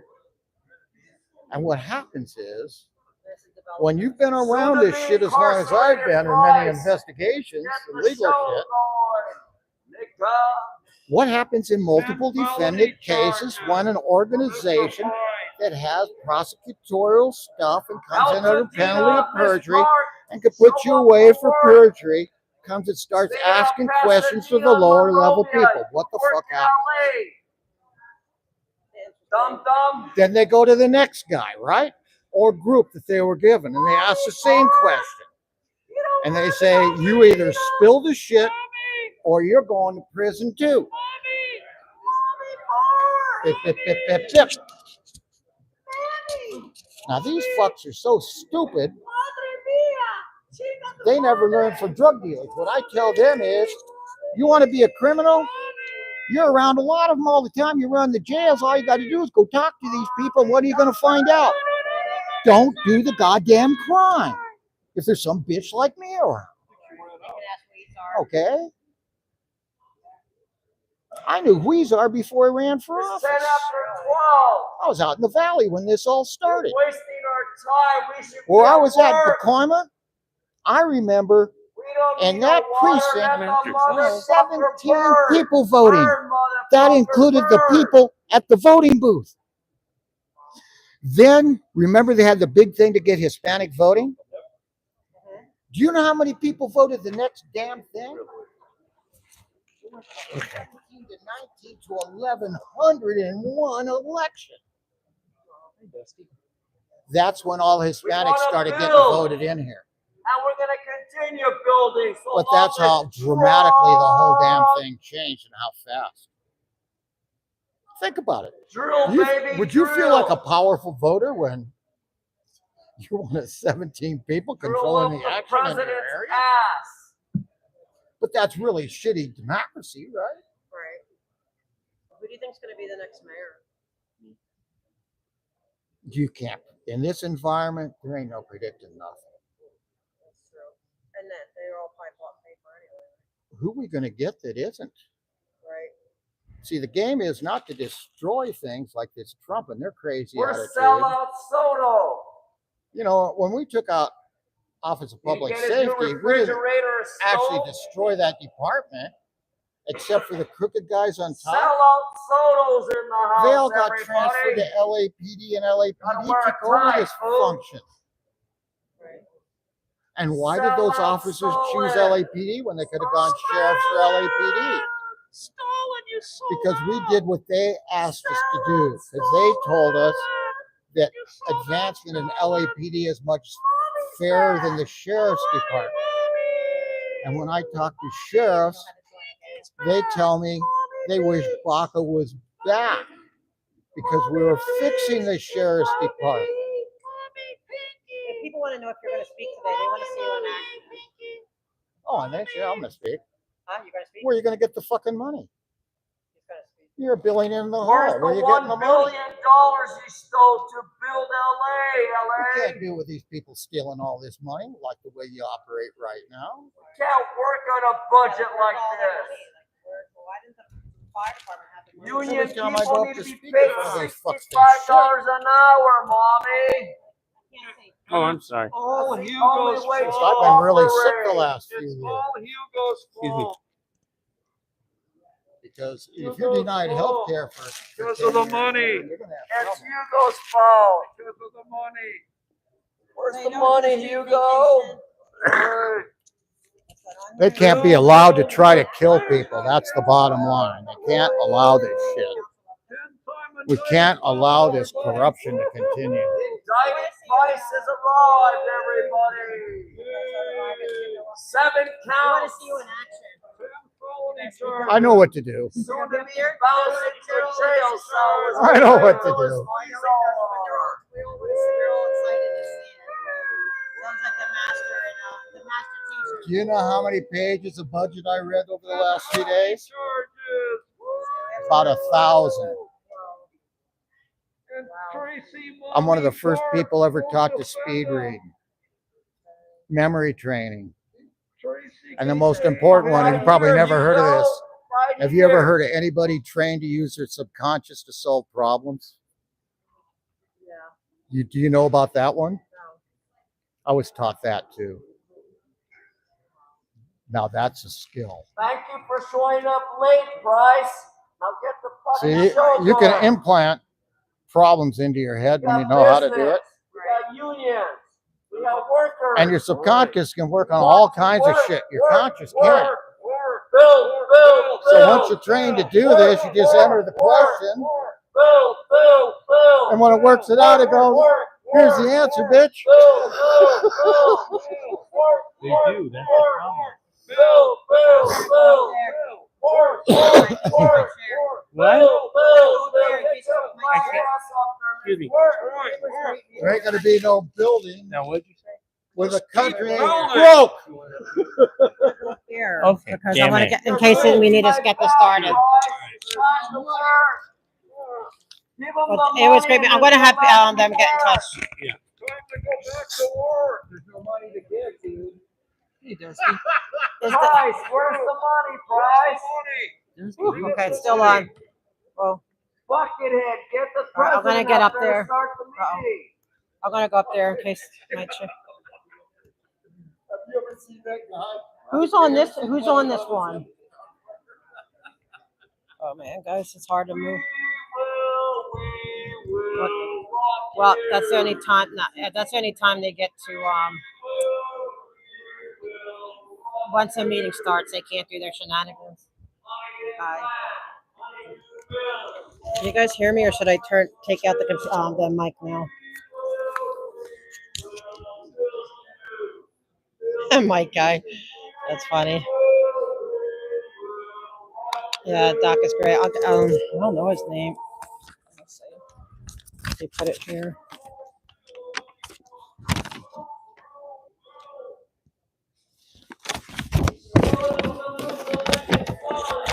Okay, that's good with the mic. You can hear it. He is, right, Cece? I agree. Okay, good. Let's see. Think. Oh, me too, Amy. I mean, it's just, but he said he took 3 down, so it's fine. You know what I mean? We'll slowly get him on board. He probably is. I mean, he's just the man's at the going through some life stuff, and it's like, wow, he's here. I like that kind of. Can you put it here? Can somebody put his website in chat so I can? I'll post. I'll pin it. I forget what it is already.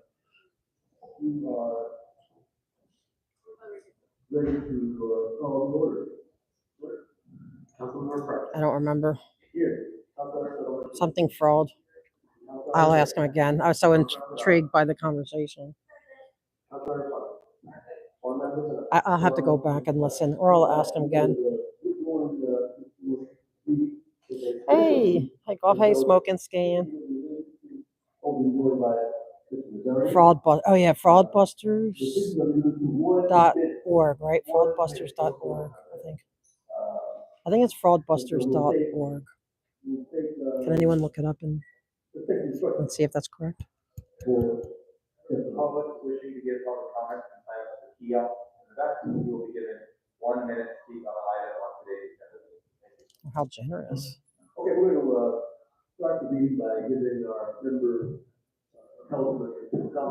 courtesy of the comment. What about fraud, but like singular or plural? Yep. Chair and members, I really appreciate the opportunity to come and speak to you.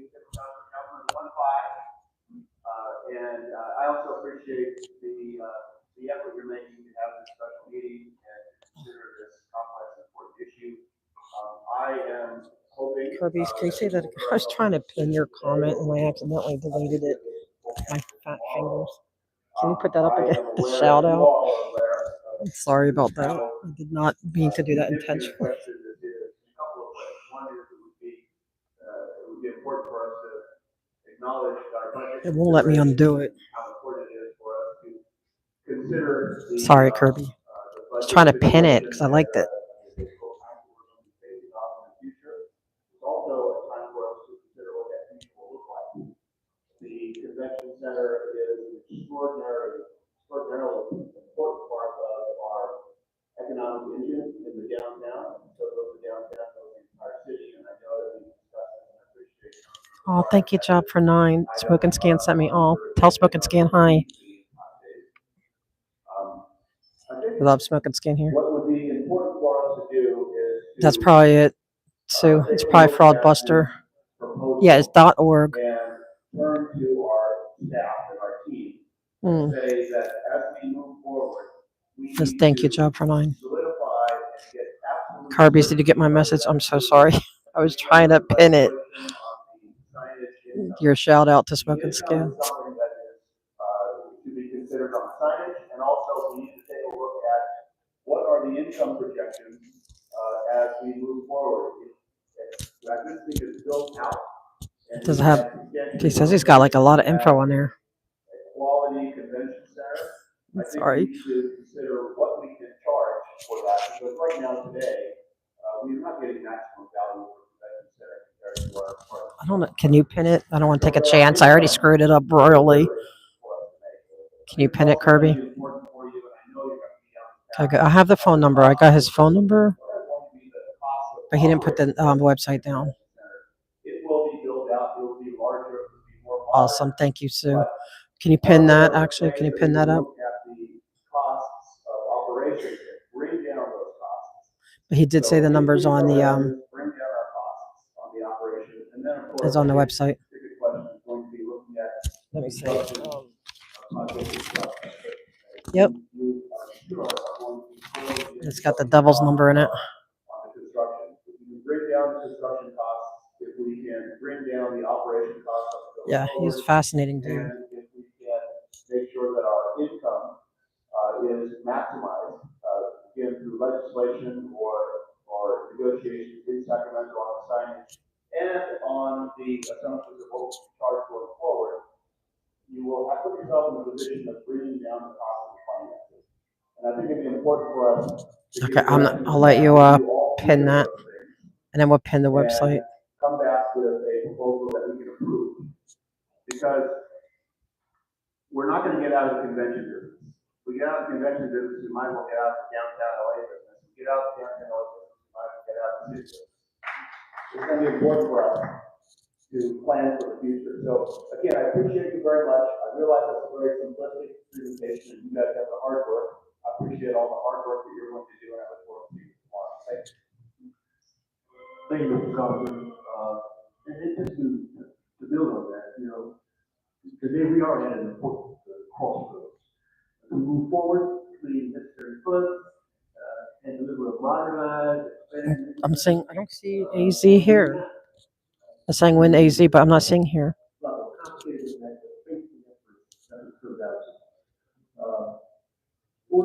Maybe not. Is AZ here? Hello, AZ. 'Cause I'm not seeing AZ in here.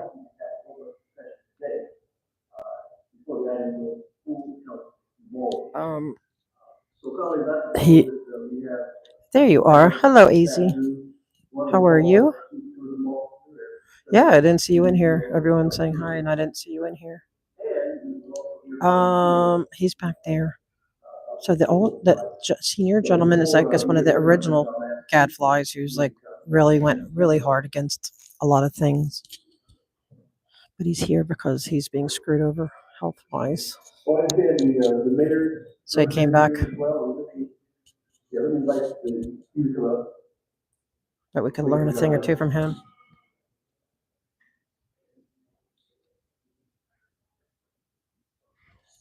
Yeah, I definitely want to check it out.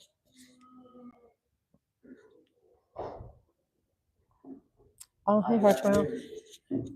Hey, Smoking Scan. The mayor reaffirmed a strong support for the Yes. convention center expansion and modernization project. Moving this project forward is not the future. Probably a mentor at one time, maybe. LACC benefits every LA region, neighborhood, and household, not just downtown. That includes the thousands of Angelinos in every household. I wonder if they'll let me speak today. Oh, and thank you, Smoke and Scan, for having my 6. You know, when they kicked me out. Thank you. Print shops, and more, who are part of the supply chain for citywide expansion. The largest convention in the nation reaches its 20th destination, and LA is not among them due to our limited contiguous meeting space and skating park facilities. At present, Los Angeles is tied with Kansas City in 21st place among its competitive sets. The modernized and expanded convention center will have an economic ripple effect that will help bring downtown back and welcome convention goers to support local businesses by staying in hotels, time in house, and spending money across the city. We'll see jobs. So we don't get a public comment except for on the agenda item, which I don't even know what it is. Hey, MD Media, the one with the website for that guy. The Catfly lady. Oh, she's doing good. I just heard from her. She's in a safe place. She's working. She's doing really good. I miss her. Sister Paisa. Shout out to her.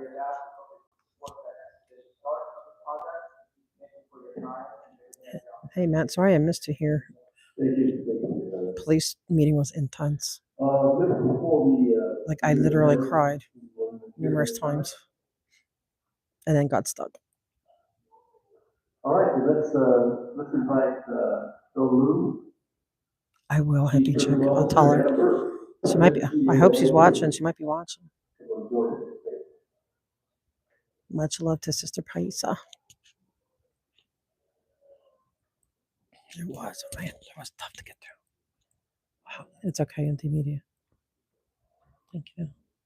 Sorry I missed you, though. Well, gentlemen, you are the city's experts in tourism and convention center business, and I wanted to give you a chance to really discuss this whole. Okay. Thanks, Amy. Thank you, Councilman Price, members of the committee. My name is Sheldon. It's feisty. I like it. Hold on a minute. No, in my A new character unlocked. excitement to get this project started, I neglected to say public comment. How could I forget such a thing? And so before you hear your testimony, we're gonna let the public speak. Good. Know who you serve. Very telling.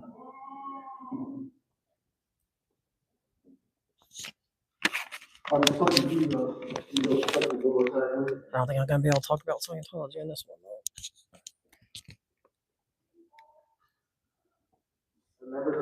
Oh, that's cool. I can't wait to check it out.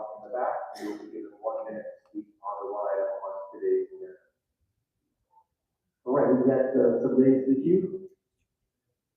Rob Knopfler, Carlos Soto, Tom Davis, Melanie Foster, Deborah Sprout, Aaron Taxi, and Peter Martin.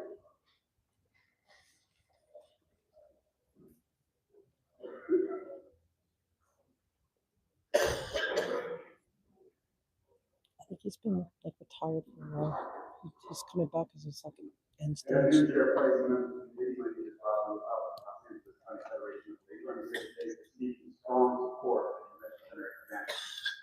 As we all know, LA is a world-class city with a deep history of being innovative for leading the world. We're the land of poverty, the world is dreaming big. We're a city of champions, late proud, asking growth control. And we're the home of world-class arts, music, and entertainment, yet when we look at the convention center, we're ranking number 21. The convention center is home to hundreds of permanent full-time union jobs and a lot of workers to keep a roof over their heads and put food on the table and raise a family like you see behind you. Workers of the convention center trade show earn upwards of 6 figures, and these jobs are open to local residents via union apprenticeship programs. And the construction jobs that build the expansion have a 50% local hire, meaning this will be built by LA residents. So please, let's finish the project agreement. You can see an investment in the convention center is an investment in workers, it's an investment in LA, and it's an investment in the community. That's a long time. I'm glad he's back. I'm glad I got to hear it.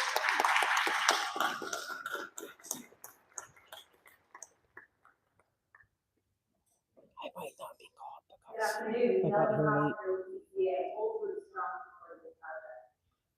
Given the magnitude of the legislative challenges before council, we understand how difficult this decision is. However difficult it is the right decision to pursue.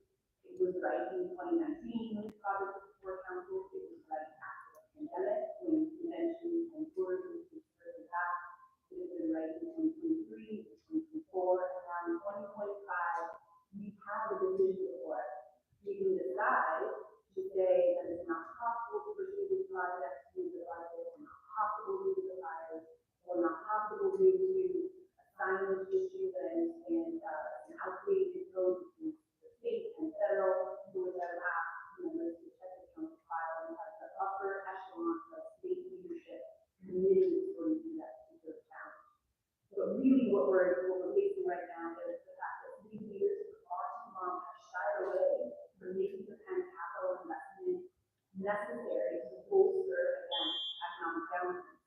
It has not been your goal in the past, but it is now a goal of confidence in the future in the past. We have to do that. Thanks, Curtis. This is heartbreaking. Absolutely. Hello, my name is Dr. Stroud. I live in the South Park neighborhood, and I'm here representing South Park Neighborhood Association, which is an all-volunteer resident group that supports the neighborhood. We want it to be active, dynamic, lively, and we know firsthand when a convention is in town, that happens. I overlook LA Live. I walk around the convention center 5 days a week. I see every convention that shows up. I know what they do for South Park neighborhood. And what they do for South Park is also benefiting downtown and the whole LA area. We want to be a world-class city. We can do that All we need to do is invest in the future. And it does take money to make money, and this project does that. Thank you. Viewer discretion advised. Viewer discretion advised. Yes, I want to speak on 1 minute, please. My experience is the Convention Center expensive modernization project in 2025 is not part of our crisis from the $2 billion budget deficit we're in.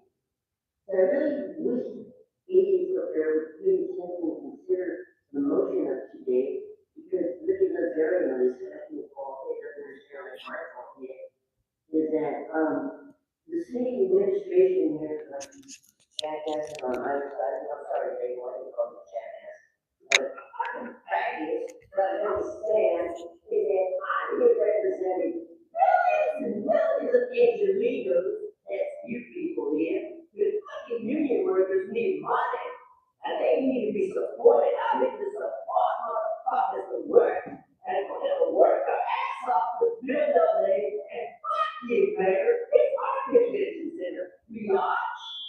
Thanks.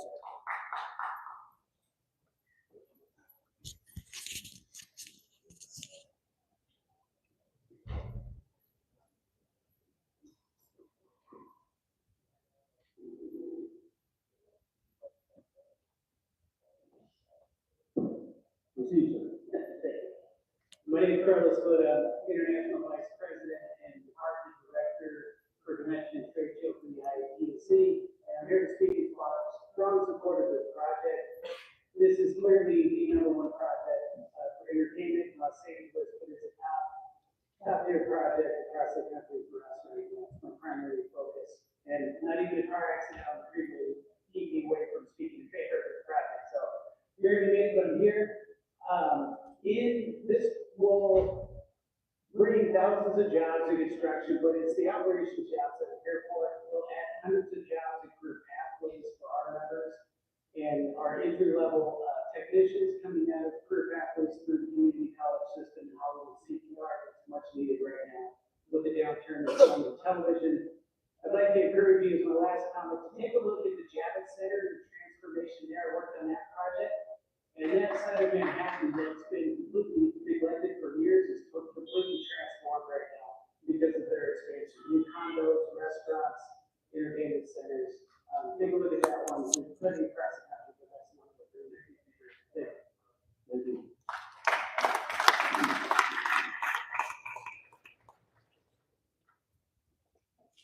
Good afternoon. My name is Steve Marley. I'm a proud member of IATC Local Number 33. I am by trade a statesman. I've worked under IA contracting in Los Angeles since November 15, 1978. I stand here as also an international representative of the IA.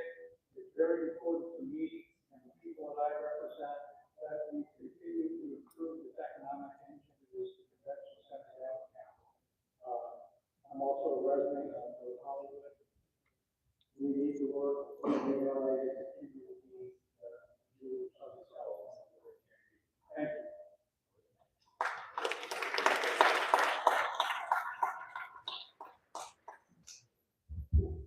Good afternoon, honorable committee members. My name is Aaron Taxi, and I am here with the Hollywood Chamber of Commerce to voice strong support for a modernized convention center. I came here all the way from Hollywood because while this is certainly an investment in a convention center that is in downtown LA, it's not just an investment in downtown LA, it's an investment in Los Angeles, it's an investment in the workforce, it's an investment in businesses across our city. We know that when folks come here for a convention, they will enjoy downtown, but they won't stay in downtown. They will visit for many tourism attractions like the Hollywood Walk of Fame. They'll explore our museums, and they will take our public transportation. With the Olympics and Paralympic Games coming up, we urge you to invest in this once in a generation opportunity. Thank you so much.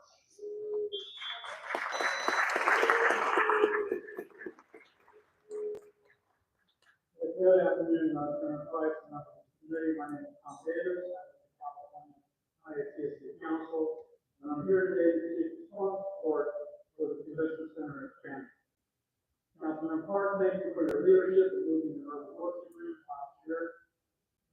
stands today, our convention center is ranked number 21 in the nation to compete with the likes of Fresno.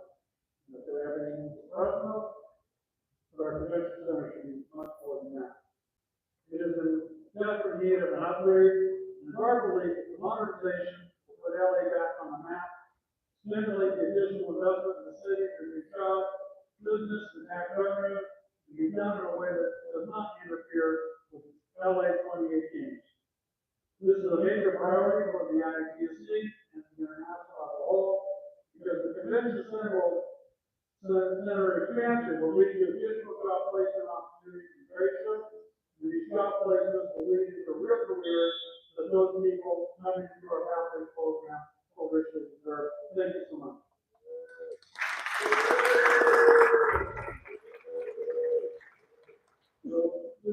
Case number PA 515-782, the people of the state of California versus Burns the Mill Price Jr. Next court date, April the 25th, 2025 at 8:30. Charges. Count 1, having financial interest made. 2, perjury. 3, having financial interest made. 4, perjury, felony. 5, perjury, felony. 6, grand theft by embezzlement of public funds, a felony. 7, grand theft by embezzlement. 8, grand theft by embezzlement.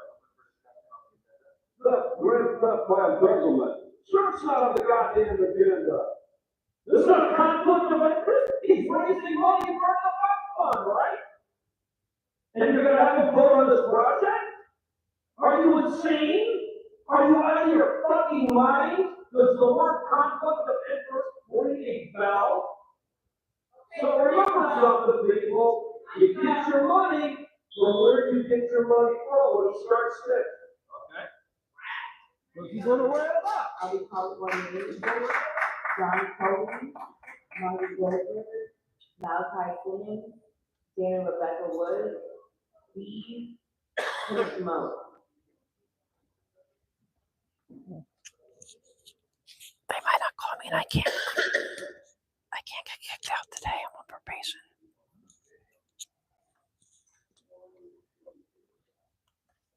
Good afternoon, Council.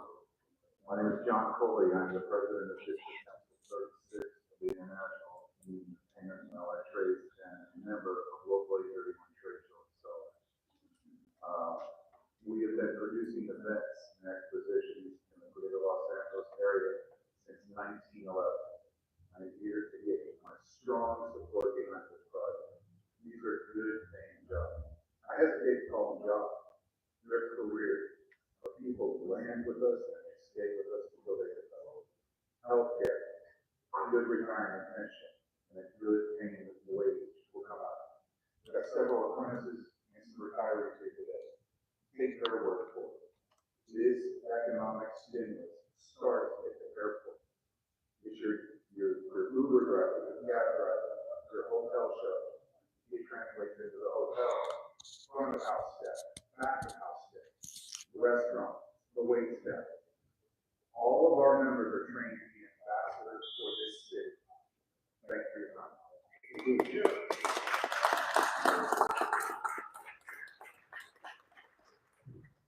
Good afternoon. My name is Marty Goldberg. I'm a resident and investor in South Park. I'm also the president of the South Park Neighborhood Association, a 501c4 organization representing almost 20,000 residents. We vehemently support the convention center expansion and believe it is critical to the economic health and development of UCLA. We also support downtown council's phased approach for development. Conventions are the backbone for economic growth. City council moving forward will give confidence for private investors. We know ABG, Marriott, and other developers are willing to invest billions of dollars in more hotels to support international trade shows. Expansion would hopefully give confidence to developers to buy and complete the development of ocean-like power. Yes, I definitely thank Van for that. We really appreciate your support to help our community. Thank you.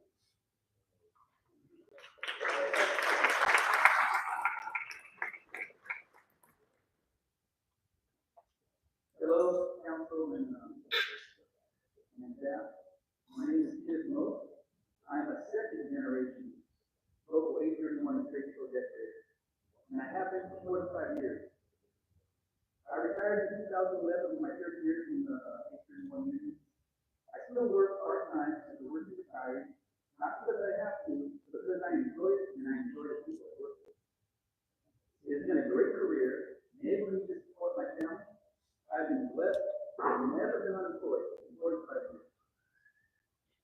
has always had healthcare and have a great mission. When I started in 1980, it was majority law. And the convention center took the largest show. That's helping in a big way, fan. We only supposed to be up for 6 months. But they never got rid of it, so they always booked it. And so then when they did expand the convention center to South Hall, that one we fill all the time.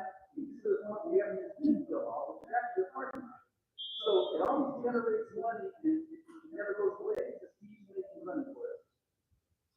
Trade shows love to come to Los Angeles because they love our money. They love what we have here, how we're doing that. They don't come here for the trade show. They come here for nothing. Thank you for your time.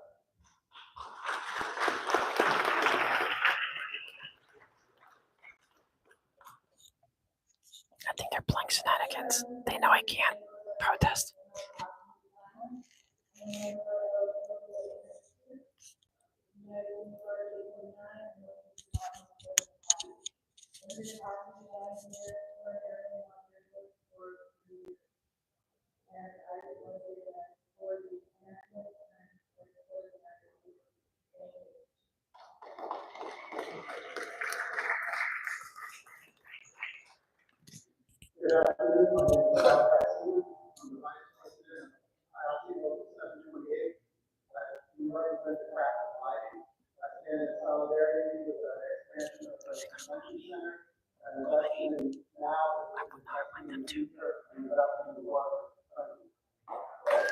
I don't think so, but I'm looking.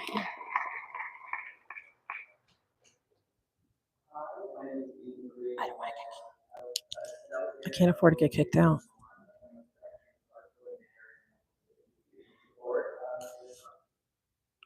I'm not sure. See, I think it's already there, and they want to redo it, like the Javits Center. John May, Taylor Kidd, William Lowe, Alan Collins, Isdolio Toa, Matter Chow. Okay. What? Herman signed me in, and he spoke early. Good morning, Council President Mark Thompson. My name is Rana Toy, and I'm here to talk about this convention center project. I believe that this project is for you. Right now, Governor Nixon is giving Los Angeles enterprise $2 billion. President Donald Trump is giving Los Angeles $5 billion. And then the president of Chinese Communist Party is giving Los Angeles $10 billion. And I believe right now it is the perfect time to have this project. I'm here to support this project. I stand in solidarity with all of the downtown Los Angeles constituents because that we want to make sure that every single people who need this hero move in to this homeless housing convention project. So everybody is here have better housing, and then I'm here to support Israel because they are giving Los Angeles $1 trillion for this project.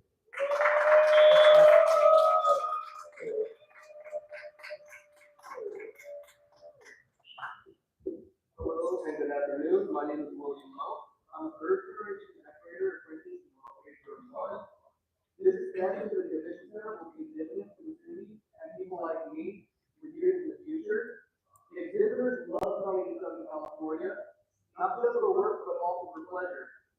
Southern California trade shows and scholars are known to lead the industry, and we should have facilities that match that. The better our facilities are, the more businesses that will be enticed to join our area and add more economic value to our region. I've personally been able to benefit from the expansion to the convention center from my grandfather and my father, who both were able to work and get extra work from those spaces that were available to them. As time moves forward, it only makes sense that updates will have to be made to be competitive. I hope in the future there's still a strong enough flow of business in LA that my kids will be able to benefit the same way that I have on investing in the city. Many other men and women like myself are ready to make the call and fill the long call for all the work that will come to this man. Thank you, everybody.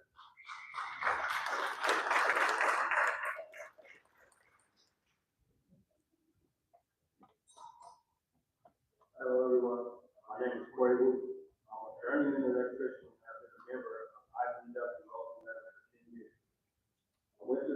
apprenticeship program for education, as well as the opportunity to earn as I learned and be able to afford to live in LA, where the cost of living has more than doubled within the last decade.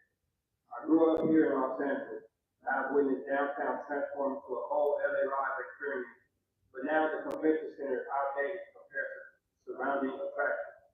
The convention center needs to be upgraded. Revamping the convention center will allow the ability for our city to continue to attract trade shows and conventions to Los Angeles. It will also grant the opportunity for local level electricians like myself to work and live where we grew up, where we can all attest to those who have been priced out of our very neighborhood where we live.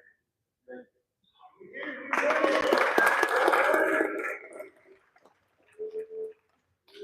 Hi, I'm John Bain, and I have served for about a decade as president of the Tourism Convention Board. So I've probably more experience in this than perhaps Councilmember Price. Councilmember Foster. Developers run the city, CC. One is that I'm hoping you guys don't rely too much on the CLA report because it's woefully inadequate and that it does not take into account the true economic impact of the convention center on the city. It's the only department that's profitable for and that shouldn't be a criteria. The other is I don't think people really focus on the issue of inaction. What happens if you don't modernize? This will die in the vine. Projects will be canceled, people will lose jobs, and the impact on our budget will be profound. So, because of the budget challenge we have, Probably. I'm not. I don't know if they have to bid. I don't know, but yes.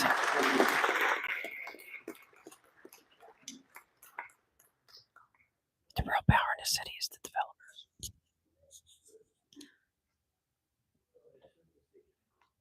Good afternoon, committee. My name is Olio Suspa. I'm the 39-year-old engaged Audits regional college. And before you today, the ready to your questions from local community 31 Christian College. I work at LACC, the very strong support the transport to the convention center. Home with the Alley Hour Show, the Film Expo, Anime Expo, and many other productions. It is most coordinated, right? Yeah, they have so much power here. In addition to the 2 million tourist visitors here. Is it a fact? It is a fact that new development at our Los Angeles Convention Center policies and numbers to remain more centered social city and creating more jobs. I have benefited immensely from being part of local 831, scratch up their wage, building a pension for my retirement and securing my kids' futures, having house coverage for all my family at no cost household that left me with the use of my family. The investment in access and the investment for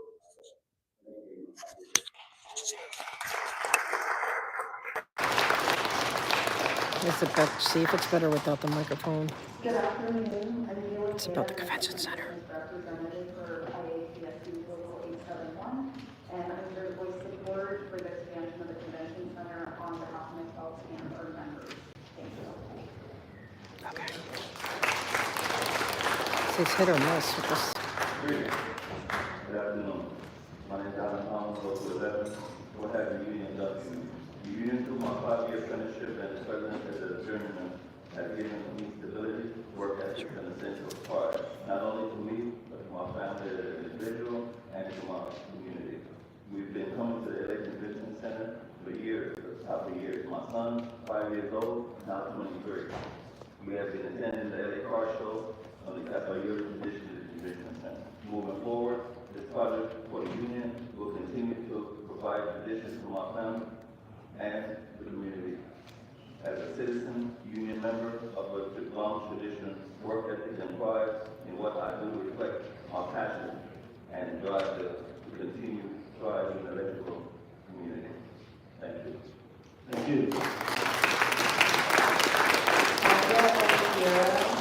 Nate Watson, Casey Horton, Asali Bill, Suzanne Holly, Candido, Kathleen Watson. I might not get called. A little bit of retaliation. And I can't create a scene until Friday.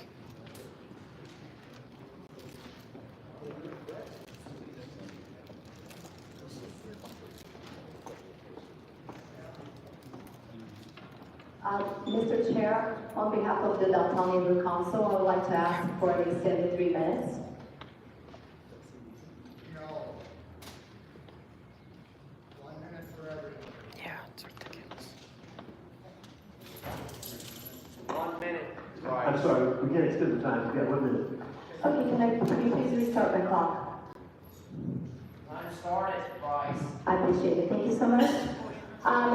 So we're here today. I'm here, my name is Claudia Rivera, President of the Downtown Neighborhood Council, speaking on a council file that was started in 2015.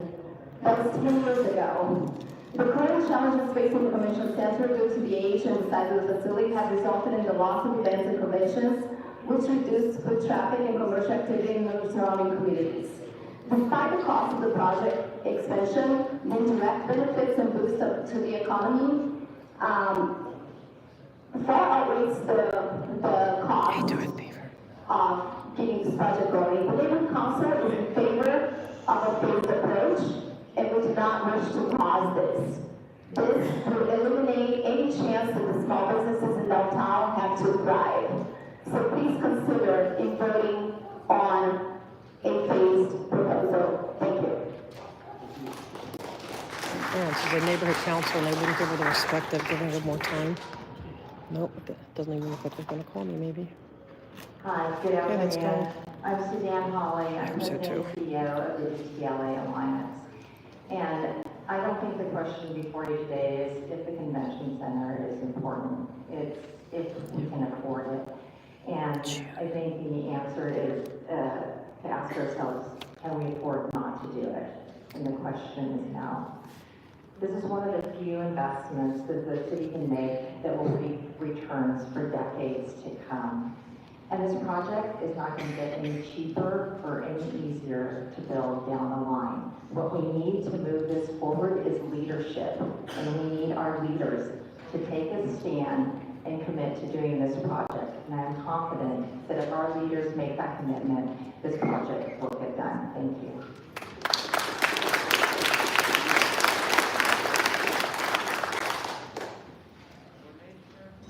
Oh, he's over there. I had to June, yeah. It's no longer January and February. Local 709 out of Los Angeles. We're the sprinkler fitters. I'm just gonna mimic everything they say, so instead of doing that, this is really important for a lot of people, for the city of Los Angeles. We need this kind of stuff. It's obviously gonna create a lot of revenue. It's gonna give a lot of people a bright future, kids, grandkids. We need projects like this. We need to pass this. Appreciate your time. No, we moved him because he was, Good afternoon, my name is Kathleen Rossman. I'm on the tourism committee. I am the president and CEO of the Hollywood Partnership in CD13 and a proud resident of Venice in CD11. She might be a And I just want to Scientologist, I say a wonder. couple of things. As leaders, it's so crucial to help build our resilience. We've been through a lot. Councilwoman Park, your leadership has been through so much. Resilience creates a basis that allows the city to thrive. An investment like the convention center, yeah, should have been done 20 years ago.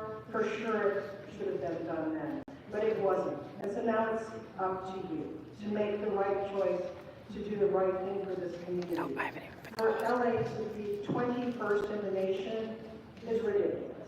It's really important that we take this opportunity, we take it now. Because while the best time to plant a tree was 20 years ago, the second best time is today. They're being petty.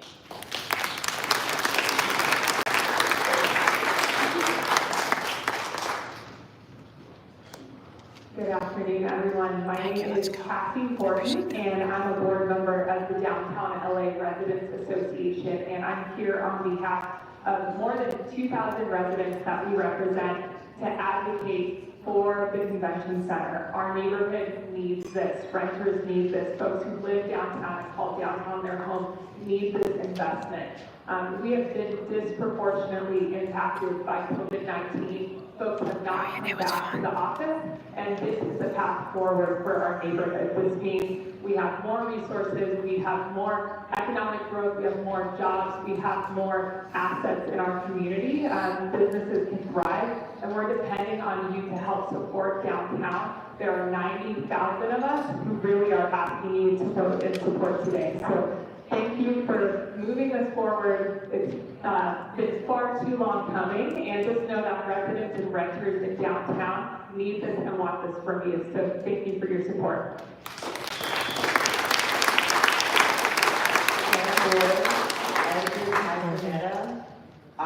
Okay. Greg Reeves, Stacy Segura Bollinger, Renee Ledesma, Justin Walters.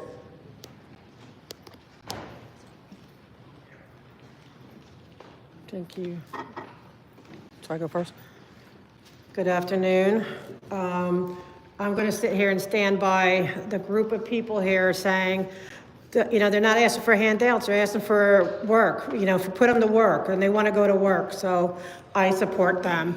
I also want to thank you, Mr. Price, because you were ready to forget public comment, and you forget that the public is the most important people here. We're the ones that vote you in. We're the ones that, and you're supposed to listen to what we want. You're supposed to listen to everything that people say here and then make up your mind. And that doesn't seem to happen often enough. And it seems like there's so much disdain for what we have to say. Like we saw the other day, and I thought today I wasn't going to be called up, so thank you for calling me up. But I do support this project. But I also support, I want you guys to cut out waste in other places because we do have a huge deficit. And we also need a fire department, that needs money. So cut the, where you can and put it to the good projects that's needed, like this. Thank you.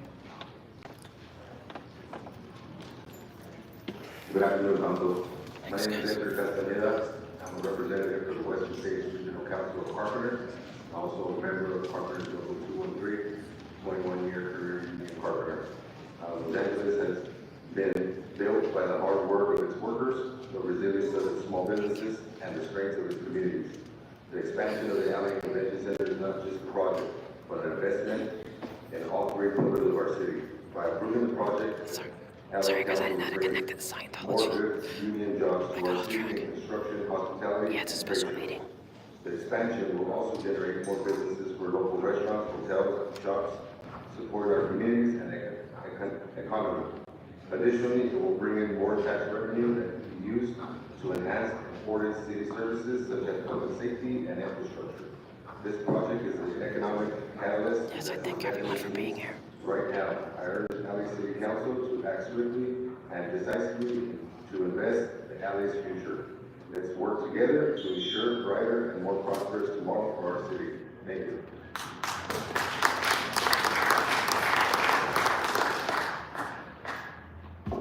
Good afternoon, honorable council members. My name is Renee Ledesma, and I serve as the business director for the Fashion District and the Downtown LA Neighborhood Council. I am also the proud co-founder of the City Market South Business Alliance and the vice president of operations at a marketing studio, Agro. I'm here today in full support of the Los Angeles Convention Center expansion. City Market South, like many other centers in the Fashion District, are home to thriving mix of local businesses, restaurants, fashion and entertainment companies, all of which depend on the creative food traffic and economic vitality we provide. Downtown LA has fully recovered since the pandemic, and the expansion offers a once-in-a-generation opportunity to inject life, jobs, and safety back into our streets. As someone deeply invested in both policy and business advocacy, I see this project as an essential to our neighborhood's growth. Please vote yes, not just for building, but for the future of small businesses, our workers, and our community. Thank you.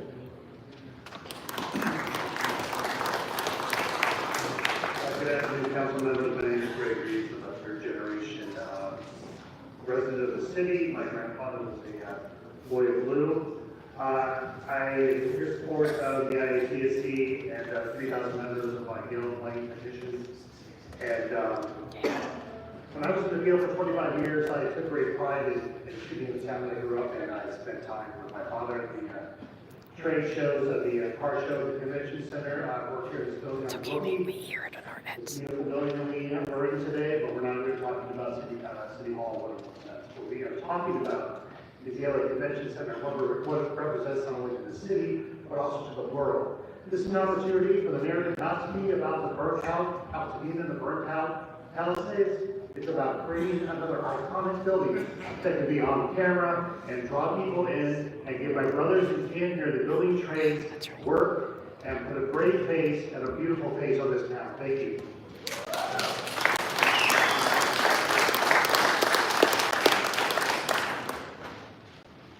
Good afternoon, Council. My name is Justin Walters, and I'm a member of Plumbers Union Local 78, and I'm also a resident of Sylmar. I'm here to stand in solidarity with my union brothers. Let's go, Gonzo and Kirby's. Our 2,000 members, streamers, thank you for doing that. On this project, and others like it can be able to go to work every day and support their families. Thank you for your time.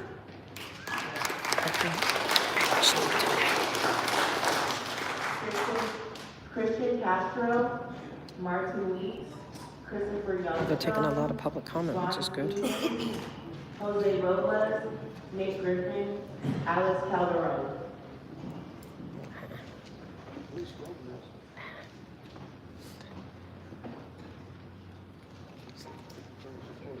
And Audits. And Scientology up north. We gotta put all theirs. Hello, my name is Christian Castro, here with Teamsters Joint Council 42, representing over 180,000 members, and we are in support of the modernization of the LA Convention Center. Thank you.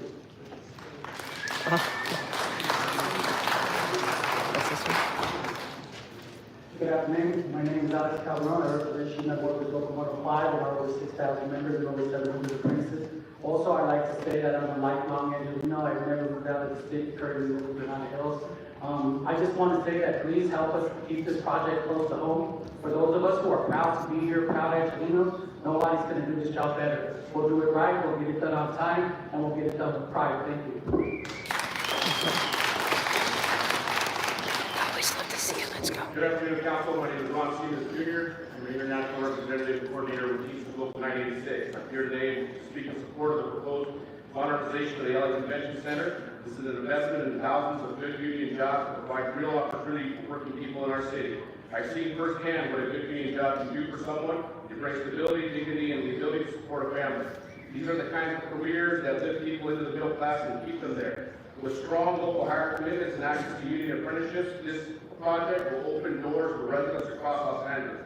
We're urging here at LA City Council to support the modernization of the LA Convention Center and invest in the future of LA's working families. Thank you.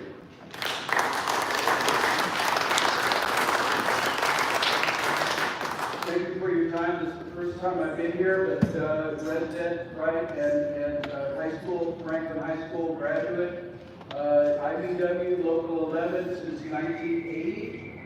And I appreciate, I've worked in the catwalks of both convention halls, and it's time to upgrade.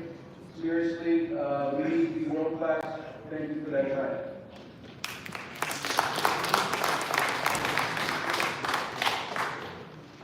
Good afternoon. I am Martin Weeks, President of IAPSC Local 728 Set Lighting, and a working member of my craft.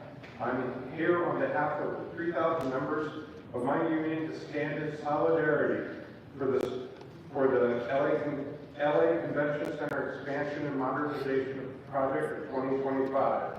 This will provide good union middle class jobs for Angelinos and help make this city great again. Thank you. That's good news. Good afternoon, council members. I am Nick Griffin with the CTLA Alliance, and I am here to urge you to be champions for the future of downtown and all of Los Angeles by voting yes on the Los Angeles Convention Center expansion. Some say we can't afford to invest in our future right now. I say we can't afford not to, especially right now. Downtown hasn't recovered from the pandemic, and this project is key to our revitalization. DTLA's vitality is critical for the city, especially as we welcome the World Cup and the Olympics. More events mean more people and jobs and small businesses, sense of vitality and safety in the streets, and that will help downtown recover, to thrive, and that is good for all Los Angeles. This is not just a development project, it's a once-in-a-lifetime opportunity to invest in the future of the people, jobs, safety, and community of downtown and Los Angeles, and we need to seize that opportunity. So I ask you, please vote yes for the convention center expansion. Thank you.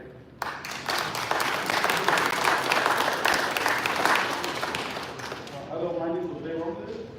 I'm an iron worker at the local 433. I grew up in Lincoln Heights, went to Lincoln High School. I worked at the Portland Extension, so having a job where I is good for me. Thank you.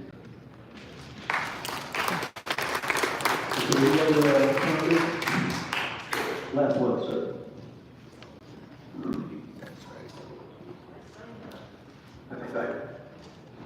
Good afternoon. My name is Audits. I'm the council representative, second generation member of the LAOC Building Trades, and a proud grandson of the United Waiter. So for us, this project is a family affair. We all work through this. We stand before you to ask, with all of those behind me, to move this project forward to full city council vote. This project is covering the amount of labor here in the city of Los Angeles. 50% of the people who are going to be working on this project will be from the city of Los Angeles. Right now, as you know, the economy is down, and we need these jobs to continue. And projects like these is what put new residents to work, new apprentices to work, who may need a second, third chance in life. They're women, veterans, and other folks in the community. So we urge you to move this project forward. I want to take what Councilman McCosker said. Our city runs through downtown Los Angeles. If we do not have a vibrant downtown, we do not have a vibrant city economy or city of Los Angeles. So I urge you to city resident of District 14, move this project forward to get our economy going. Thank you.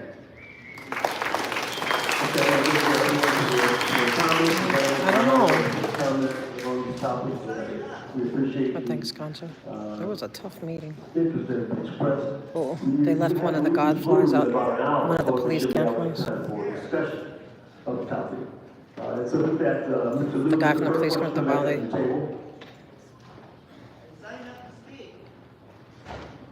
Dang. I have a question for you. That one guy they left. One issue that's come up a couple times has been revenue generation of the convention center. Can you tell us a bit about how you see the expansion and modernization impacting the revenue that can be generated from the convention center? Thank you for that question, Councilman. And I want to start by thanking you and the committee members for taking this very Yep, different gadfly. This time they got him. in all Where is he? seriousness. And I also Where it want to took thank off. the CEO and the COA for all their hard work in struggling with all the numbers and trying to figure out how we can make this work. Your question about expansion of the convention center and how it does revenues is a very important one. It is critical for us to expand because we can double the size of the convention center and more than double the revenue that the convention center. No, he's here. But more importantly, it makes certain that our hotels succeed, not only in downtown LA, but all hotels in the city. Most people don't know this, but when there's a citywide convention in the convention center in downtown, the hotels in CD11, the hotels in the valley, their rates go up a good 10 to 25%. Are you going to stay for the afternoon ones? What's called compression. Okay, he's going to stay for the afternoon. What's the Dynamic pricing that hotels are able to charge. my chairs? I hope that helps to answer your question, but I think maybe another way to address it is by talking about two things. Number one, I know we're desperately Stupid is you to say that. concerned about the budget and the city's finances. Yeah, why have? And I submit to you, as I have for many months, Where's the other? What, they're gonna fly him in? That's a good point. He's. Yeah. Not expanding the convention center will reduce our tax revenue. Like, we need the convention center. Plain and simple. And my friend Adam will explain that a little bit further. They're gonna use up all our time, so we have no more public will speaking. increase He already canceled it. tax revenue to the city. That one guy was up there. I hate to That guy already oversimplify had it his like chance. that, but it's true. Yeah, they cut it Expanding off. the convention I center thought they were going to is cut me not a off. solution. They waited to the end. Not a Cut off the budget rest of the problem. public This speaking. is an infrastructure project. They put me towards the last as I think retribution for. See, they put me near last, made me think they weren't going to call me. I think because he signed me up when Herman signed up. I signed up with him, but I didn't get called to the end because I think they wanted to teach me a lesson. Because this one generates revenue. The CAO I got kicked out over on Friday. $150 million a year. There is another infrastructure project that we're considering or have built in the last 50 years that generates money, that generates revenue, that generates more revenue than it costs to borrow. That includes the people mover at LAX, a very important project. We're not making a dime. We're not charging people to ride the people. LAX is no revenue. We're charging people a lot of money to use our convention center. And guess what? Once we are Budget is goddamn life. modernized, we can raise our rents. We haven't raised our rates at the convention center since 2006. 2006 was the last time we raised our rates. Because we can't. We can't because we can't compete with other convention centers. I hope this guy comes back regular. So, modernizing not only allows us to raise our rents, but it also allows us to get rid of this discount that we have to give. We have to give as much as 100% discount on rent to attract conventions to come to the convention center. Because that's what we have to do. That's what that means, 100% rent, right? Free. Right.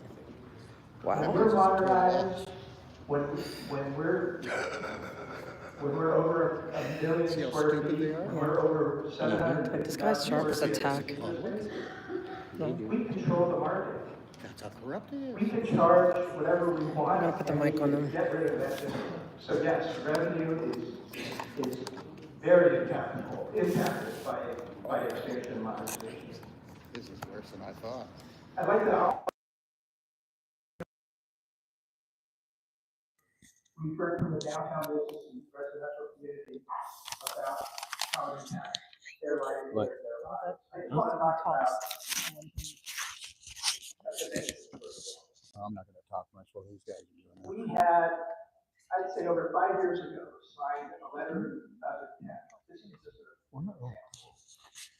with the international. They are so stupid. They're admitting how corrupt they are. These are all the police chiefs of police departments. Only half the workers will be from LA. And this guy says they're going to give discounts that equal total revenue, which means they'll work for nothing. These people are insane. 2027 and 2030. They take the entire building. In fact, so much so that they needed to come to Los Angeles. They have over 10,000 attendees.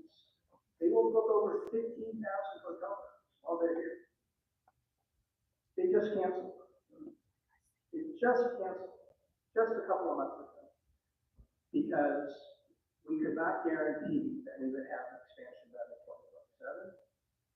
And we can't guarantee that it'll happen in 2030. And convention centers book 5 to 10 years in advance. So they have to go out and try to find new locations for 27 and 2030. Like they didn't know that in the beginning. Bullshit. That's just one example. That's a 3-day convention. These guys will say anything. That brings thousands of visitors to our convention center, thousands of visitors from all over. He's getting empowered now, but holding the mic. He's doing his job at least while he's sleeping. Over that 3-day weekend or week. So anyway, I'll leave you with those 2 examples, or those 2 points that I want to make. Number 1 about the budget, number 2 about the impact. Okay, great. We'll come back to you.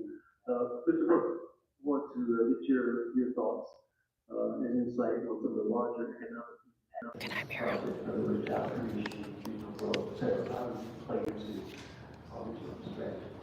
Thank you, council members of the committee. First, I'll let some context, because I think you know that Los Angeles You're supposed to give your presentation, and then you speak, and then they make a decision, right? These people are nervous of their shut.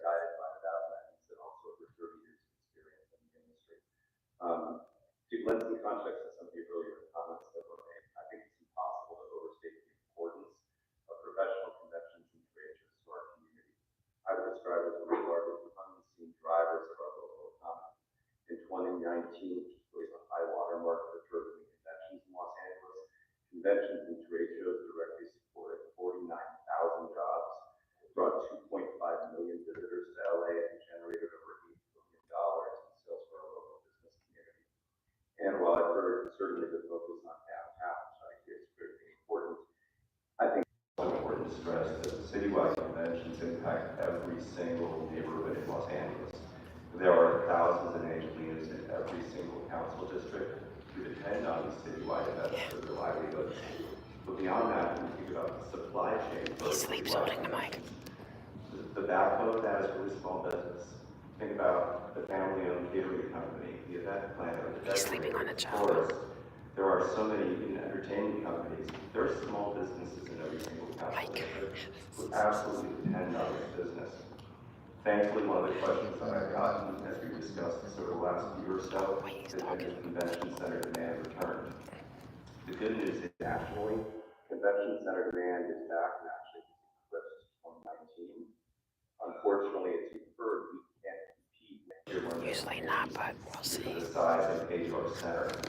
Let me explain why that matters. When you hear people talking about competing against Kansas City, against Fresno, I think certainly that hurts our civic pride. But there's also a economic consequence to that. When we're selling against a tier one destination like a Chicago, New York, San Francisco, the cost to deliver that show to the event planner is comparable. But when we're forced to compete with a Fresno or a Kansas City, the cost to that planner is dramatically lower, which makes LA less competitive even against a second-tier destination. Beyond that, I think when we talk about the numbers, it's important to recognize that the analyses we do are not theoretical. We have been literally booking the center for over 40 years, and we're with highly reputable, internationally recognized research firms. Oxford Economics actually came from Oxford University. They're one of the most respected global econometric firms. We gave them our literal formula. Okay, the mic is dead. I have to charge it. What? We also were able to give them those citywide planners who said the second we are able to put a shovel on the ground, they want to come to LA, but they cannot and will not commit until we do. So we were also able to have the model the income of future business. Like any pro forma, that's the critical piece. Are you going to be able to drive revenue?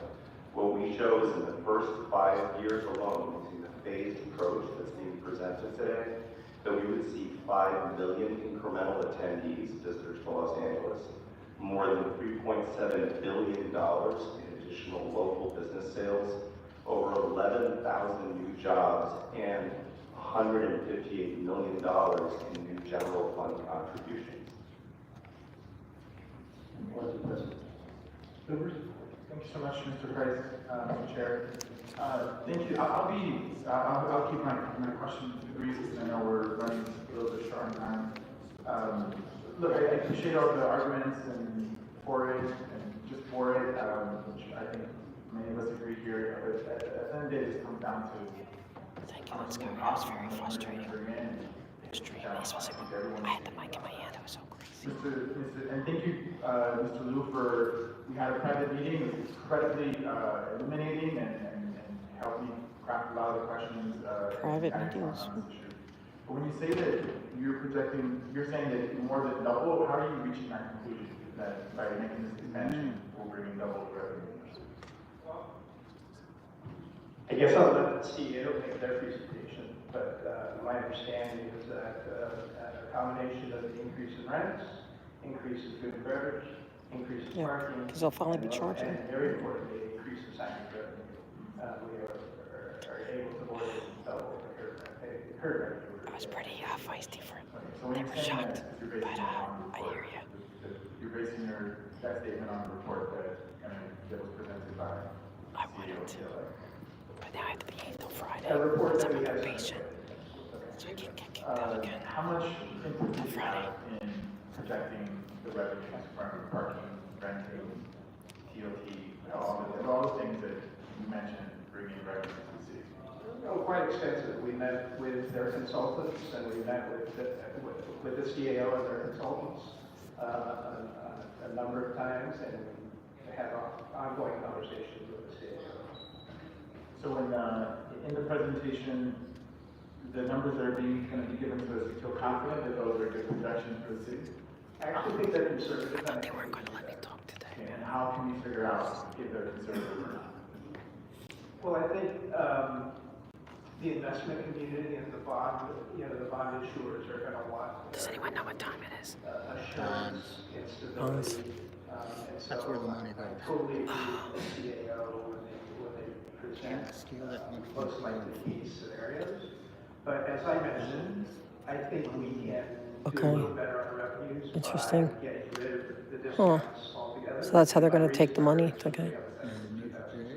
So what you're saying is that you have some degree of confidence with the revenue. Not too much. I wasn't involved back then. But if you had more time and analysis, there's a possibility that This the guy. revenue. New character unlocked, guys. New character Well, I unlocked. think they did present that as a best case, better case scenario. So Every bit of evidence. I don't know that we need more time to come up with higher revenues. I can see it. Wow. CAO and their report does present a optimistic case scenario that includes the Wow. higher revenues. Well, we're actively checking out your website. We're excited to look and dig into the. But we work extensively with the hotel development committee, Nope. and we know that we do need more hotel supply in Los Angeles. Wow. Because it's a significant contributor to the general fund, more than $6 million this year. Oh, thanks, guys. Okay, 1:30. Oh. We know of that are pending, center expansion. I better get him. With the world-class center and the additional contiguous space, we will be able to build That's good that advice. inventory, and that will drive additional general fund contributions as well. So those projects simply will They're not about to move find forward out. unless and until the center expansion moves forward. Okay, I'm gonna go. Any other questions? This time? Yes. I'm not playing a long game. I like this guy.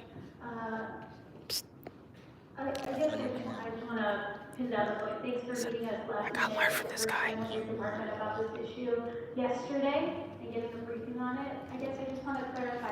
They're breaking the law right here. Consulted about the report? How? Or you consulted with the CAO and the CLA about the numbers in the report? And do you feel confident about the numbers that are projected in revenue? Before they spoke. Just want to clarify. Oh. The answer to your question is yes, we've been consulted. It's supposed to. Right. But we do feel very confident. Yeah, I hate how they change that. Okay, thank you. No further questions. Okay, gentlemen, thank you for your comment. I'm going to ask the CLA, CEO. I better take my cut to eat before the next meeting. The most criminal city in the U.S. I'm sorry, Mr. Zeri. Published in the New York Times. First of all, thank you for being here, both of you. I got the proof it Thank you is. for your presentation. I just want to go back to Eric Adams in New something York you is mentioned number about two, then you local go to policy Chicago. suppression. Some examples? We've actually done multiple studies on it because one of the questions we get is I had to go to the ladies' room, and then if you want something to eat before the next meeting. Obviously, you get much more compression.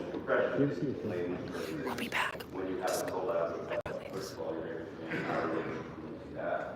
Because hotels are selling out near the center, hotels are further radius areas and higher rates as well. So we've actually commissioned a study multiple times, and what it's shown is every region outside of downtown LA. Okay, guys.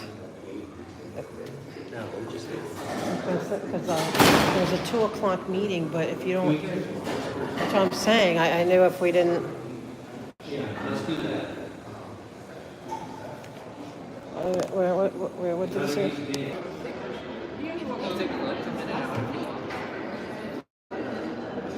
Good luck, guys, with your, I'll see you at the meeting, but good luck with the. Thank you. Yeah.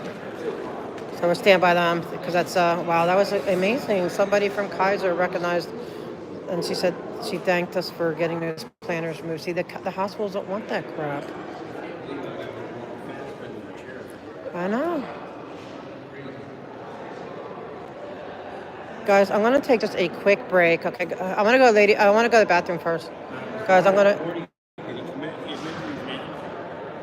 No, he just thinks that. I said I didn't demand I had to talk every single time, but I'm not gonna let them play their nonsense. If it's like really crowded and it makes sense, whatever. But not because they're, well, being douchebags. Okay, guys, I got the number of that dude. He told me to have anyone who needs them, like, call him. More on that later. Whoa. Okay, guys, I'm gonna take a quick break. I'm not gonna stop the thing. I'm just gonna like.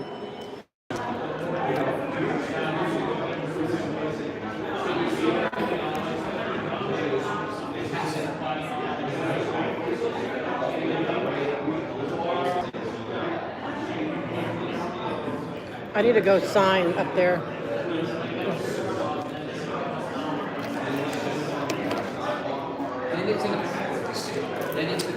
Can you get that? Now, well, I forgot to sign up.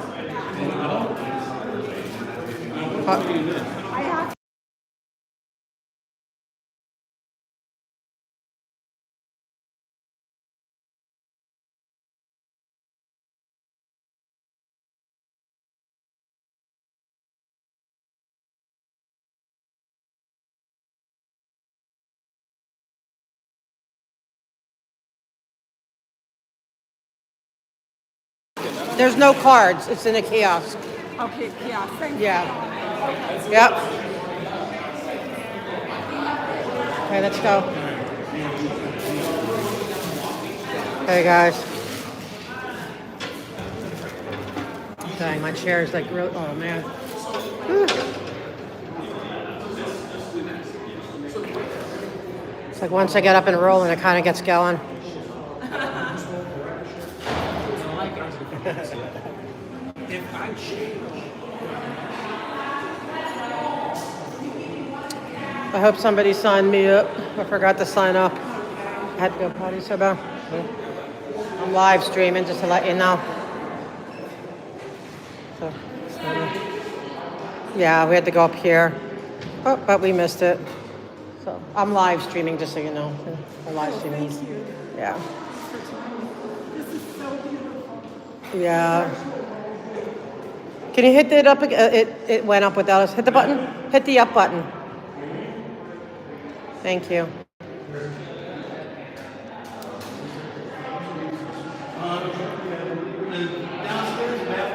There's a bathroom up here. What were you guys doing? We just took a quick break. I got bumped into a friend, but I won't put you on there.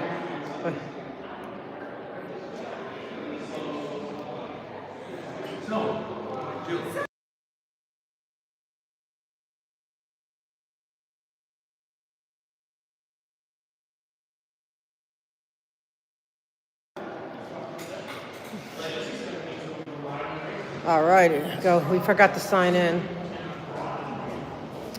Oops, I don't think we're gonna. You can sneak in, Joe. Go ahead. You're gonna have to hit the next button.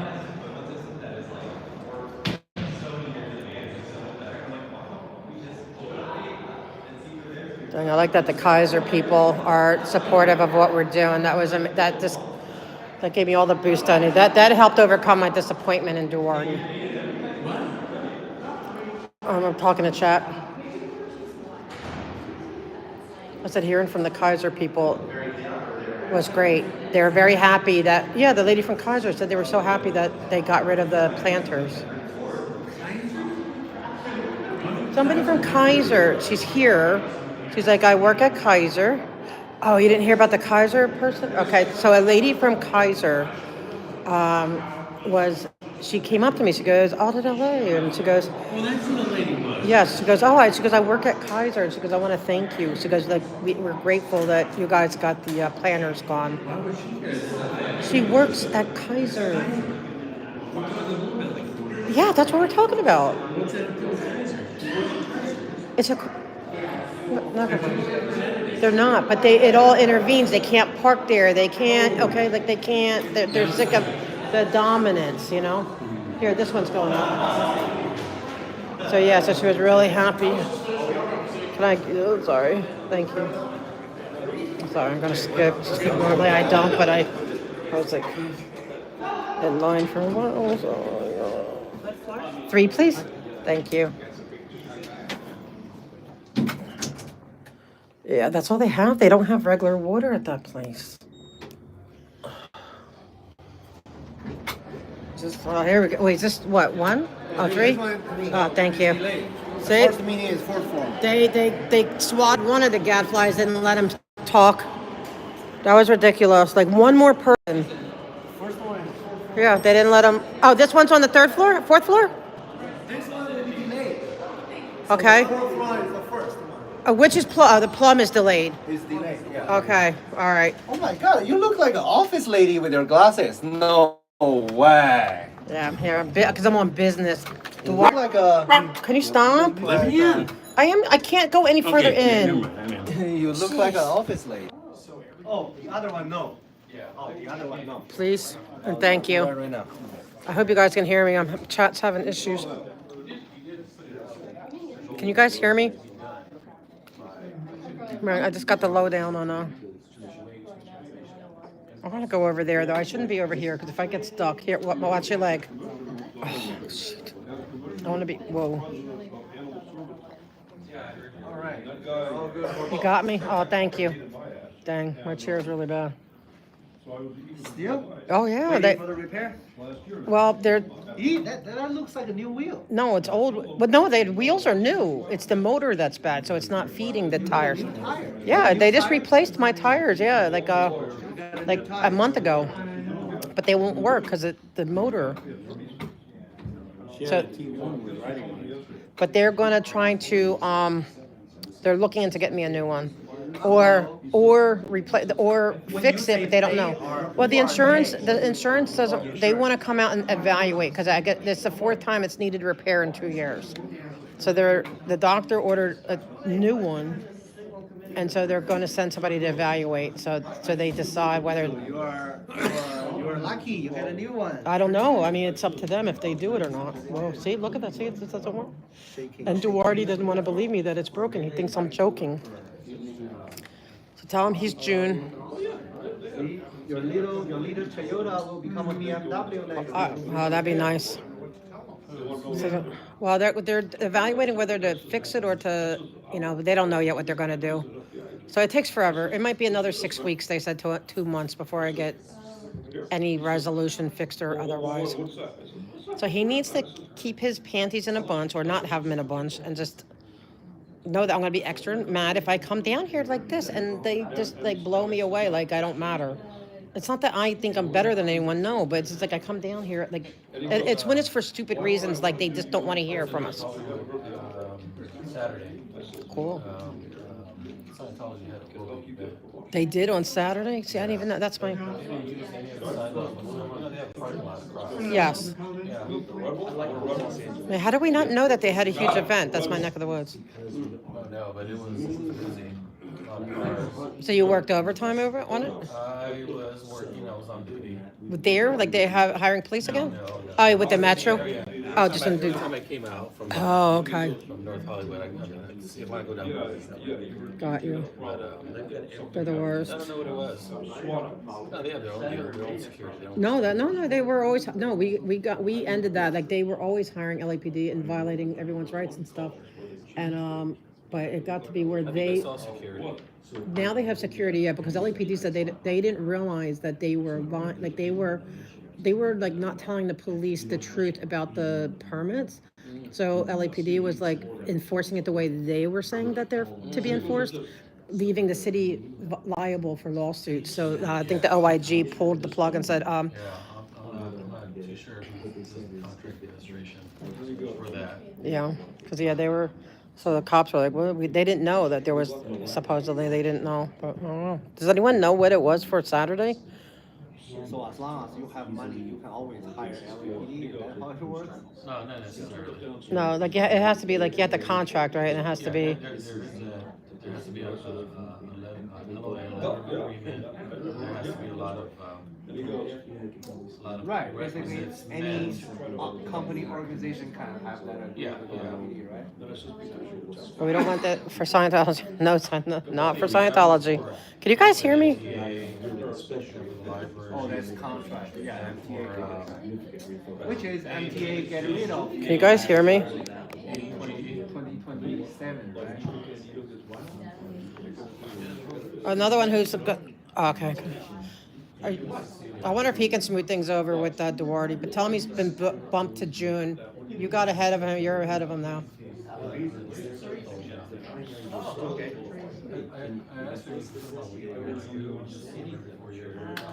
Yeah, he's got a leap year on the calendar. Yeah.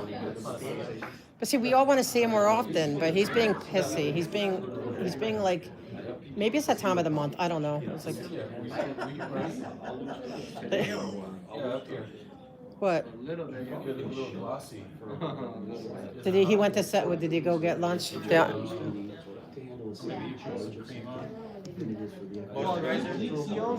No, but they're saying Scientology had a huge event. The Iron Sheik said that he went by in Burbank, in North Hollywood. I'm feisty. Yeah, aren't I always feisty? Gee, I thought I'm always. No, I'm feisty because I think that that old dude was cool. Huh? What? Spicy's good. Yeah, exactly. Or Manipoles. Maybe he's in Manipoles. I don't even know what I want to say. How do I make this about? Yeah. No way. Yeah, airports. They don't let them bring people in, and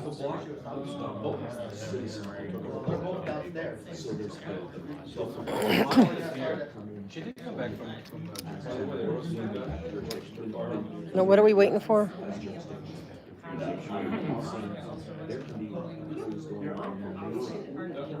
Well, at least I got the one meeting. I missed the main meeting. I want to see what Matt had to say. You're too slow.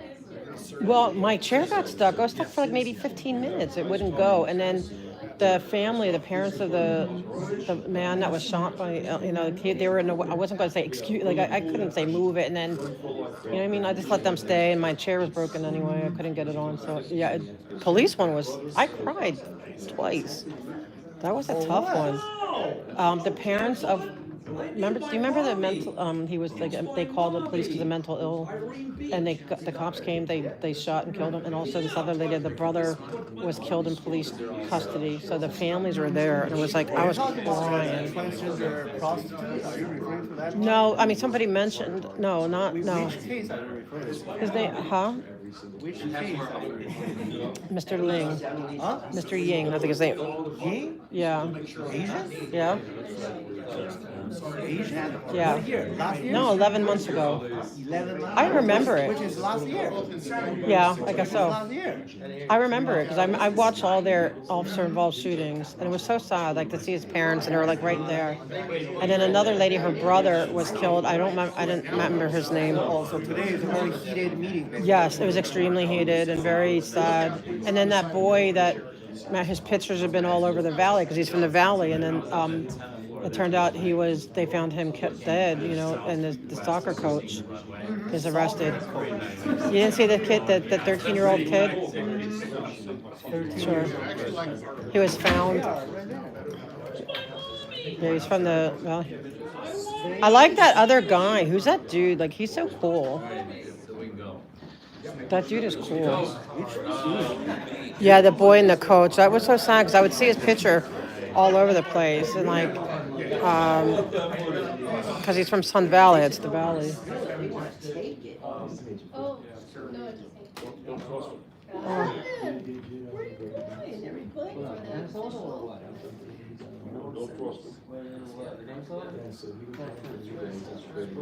Oh, there is? Because I know they're at the court, right? All right, cancel. Everybody go home. It's canceled? It looks like now. Come on. We need the right name. I don't know. Alpha seems so long. Alfie? No, we need a good name for him. He's the nice one. He's like the sweet one. Duarte's like vicious sometimes. He's He's going to June. I know it's not. Because he asked them probably about 20 minutes before they said they were attending. Because they told us, well, the candidates are the call names, but I think they realized. A true crime channel. Oh, they're covering. Are they there at the courthouse? It's the courthouse right across the street. And they looked at the soap. I think that's why they didn't post the Where's my mommy? Okay, you're just faking me. I need my mommy. Well, that's, These guys. I mean, I think that's unless, he stays for a slump. This is the second meeting he didn't get to. Where's my mom? You saw the email I sent you last night? I did. Peasants. Peasants. Peasant. Peasant. He was called a peasant. And I answered you. I said, look, peasant. You didn't see my answer? No. Okay. What time? Today, this morning, right? You probably answered. No, last night. No, no way. I did. You said last night? I think so. No, that's, you said last night? Like maybe one. I got to bed at midnight. I couldn't sleep. Yeah, so maybe around 11:30. Why does he look stymied? He looks stumped. Yeah. No Hey, way. this got canceled. Are you serious? Yeah. Why? We don't have quorum. Okay. See, I'm not. See, I mean, like, I'm agreeable. Yeah. Okay, so here I'll We get have my. quorum, so we're gonna lock up, and you guys are welcome to go to Plum. Okay. Well, can I just Plum hasn't pretend? started yet. Can I pretend like have a like can I pretend so I can kind of? I like getting kicked out. It's kind of fun. It's like my new thing, man. It's like, heck no, man. They keep. My mommy. Where's my mommy? I came here to speak. I want to speak. Mommy. Where's my mommy? Oh man. I spent 10 minutes sitting here for her. I know. What's gonna happen in public comment? You know it's gonna Oh, they're going to get roasted. She's gonna be the first one in public comment. Why doesn't she just scoot down? Why they would lose quorum up there if she doesn't come? I'm not sure. No. So then why can't she come? I guess it's important down there. I don't know. They don't need her. I mean, if they don't need quorum. Where's Tracy Irene Beach? She's at the downstairs. Another meeting. See, well, All the way here. See my mommy? come on, white guy. No, it's like, sorry. See, he doesn't believe that it's broken. So tell your little partner it's really broken. My mommy needs to know what I have to say. It's broken. Yeah, it is. It's like I got stuck at the police. You think I have any way to show that you're wrong? No. Right. So I'm gonna believe you, right? Right. Look. See?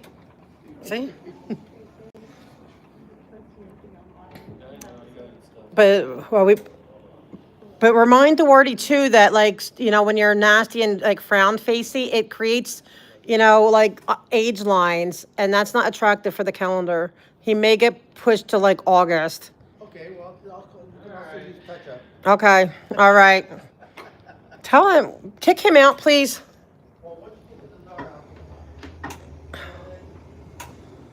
I'll roast him. Dang this! Oh man, this is bad. This is so bad. Yeah, that case was so sad. I remember like going on the subway and seeing it, and like I was talking to Mona, or like, oh, I'm like, oh man, I've got to pray for this kid, and that was just so heartbreaking, man. That was just so devastating. You don't want to hear about that in your own community. How come they didn't have the agenda on the police commission, on the LAPD thing today? I don't know. They didn't have it on there. Yeah, I don't know. You know, I was. Do you think it's because there were so many people, like they're worried about that case with the kid? No, I think it's because they still have to do it anyway. Okay, we're ready to It's like, who cares? Right. Just put it out. Just put it out. Wait, sorry. I'm not being slow on purpose. I'm not. Nobody's checking them, man. That's why. I know. See, but that's like a Brown Act violation. I think a lot of people missed the meeting because of it. Can you put this in the recycling? In the back? No, right here, no. Oh, wait. Where do you No, want it? wait, yeah, I need it, hold on. Alright, here we go. Are we going down? No, it's not. Wait, where's that other paper? Are we going down? Yeah, where's that other paper I had? Yeah, right here. Hold it. Hold the elevator.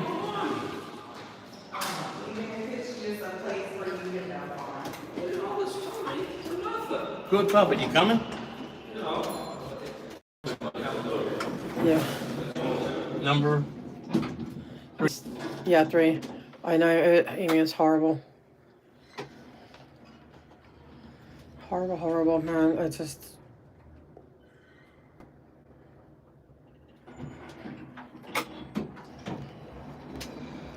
I won't even say what I think.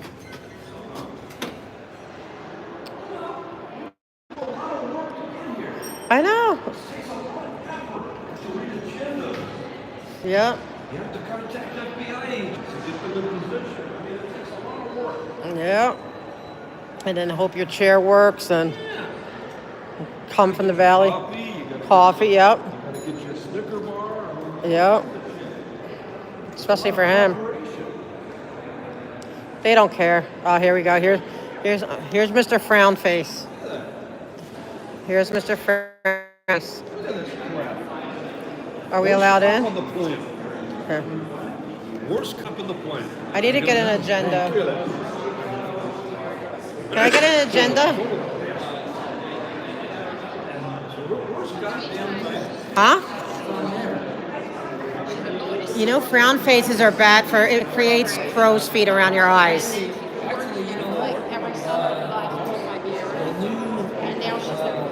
Clerk hasn't even put out. You know, LAPD didn't have the... They did announce 2:30, but they did announce 2:30. The committee is still going on. But just so. How come LAPD didn't have the agenda on the, line? And then 2:30 starts. She came home yesterday. She came home Monday afternoon. Her boyfriend he flew in to surprise her. So on Sunday night after work, she came home and then left this morning at 2 They announced 2:30 start. We're hoping. Yeah, he's got a... That's what they said?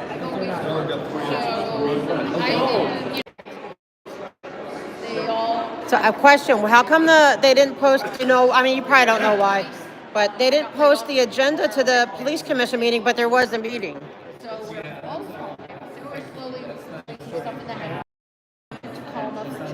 But I thought all cops knew each other. So he's still grouchy. But you had to, okay, don't take it hard that you got pushed to June, but pushed to June. You have January and February, you pushed to June, but don't be frowning too much. It creates crow lines.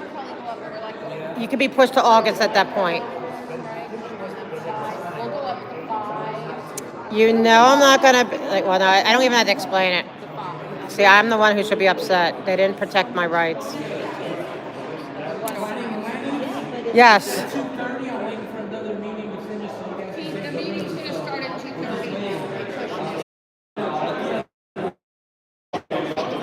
All the corruption.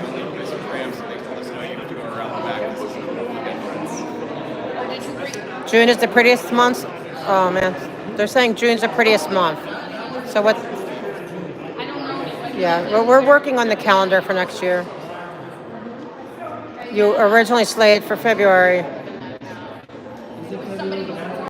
Yeah. Yeah, I mean, people are, you had the fan base, but right now you're being persnickety, so they're kind of...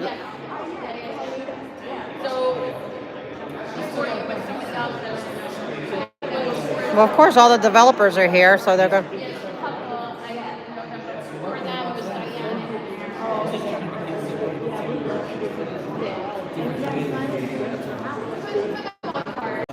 Oh, yeah. Yeah, of course I know. Because they have heating, it's just, we're in that weird part of the or my phone is so upset with this officer that it's like doesn't want to work. Okay, so how's Hato doing? And how's Smith? I saw Smith like a month ago. There was a homicide and he was working the homicide.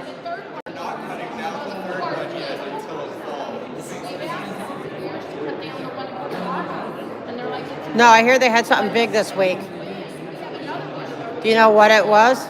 Because we didn't even have info. That's huge. Yeah, I would have gone and protested, but my chair is bad anyway. So really, I'm not going to. I'm trying to. I have to wait for my insurance to do it. I can't afford several $1,000s. It's. Well, the motors will probably be a couple thousand, and so yeah. So that's why I got stuck 15 minutes at the police meeting. It wouldn't start. It happened here too that day. That's pissed.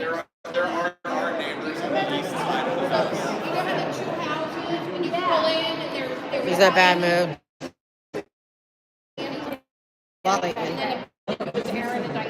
Yeah, well, really? So can we talk about it and work it out? No, I didn't. All right, let's talk it out. Okay, go ahead. Can I talk? You go first and then I go. No.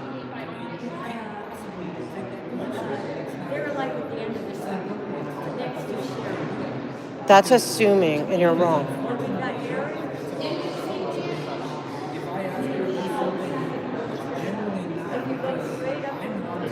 I'm in the wrong place for this offering. Okay. It is. Okay, so let me say it. No, I don't think I own the place. At all. Okay? Because today, as bad as it was, and I came in late, I would not have made a scene even if I was not on probation, okay? Because I understand. They're union people, whatever. But that day, he didn't take the full 40 minutes. He did it at 30. I was up there. They called me. I had the microphone in hand, ready to speak when he cut me off. I take that personal. That's personal. But you didn't advocate for me that day. But you didn't advocate for me. You did that day? Well, no one told me. But it did. Okay. Right. So then it's in my hands to preserve my rights. If you standing up for my rights doesn't work, then it's my duty as a citizen to redress my grievances to my elected officials, and that's what I did. I am informed. I am.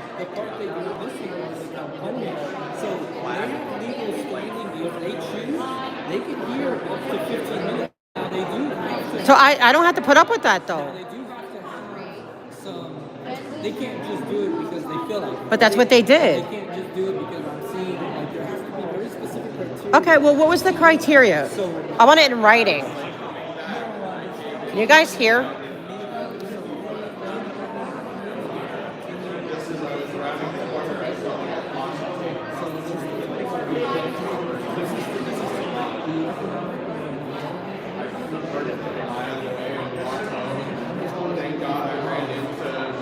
Okay, good. Okay, so, all right, let me ask you a question, how you would feel. You came an hour and a half in a broken chair. You're a regular. They know you. They only did 30 minutes, okay, in a short meeting, not a long meeting, not with a million people there. They called you, and you had your mic in hand, and then they saw you and saw Go Puppet there, and they said, you know what, never mind. Okay, don't tell me you wouldn't be pissed. No one advocated for me for that. Are you guys still at it? No, just... Yeah. Yeah, we'll figure it out. We'll work it out. Well, I mean, I would kick rocks. I would certainly get upset. But okay, well, I did. But see, the unintended consequences is when you're pissed at them, guess who gets the consequences? How did you? No, you know. Okay, then. That sucks. Okay, how did you get the consequences? I got how? No, I didn't. I have it on live. You can look. You know how I know I didn't? because afterwards, okay, your boss came over to me. I said, okay. I said, I'm not happy with this. I want to do a protest. I want to, whatever. I want to push it. And he gave me what parameters? He says, okay. So he said, go ahead. I said, I got him to where they kicked me out. That's my protest. Okay. That's my right as a First Amendment to protest. Okay. And then so I said to him, because I said, I'm going to do this respectful to you because I'm not going to make you guys drag me out, whatever. I said, I'm respectful to you, but I'm not going to have them where they feel, oh, they could just, tail between my legs, go out. I need something in return because I'm being nice about it. And to the cops, out of respect. He didn't even listen. He's such a bad listener.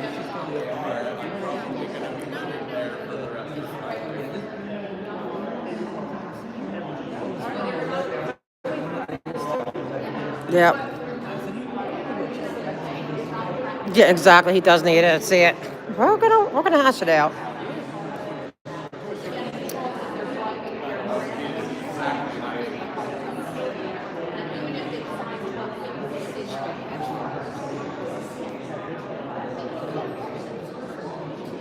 He doesn't want to hear truth.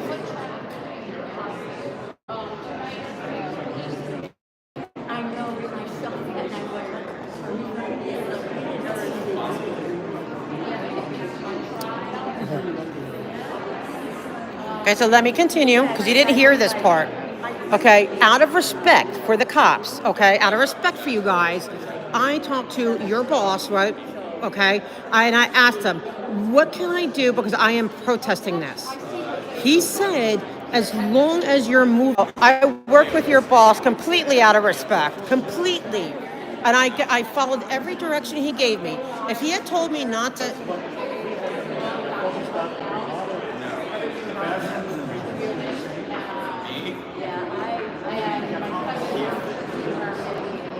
So if your boss had said, you know what, that's going to make us look bad, can you not do that?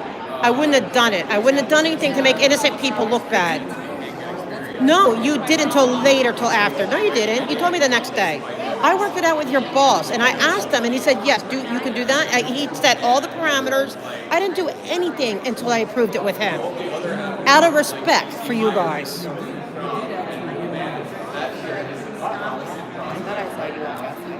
So I am not going to be accused of doing... No, I worked that... You can watch the video. Can you guys hear me?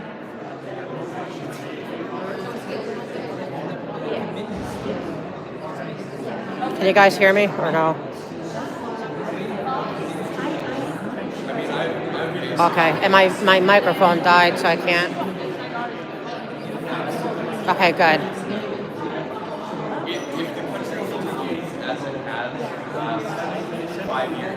Awesome. What was your question, Amy? I missed it.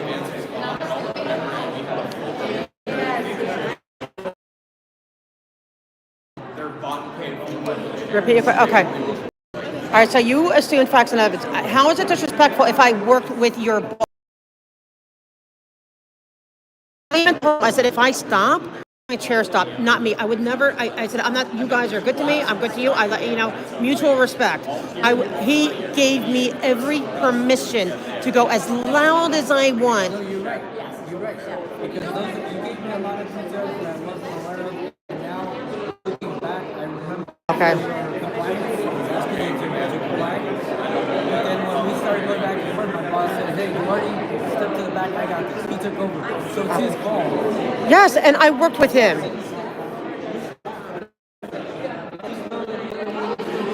Okay. Okay, so if I worked out it with him and he gave me complete, like, I worked out other parameters. I did nothing without his blessing. Nothing. This. I gave you the information, but they didn't give me, I want it in writing why they...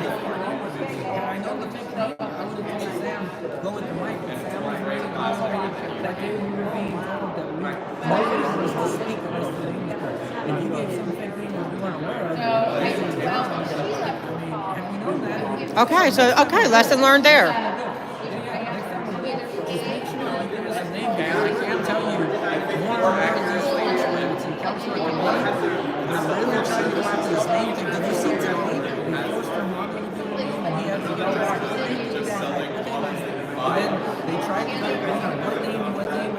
Oh, wait, I mean, it's more, no, I was stuck at the police commission, literally stuck with my chair. But that's a Fifth Amendment.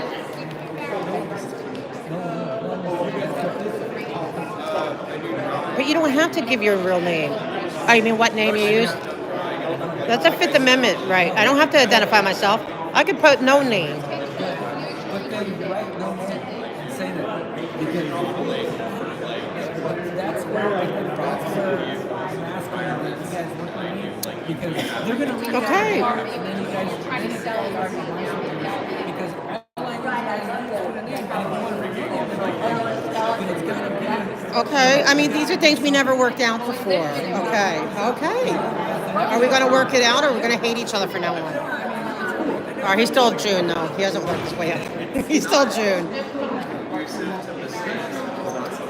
Because you didn't fight for my right to party, okay? Big jerk. You didn't fight. But I have to, see, I'm sorry. When I feel like my rights are being tread upon, I'm going to stand up. Too many people died for me to have that right. It's not that, no, it's not. It's not that I think I want everyone to be heard. It's not just that it's me. It is possible. They make enough money they could sit there and listen to everybody. Yes, they could. They could. They don't want to. Let's clarify. They could. Why couldn't they? They couldn't give 3 more people to speak. They couldn't give 12 more minutes. Okay, well, they could have done that. They got off at noon. Okay, if there's like 500 people, okay, I get you. It is, because you know what? I'm going to say that they should be, okay, if it's not against my constitutional rights, it's against decency, and I'm going to fight. I'm going to fight. I'm a fighter. I'm a protester, and I'm a fighter. Yeah, too much. Okay, well, that's what, well, I am less, right? Do I come here and call people out their name? Have you ever seen me disrespectful to them? No. Okay, so that is less, right? I don't come here cussing them out. I don't come here being rude or mean. I just come here to speak. I just said that your last statement. Oh, well, yeah, they pushed me. So I saved it all up, and they got a little one shot. But did I call him out his name? No. Did I call him? Did I drop F-bombs? Okay. So I still can maintain my respect. I just wanted to be heard. See, this is my... Thank you. If I feel I really should have been... Are they going to let you build it, guys? Are they going to let you build it? Okay, so if I feel in my heart that they violated my right to speak and I had a right, I have to take it. So they're going to hear my speech, whether it's I'm up there or I'm leaving. Heads up. I'm not talking every single meeting. I'm talking about when I feel I've been slighted.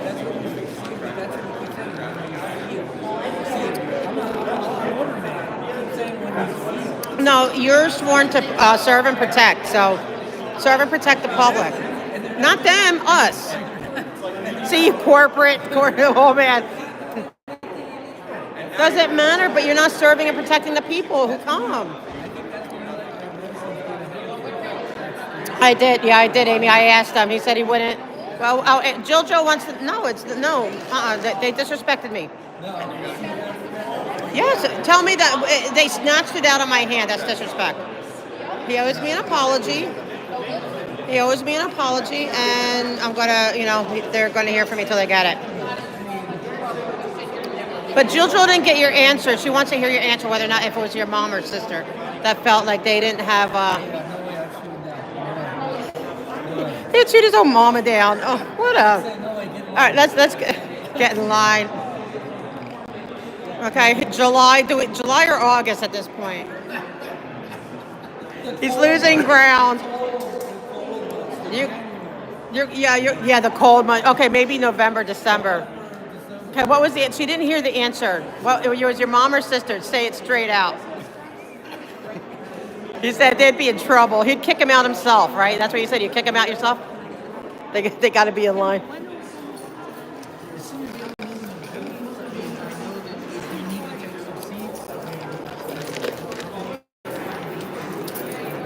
So they had to line up. I think he's in the cult. This is a cult here then. If Oh, I see. This meeting where, you know, Oh, yeah. with What we're here for. right, and then it's more of a, almost a fake. exactly, right, Mr. Wardy? Or the wife. What about the wife? What about your wife? Yeah. What about if your wife felt like really like betrayed and she wanted to be able to speak? She came to say something. No, but they didn't do it justly. There's the letter of the law and the spirit of the law. And when you and when I'm here and you see me and I have the thing in my hand, you're breaking the spirit of the law. All right, have a good day, man. They broke the spirit of the law that day by snatching it out of my hand. When they got out early anyway, and there was only 3 more people.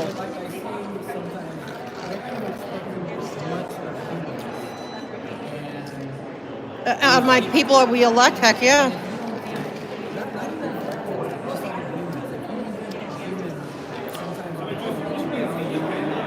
Of course they are, but that's why we First Amendment. No, it's called. What? All right, break down the First Amendment for me. Do you even know the different elements of the First Amendment? I'll see you, Hank. Thanks for being here. We're going to see if he knows the First Amendment.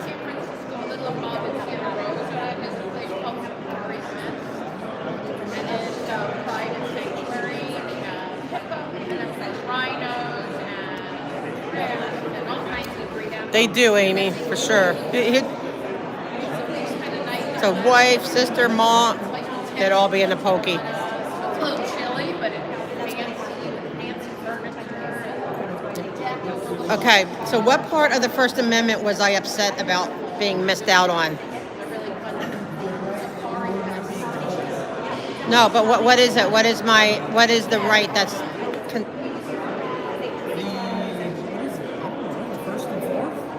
First, yeah.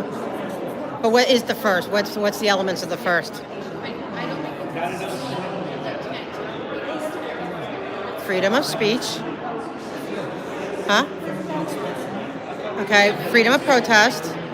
Okay, freedom of religion, right? And freedom to redress your grievances. Redress your grievances is a First Amendment right. I came here to redress my grievances and the right. Right, and one more. We didn't get to that one yet. And the right to assembly.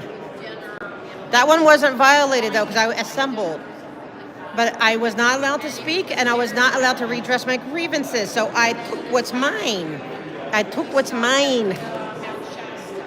Heck yeah.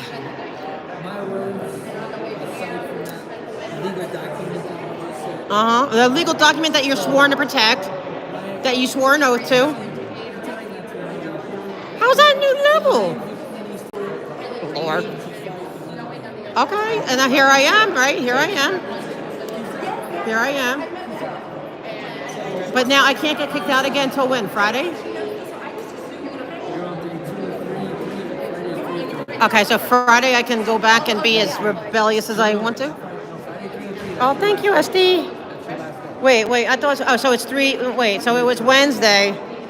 So I had Friday, then Tuesday, and then Wednesday. So Friday I can. Yeah. Can you, how do I get it in writing? Oh, thank you, SD. I need it in writing. Okay, and I also need to know, they muted their mic. Do you know what they said? Thank you so much, that's so sweet.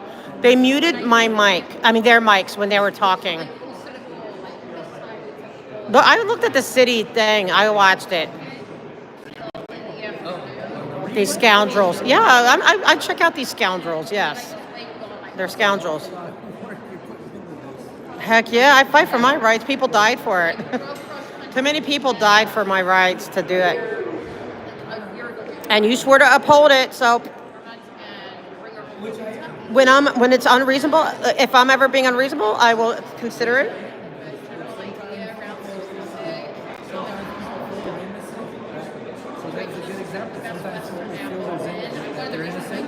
Oh, I feel as guilty as charged. But if the elements of the crime are there, I'm going to And Yeah. guess what?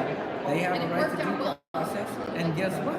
Their rights will be allowed, and their concern whether they're innocent or guilty will be found by a jury or judge, depending on whichever. But what about? See, you're not in a criminal court. You're in a constitutionally protected element area. So, which you need to know your constitution. You need to study. God, you need to study that sucker because I pointed out 2 out of the 3. I came here with 3 different rights that were violated. You need it. You need it. Some people, like I said, we take it serious because they're trying to take it from us. Do you understand that? I know, but they're trying to take it from us. No, oh, they are. They're trying to pass a law where we have to be beyond 300 feet of so I wouldn't be able to be within 300 yards of Scientology to protest. I have a right to assemble. I know you would. See. Yeah, because they'd be scared. Exactly. This is America, not China. All right. Okay, but mind you.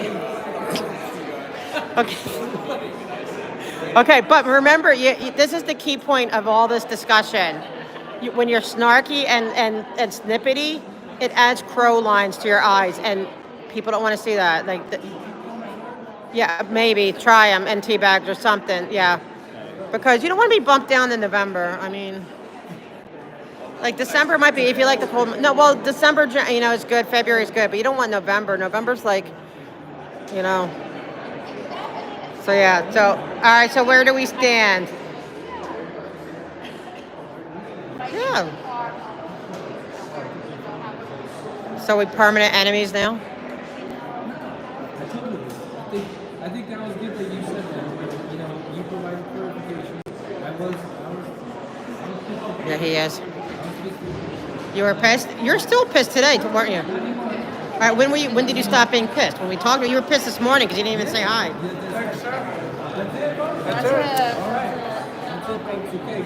Yeah, he was. I knew he was pissed, but you didn't listen to me the other day. I was trying to tell you then to make clarity, to talk to you about it, and you wouldn't listen. See, he asked and asked and asked, and I always comply. Yeah. See my.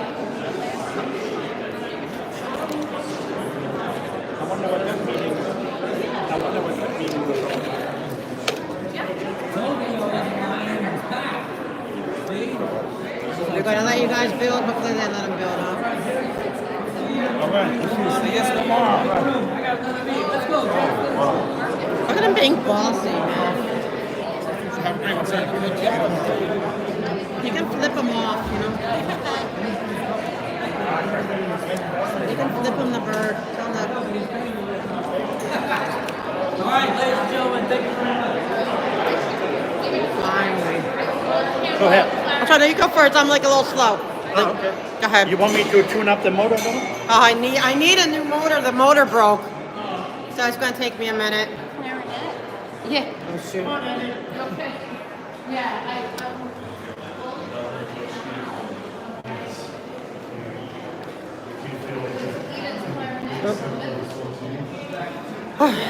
Pretty boys are the hard work. It's hard work with them pretty boys, man. Whew. The other ones are Oh, sorry. Does this go by item or just plum committee? no, this is the plum committee, but you only get up to 3 minutes up front. You don't talk afterwards. No, I knew that. I Okay. just didn't know what it was. Yes, it's just plum. Okay. Yeah. Oh wait, no. Oh, I need a. Oh man, I need a. Oh shoot, I need a. Oh, sorry. Oh. Exactly. He don't like it. He thinks I defied him. Oh well. He'll get over it. Oh, I need an agenda. Do you have an extra agenda? They haven't come out yet? These friggin'. Just like this is coming up for city They'll hook it council over. vote tomorrow. Was there a financial analysis? No. No. Did it say there was Since one? they're a new character unlocked. Oh yeah, he could be mad. He is. He's pissy. I don't know. I've been at this for 10 years. But but I don't know. I'm an expert, but I don't know. Can't wait to. Oh, no, that's the wrong one. I gotta go up there. I'm gonna go up to the front. No, that's the one that we. So how do we know what we're gonna speak on if we don't have an agenda? They still don't have agenda. Right now, or you won't speak. Duarte, did you sign me? Did you sign me up? I did. Thank you, sir. I'm gonna go up here. I know they're. Well, he's all mad at me. Well, let me see if we're. Duarte, we need to answer Duarte right there. We'll see if they call me. Who's on this one?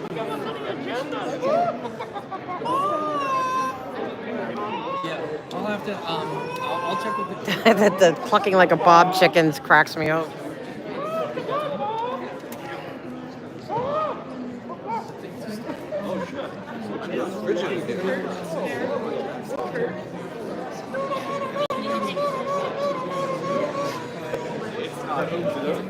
Pretty boys are the most difficult ones.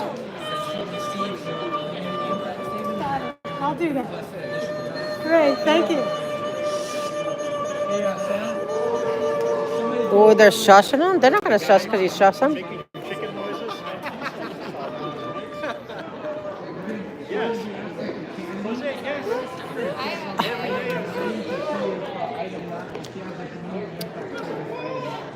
Yes, we. How do we know what to speak on if they don't have an agenda? I told you, there's a transition. There's a transition, so the clerk will be going to set some out. There's probably some out now. I have to go back there and double check. So I will. I'll tell them later. I will. I can't go around. No, that's only staff. All of the front section is staff seating. Staff seating. Yeah, because when anytime anybody is called to speak, they actually are going to have to come out this way. That's why it doesn't work. We have to have all the public speakers on this side. Yeah. So why are pretty boys always the most difficult to deal with? That's my question. I can't. My chair's broke. I can't go back now. I went there coming in. They said they're not here yet.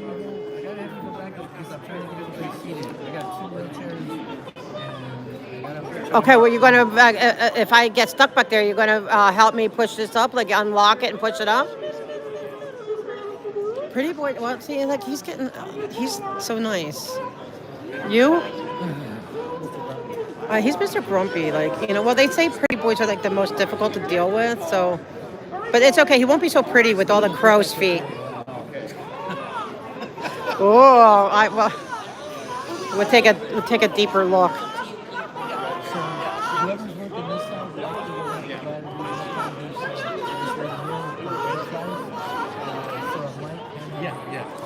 And me too. I'm Linda Sue. Thank you, Jessica. Kurt said that I was Julia. Okay. How come he's the voice of reason? Is that it? Okay, more wisdom. But I don't know.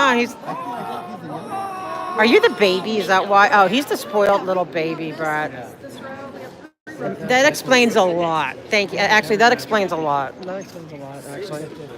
Yeah, they're like, cry baby. Oh, see, my chair broke. So that means I won't be able to turn it on off. Yeah, at the end, right?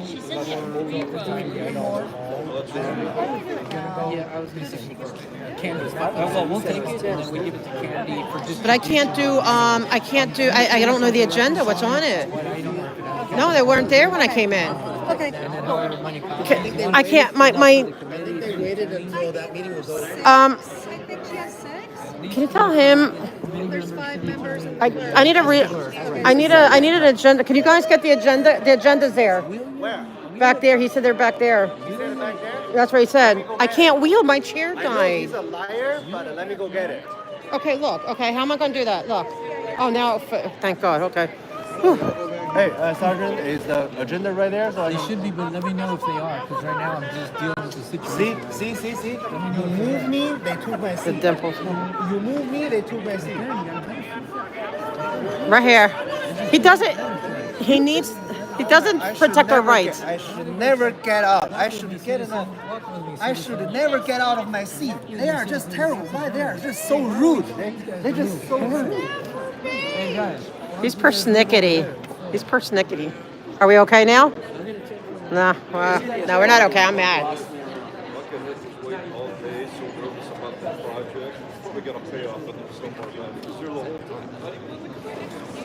Didn't Bob owe me an apology for something? I know he did, right? What about the...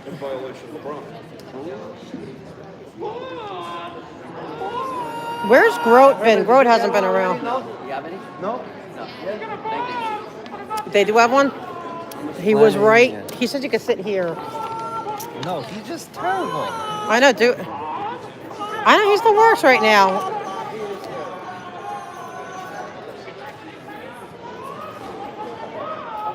Now he's a baby. He's probably in menopause.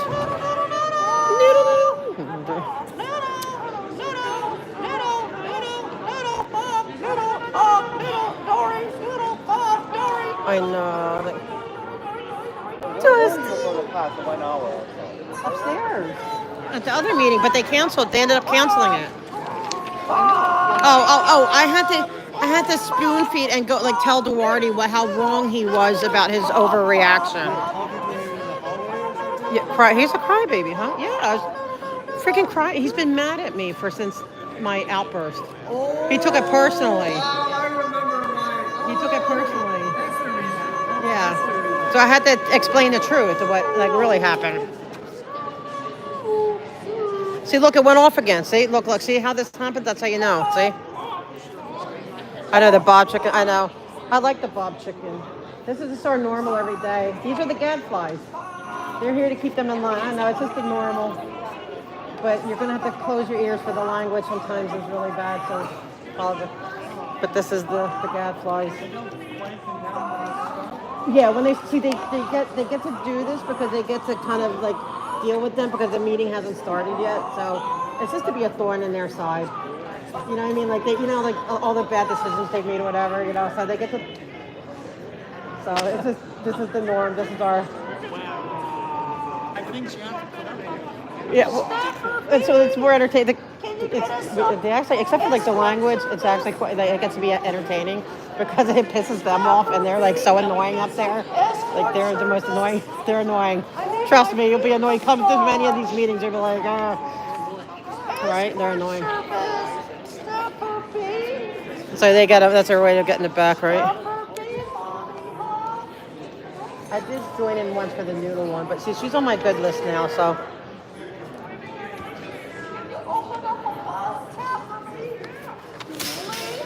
So, but viewer discussion of wrongs. See, new people, they don't know the routine. They don't know the routine yet.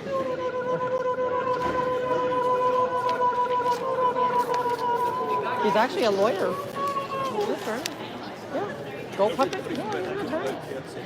Yeah. Very smart man. What they come and they just it's like poking them, because they can't do anything until the meeting starts. What happened? Right, we want some ramen there. I want some Dusties. I just don't like the bad language. I hate the bad language.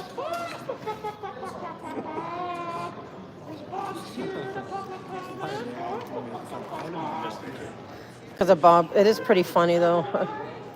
I like the Bob. I like the chicken. Because Bob's scared. Yeah, because he's so scared. Especially when the restaurant workers come. Remember? I think he's more nervous because they're all under the homeless investigation. Oh, yeah. Oh. They're all headed to prison. Good. What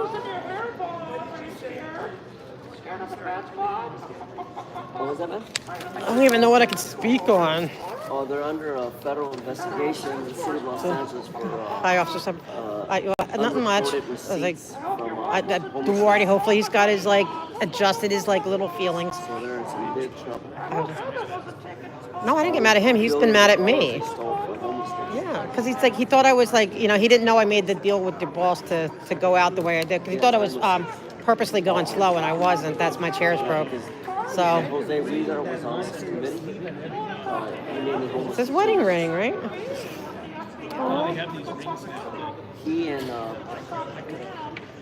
and her blessing. Oh, and it, Okay, well, her blessings, Jose Weezer. really? I'd be scared. I'd be freaking out. They send the LAPD. I'd be freaked out. I'd be like, I want to know. Arrested for making criminal threats. Did you ask him if he's better now? Like if he's still like, because you know we don't want wrinkles. Why is he? Oh, he's stressed out. How come you're not stressed out? How come you're always calm and collected? And getting veterans off. He's always the honest one. I love him for his honesty. We used to call him Honest Abe. You could still call him Abe. Honest, because you're like Honest Abe. You don't. No, we need a name for you. All right, what should we name? What should we name you? I forget. What? Oh, okay, yeah. What? Well, who's Phil? You mean, I'll turn. Oh, hold on, guys. I got.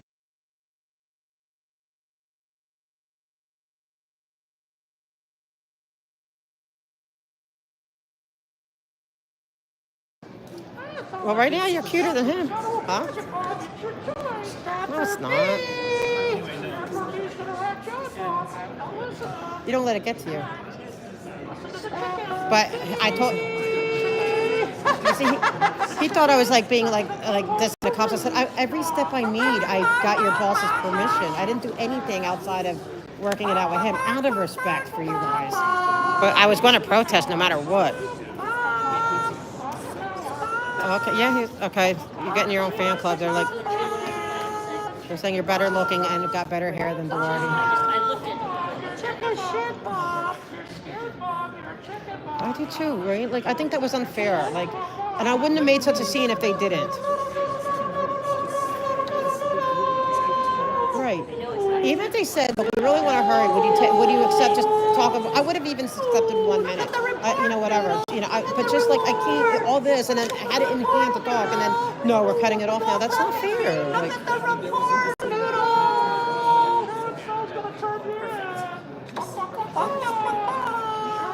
they should let at that. They only had what, 2 more people or 3? You know, I think it was 2 or 3. Like really, they got off early anyway. They could have done the whole 40 minutes. We would have been out of there. It's not like they do the home one. Like I can't call from home to do it. I gotta come in, and I came in on a freaking broken chair. That's why I was mad. Like the fact that you go through all that. And it's like they know me. Like they know I'm here, and that's why I took it personal. I felt they're like, no, we don't want to hear from you because you get to talk all the time, so you don't need to talk today. But I don't look at it like that. So thank you for listening. See, he's nice. He's like, he didn't get mad. So if you have a general public comment, you have to wait. He didn't have to tease me. Everybody, we are going to start this meeting. Thank you all for being here. Good afternoon. This is the regular meeting of the Planning and Land Use Management Committee. I apologize that we are starting an hour and 9 minutes late. Those of you who came in here realize there was another hearing that was going on. Hey guys. All of us members of the committee came down. Difficult day. Just trying to. But there's a controversial issue. Had to handle a freaking Dewart and get his panties out of his bunch. But I think we're better now. I think we're going to be okay. We got delayed, and then once everything was over, we had to wait for the first one. Excuses, Paul. But we are now able to start this meeting. And one of the things that is, in order to... He's going to do it really bad. We had planned to have item 1, the director report from the director of planning, which I think is important. Something that we used to have in these meetings. In the past, we would bring the director in. I don't understand the sequel stuff. We have sort of a discussion about that issue. This time, we were going to get verbal reports about recovery from the Palisades fire and the rest, which I think is very important. We are going to skip that planning, that director of planning report discussion, and not skip it, but we're going to continue it to the next meeting. And I've already informed What show I missed it? Sorry, guys. I'm like reading this in this chat. We will not be doing item 1 today. Can we talk about it? What if I want to talk about it? And also, item 2, which is the Boswell Ranch. There's a number of details that they're working on. I'm eager to move that forward. You want to remove a Citrus Street orchard? Here, but we need to continue that for one more meeting until April 27th.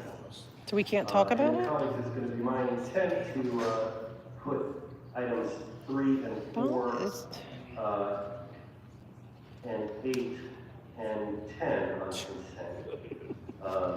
If we can discuss it later. That's crazy. What if people came all the way down here to speak on those? I know That'd be on bad. 5 and 6, Councilwoman Ron has. Right, it does, yeah.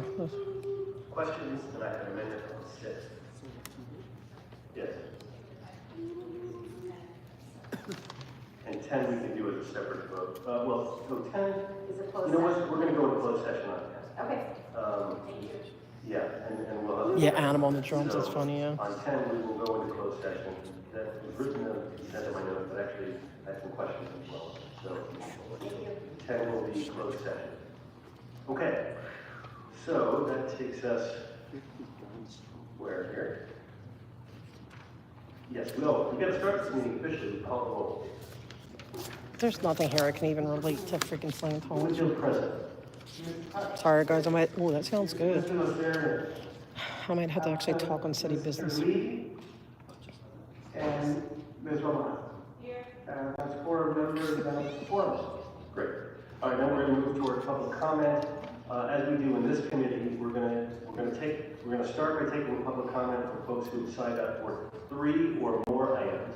Did you sign us up? Come to speak on lots of things. You did, okay, you did, okay, you did 3 or more? Then we're going to have, we're going to go through item by item and hear from people who have signed up for particular items so that we can pay close attention to that. He's so annoying. And how then he at does the his end, meetings. after all of the votes have been completed, we will then have 1 minute for general public comment for anyone who's here for general public comment. Bob. That's how we do the whole committee. So glad. Does everybody have to read the rules for public comment? Appellants and other representatives and applicants and other representatives will be allowed to Yep. speak for a total of 3 minutes per side unless otherwise noted by the chair. Members of the public wishing to speak on one agenda item only shall have an opportunity to speak for 1 minute.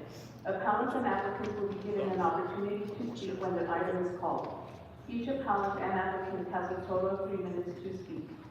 An appellant can choose to have a single representative speak on his or her behalf or divide the 3 minutes amongst his or her. Read to the instructing Anyone development. else, including an attorney or project manager wishing to speak on the panel's behalf, who does not do so during this 3-minute period, may offer a minute of public comment whenever the committee chairperson opens the public comment period for the item. Therefore, we expect that appellants and applicants have the respective teams assembled and ready to present at the appropriate How does time. 7 even happen? Members of the public wishing to Do you see speak on 7? more How than does one that even item shall happen? be and shall be allowed to speak for a total of 2 minutes. Failure to submit public comment in a timely manner before the comment period for the item ends results in forfeiture of the opportunity to participate in public comment for the item. As stated by the chair, general public comment will be taken at the end of the meeting. Mr. Chair, by means of the record, a community impact statement has been submitted for item number 7 by the Greater Valley Glen Neighborhood Council in support of the matter. Madam City Attorney, please provide additional guidance on public comment.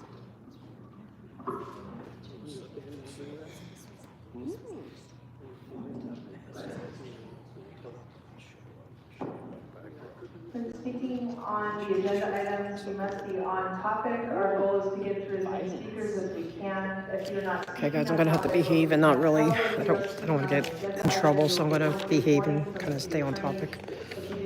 But public comment, I can do what I want to do. And we will. You know. Oh yeah, I love Beaker. Okay.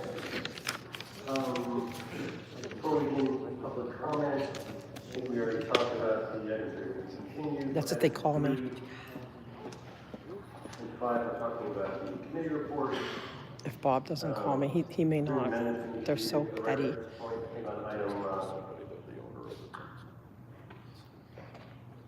Prime ministers. They're elected up there. Okay, yeah. So, I guess we can move to public comment then? Oh, yeah. I know, I gotta behave. I do. Like, guys, I'm not even gonna push it. But public comment, I can talk on purview there. So for item 6, committee members, I will read the language. Item 6 is a report from the Department of Building and Safety relative to measures regarding Aw, construction this is sites. sweet. That's just, and enhance the we gotta do it, right? We gotta development keep the requirements momentum for going. I don't like slowing down. This was initiated by a motion I don't want by Mr. momentum Lambert slowing down and, because they're gonna be awful by next week. which was adopted by the council on November the 20th, 2024. I will read the amended language to the I'm just grateful that bike guy is willing to take me down. report. 1, instruct the Department of Building and Safety, there's 5 recommendations. Instruct the Department of Building and Safety to create a new category for reporting violations on the department's website. Categorized as He's kind of handsome though when he's angry. wrongfully development or under construction and potentially inactive construction sites to aid the department's investigation and enforcement efforts. 2, to instruct the department. I think it's funny that he's angry from like Wednesday through Tuesday, like hold grudges much.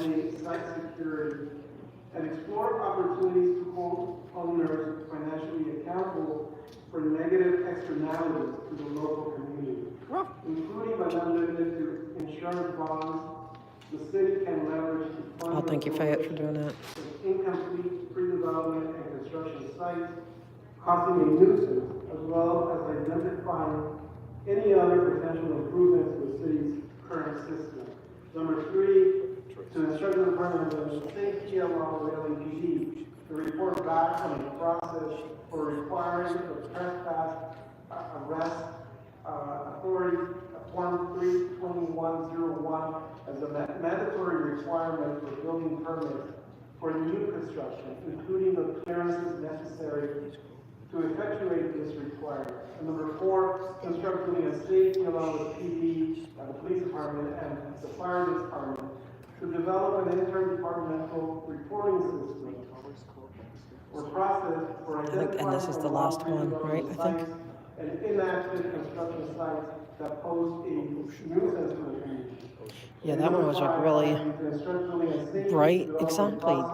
Really emotional police one, and then Duarte and his feelings. And the respective council office to proactively contact the owners, applicants, and developers. He's still looking at me. He's trying to make up his mind whether or not he forgives me. Or development, with the goal of Right? expediting the completion Exactly. of the planning and permitting processes and/or construction. That concludes the 5 recommendations, sir. I had to go get him a donut. Okay, we'll move on to public comment. And we will start with folks who have signed up for 3 or more items. They have 2 minutes to cover. That's all me. items. So if you come here to speak on. Hey, Smoke and Skin. He's here too? please, Smoke and Skin watching the line up afternoons? On the left side of the chamber, stage right, left. Oops. And we'll start with Audit LA. You have the microphone. Oh, no, you don't have the microphone. I don't have it yet, but Okay, we'll start with, no, they're getting it. They're getting it. You go first because they're getting it. But thank you, Bob, for calling me. Right here, I told you obedient time, I'm a transgender woman, so okay, I don't know who are you. we'll start with the lady in the front. So I start with item number 5. It doesn't matter how many times you discriminate my gender, I will bring me here. Item number 5 is about the spend $8,782,000 from Development Services Trust Fund for the continuation of consultant services for the PULA project. Now, I want to ask our council member Jordan Martinez that millions of millions, and then you ask another 8 million. Tell me one thing that is something good you build in the city of LA. I know you build the casino, I know you build a criminal complex, I know you build a scam of homeless services that LA supervisor or supervisor has to keep you up. Now you're asking another 8 million for some sort of build LA project. I don't see what you build, but I see you're building some scams. Now, move on to item number 6. Number 6 is about the LAPD issues regarding LAPD no trespass authorization. Well, this time I stand in solidarity with our Palestinian people because many times LAPD go there to enforce the law. many times, like Sergeant Duarte go there, but Sergeant Duarte said, well, we don't have authority from the council president, Louis Martinez, that we are allowed to enforce the law. Now, right now, we are trying to do something that we are giving the LAPD the authority, we are giving the LAPD the procedure, how can they communicate with law enforcement on the weekend safety. So in the future, when we see those people who are committing the crime, who are doing the trespassing crime, and then we can do something as well, Sergeant Duarte. But again, I am here having no confidence for having our council member like you to do anything about this. Bob, you made my day today by calling me first. I want to thank you. You're on my good list today. So the previous apology that I was going to demand is forgiven. It's done. Gone. Anyway, so thank you for that. All right, I'm here for the one about whatever Toluca Lake Neighborhood Council wants. They got whatever historical thing, do it, because Toluca Lake Neighborhood Council is #1, and whatever they are supporting, I'm supporting. So let's give them that, please. But the other one I'm also here to talk about is like the cell tower thing. How did that get approved without public comment? We all know how I feel about public comment, right? It's very, very, very, very important. Right, Mr. Lee? Thank you. Okay, just checking, because Mr. Lee, you have to ask sometimes. He doesn't want to acknowledge. But you know what I mean? Like, how did that happen? I'm curious. It would not have happened under Mr. Nazarian's watch. I am convinced. And Mr. Blumenfield, you probably didn't do it either. So I want to know who's, at fault for this, because that should not happen. They have to have it through proper public comment, because you have to hear from us first, right? You're not even supposed to make up your mind until you hear from us first, and then you make up your mind, right? But so if you did it without hearing from us first, that means you made up your mind without our input, which is no good. Other than that, I had to stay on topic, huh? But I came to speak about #2, so I can't even speak about it. That's not fair, allocating funds and all. It just seems like a lot of money, because like right now we're going to be building the convention center, right? Hopefully tomorrow, maybe you're going to say yes. So like $8 million for all this other stuff, like there's a lot of money passing through. And I know like Public Works puts the most amount of money through. So we got to be a little bit tighter with the wallet. So if we want to do these big projects that really matter, that will give a lot of jobs in the community, we had to tighten up somewhere else. You know what I mean? So let's be more mindful of these things. And it's okay to say no every now and then. It's okay to say no to the stuff that doesn't really matter. Other than that, I think we're good. Thanks. Speaker.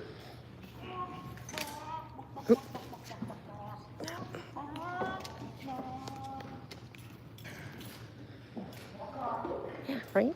So you see here, #6.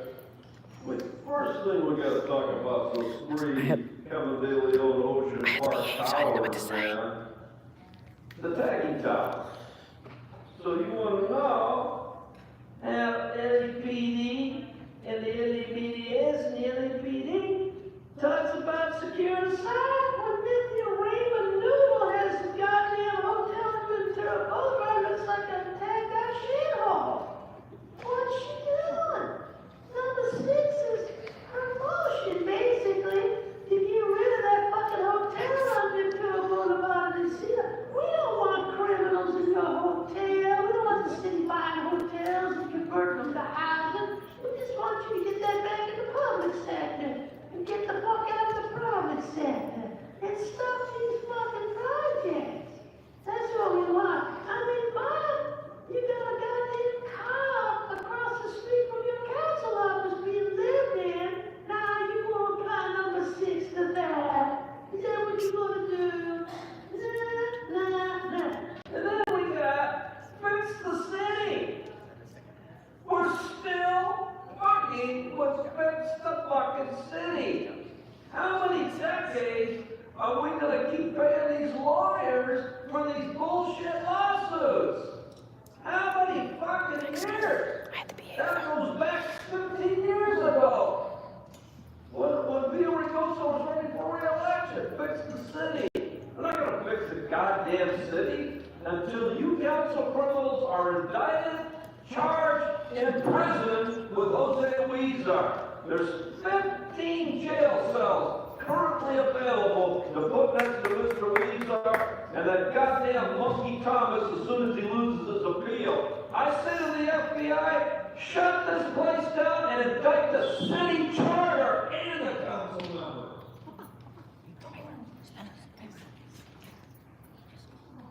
Oh, I forgot.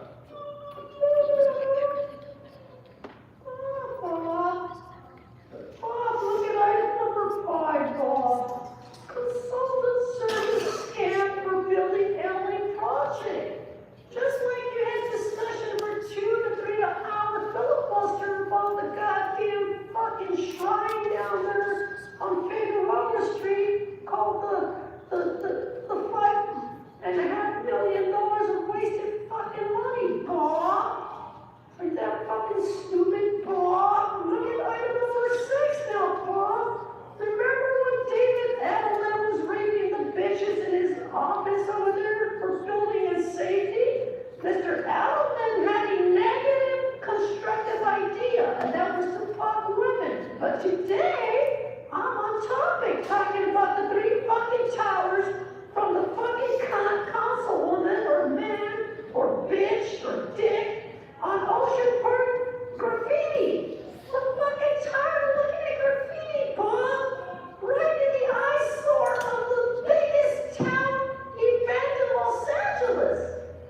And you still, Bob, you, Lee, and Nazari the herder, and you have to pay constructive intent to the shit that the people here, in the interest of time, want to be heard on their items. And they want your full attentiveness to why a goddamn white nigger like me has to come in here and talk about my shirt. It's a simple shirt. Who are you all fussy?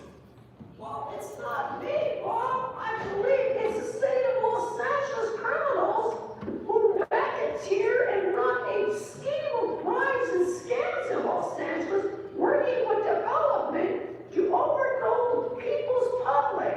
So 42 CND law, fuck you! Okay, thank you. We should definitely check the helium levels over by the microphone.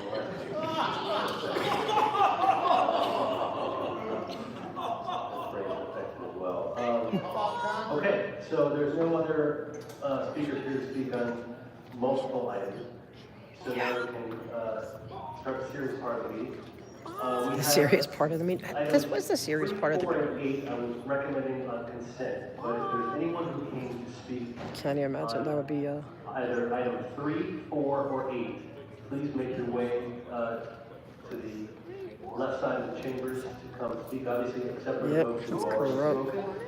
But if you're here to speak on item 3, 4, or 8, we would love to hear from you now.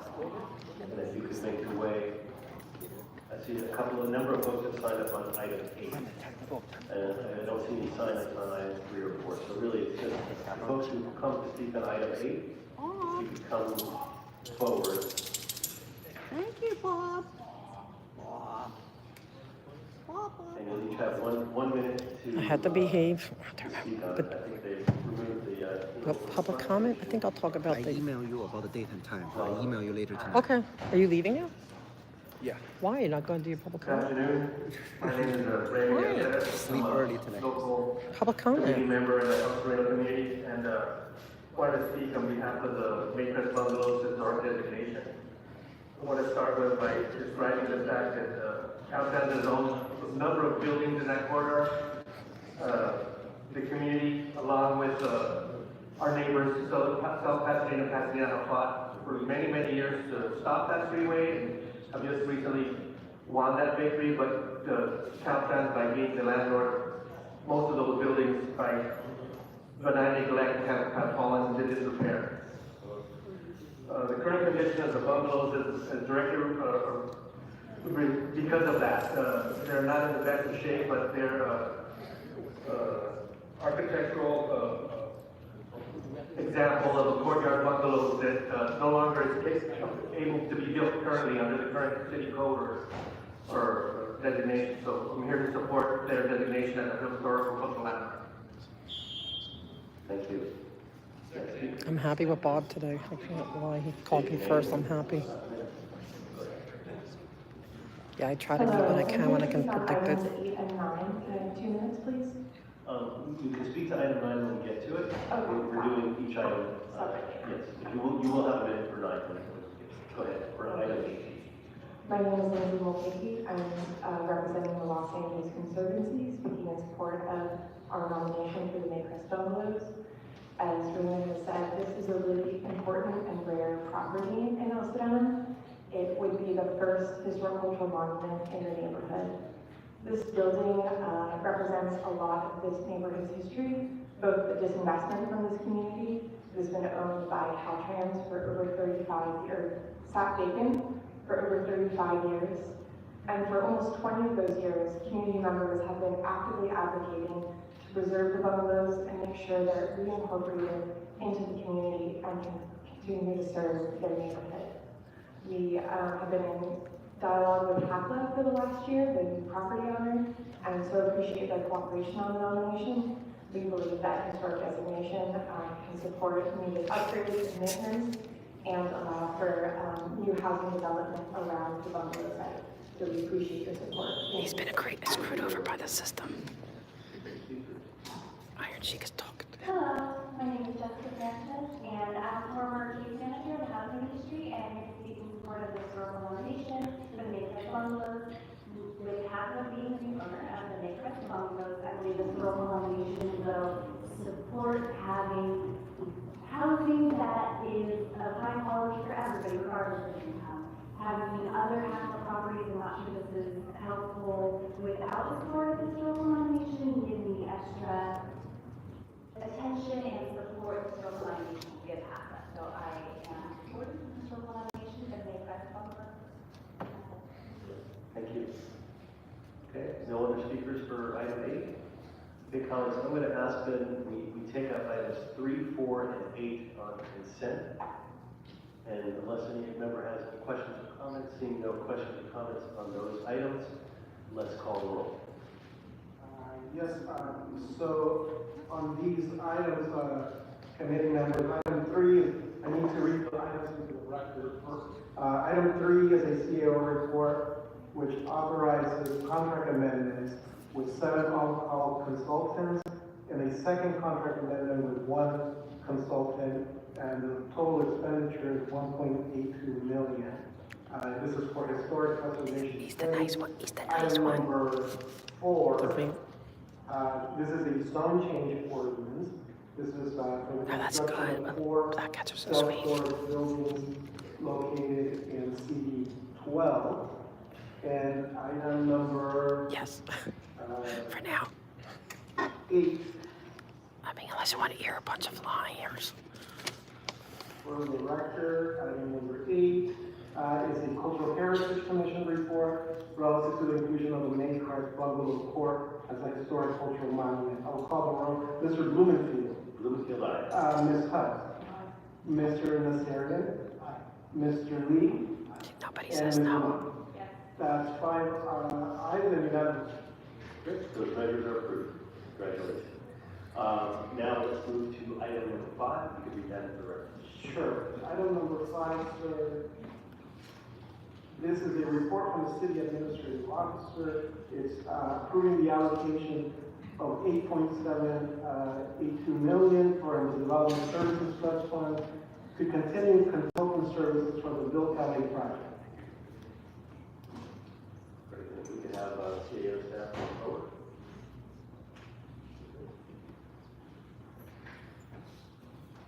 Wonderful. This report is Ron, questions about it? We'll start with Captain Ron. Great. I just had a question. Unless you want to hear your presentation first, or you want to have it? Oh, that's cool, Tony.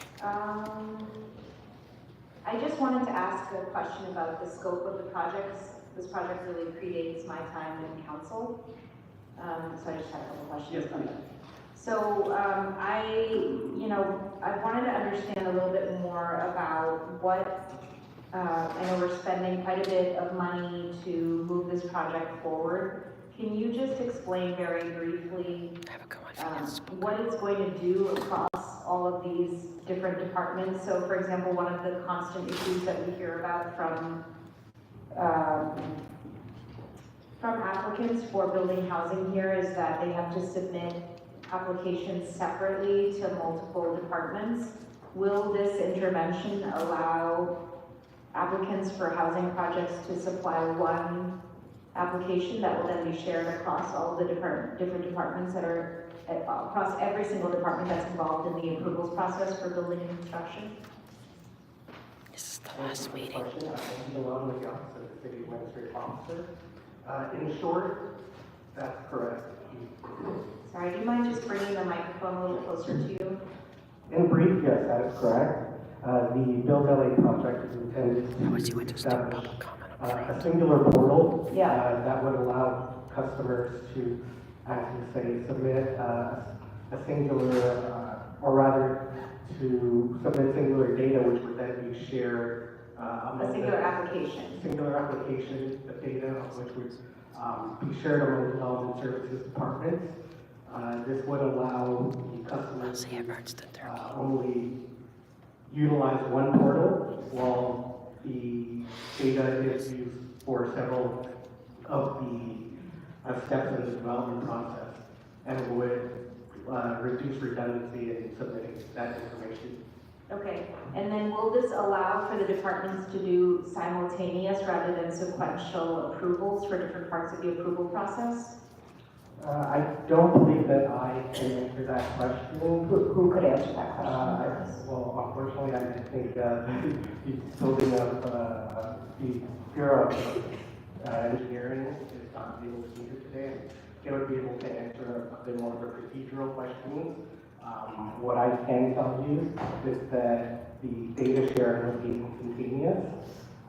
Whether that affects the order in which approvals are made, I can't speak to. And then how is this intervention being evaluated for whether it's actually going to improve the development process? I know that everyone says technology will reduce the timelines for approvals, but what are the metrics that you're using to say whether this project will actually reduce development approval timelines in the city of LA? Well, the project itself is comprised of two components. One, which is a multi-departmental component, which is generally the singular portal, but the project is also comprised of departmental components in which each department essentially improves on existing systems and progresses.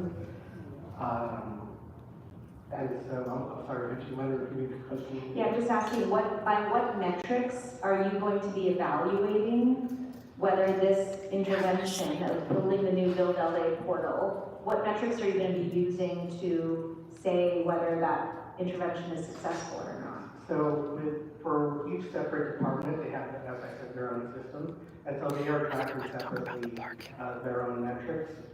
Generally, they're tracking the amount of time it takes for certain approvals to be provided. Unfortunately, I can't provide details to that, but... And who would be able to provide us those details? The individual departments that comprise the Build LA project. So is that somewhere in the original project conception or in the documentation that's affiliated with this project that we can look at? Yes, I believe that information would be available in the Build LA project,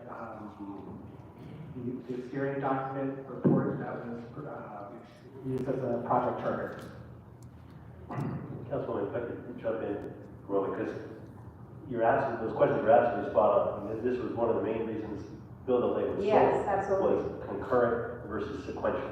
Like that was burned into my memory that was what was going to make this a great success. So perhaps we can add a report back to get the data that is, if Darnell better do exactly what she's asking, which is improve, streamline and improve the time and allow for concurrent versus sequential approvals. But I was assuming and understanding that was in there, but I would love to see your report. I don't think it's in this report.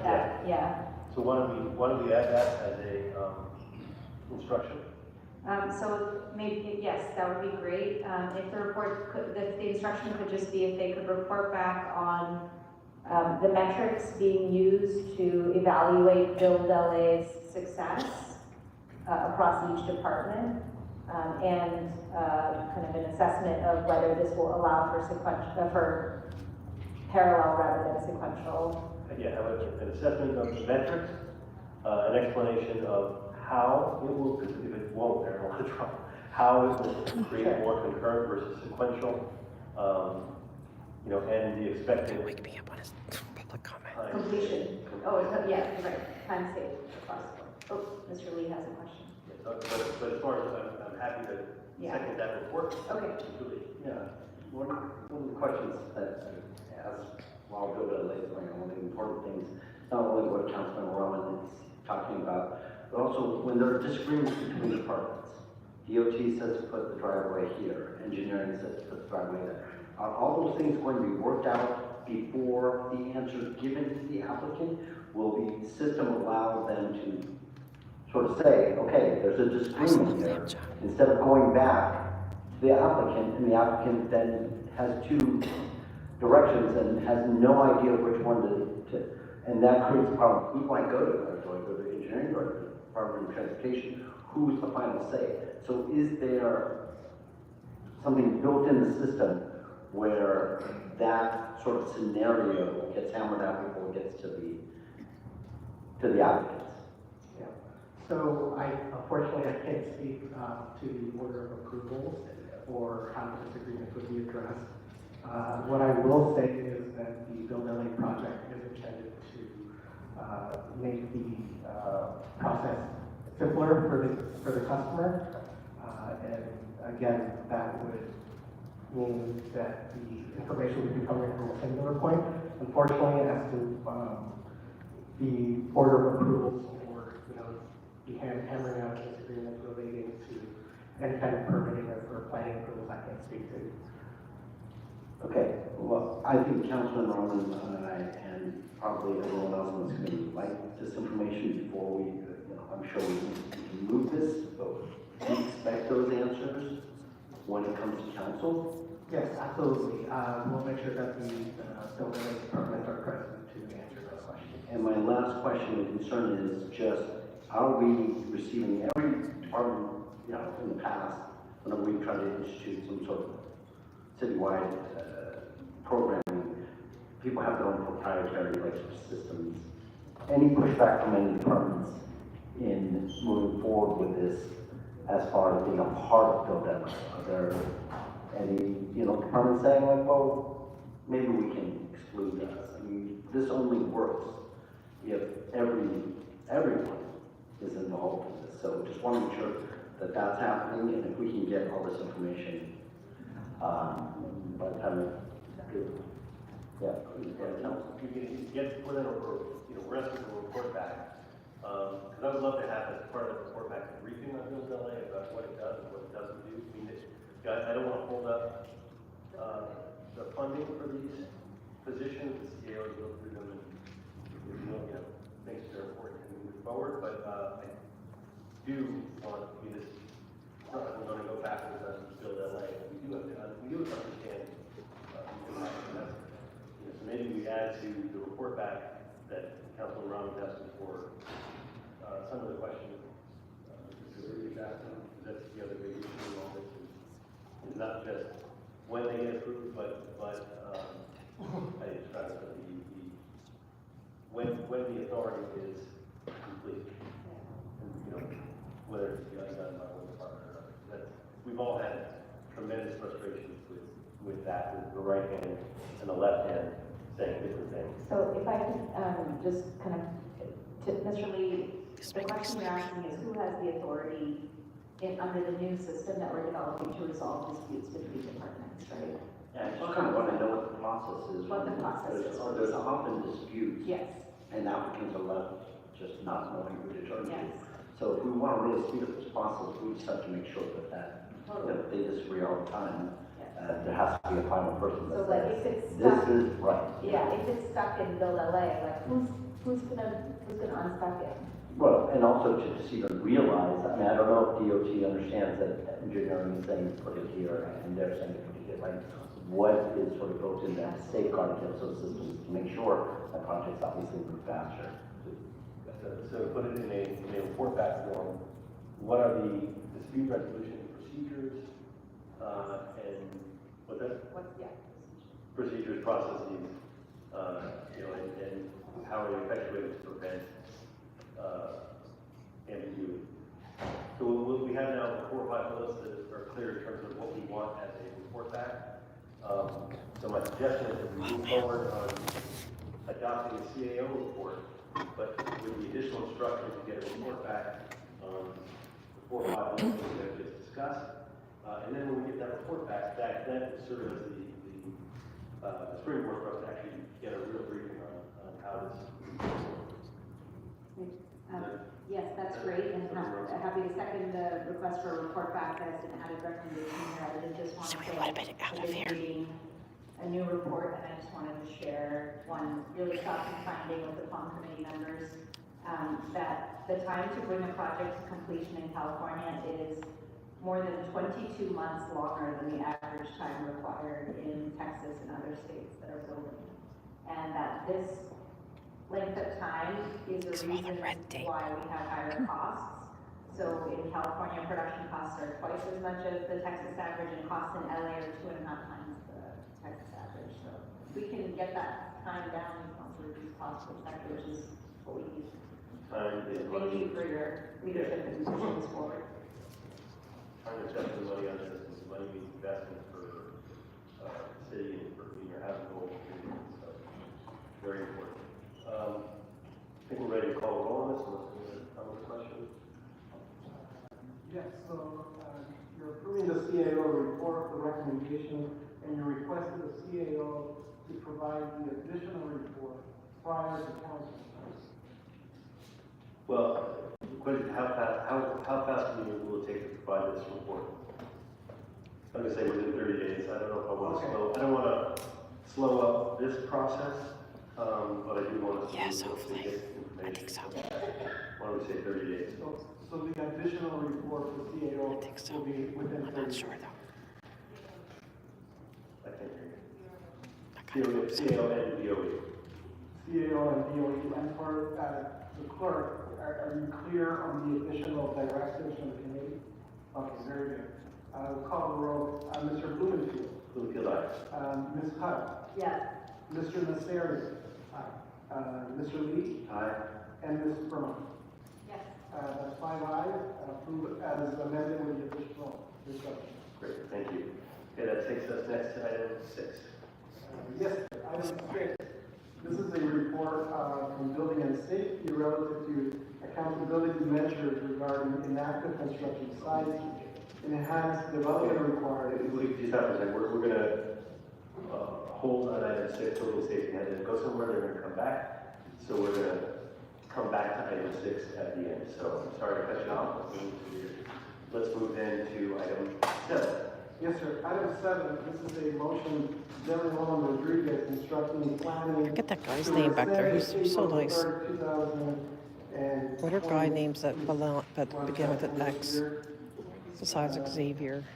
Is that Xavier? 2024 action relative to a cell tower application in Eagle Rock at 1731 West Colorado Boulevard. Thank you. And so the process here, we're going to hear first comments from the planning department and the city attorney. Then we'll hear comments from Council District 14. Then we will hear from members of the public. Anyone who's here to speak on this item will get 1 minute each, unless you file a community impact statement and then get additional time. And then we'll have committee discussion and comments, and we'll move forward to the resolution at that point. So we will start with the planning department to walk us through the process here. Good afternoon, Honorable Farm Chair, Dean Bill, and committee council members. Linda Liu, the Department of City Planning. Item number 7, Council File number 24-0701, pertains to a new 45-foot tall wireless telecommunications facility located at 1731 West Colorado Boulevard, near the northeast corner of Harvest Drive and Colorado Boulevard in Eagle Rock. The project site is located within the Colorado Boulevard specific plan in sub-area 2.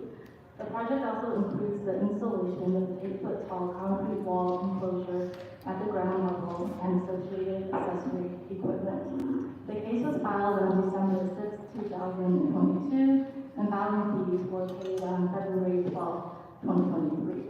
At the time of filing, the case was mistakenly filed under a zoning administrator action. A hearing was set and noticed for July 20th, 2023, but the notice was rescinded when the error was identified. The applicant's representative filed for the correct entitlement a specific plan exception on August 1st, 2023, with the East Los Angeles Area Planning Commission as the decision-making body, and with the Colorado Boulevard Specific Plan Design Review Board as a recommending body. During this time period for both the zoning administrator case and the Area Planning Commission case, the planning department did not hold the application materials by issuing a written notice of deficiency. Between August 2023 to February 2024, the Verizon project representative continued to work with project planning and provided multiple revisions of filing and noticing materials for the design review board and EPC meetings. The representative did not bring up any shop costs for a timely conclusion, and the design review board meeting was held on March 4th, 2024, and the Area Planning Commission was expected to follow soon. Meanwhile, on February 28th, 2024, Verizon's legal representative provided notice of the shop cost expiration under state government code section 65964.1 department. And after internal discussions, the wireless facility at 1731 Colorado Boulevard was deemed approved by operation of federal and state law on April 3rd, 2024. Under this government code section 65964.1, a new groundwork wireless facility is deemed approved upon satisfaction of 3 criteria. Number 1, when the city does not approve or disapprove a new wireless facility within the 150-day shop cost set by the Federal Communications Commission. Yes, this is the planning land use meeting within the city. It's a committee within the city, LA Council. Number 2, when the applicant has provided all public notices regarding the application within the shop clock timeframe. And number 3, once the applicant provides notice to the city that the 150-day shop clock has lapsed and the application is deemed approved pursuant to section 65964.1. Get that legal information to your friends right off, right? I'm getting out of here. I've had enough. I'll have them call you. Is that good? Yeah. Okay. Thank you so much. I'll give you guys advice. I thank you. It was great meeting you. I really want to help you get out of this shit. Thank you. I believe in the rule of law. Yes. So like when I was in the jail, I was told, hey, you know, most of us are guilty, but it's what they do to us, they take our rights away. Yes. Treat you as you. Nobody said their case got dropped. Dramatically changed? Yeah, well, they got to produce evidence. No wonder it dramatically changed. Right. It was great meeting you. You too. Thank you. We'll be in touch. There is no mechanism for the department to rescind the April 3rd, 2024 approval. That guy's so cool. About a dozen comment letters have been submitted for this item, including from the Eagle Rock Neighborhood Council, community members, and the Verizon legal representative. Me too. He said he will. And the letters are available under Council File 24-07. Yep, that was Doug. This completes my presentation. And staff are available for any questions. Nice. That you may have. He's a cool dude, man. We'll have questions, but we're going to start with Council District 14, if we have a representative, and then we're going to do public comment, and then we'll have a discussion.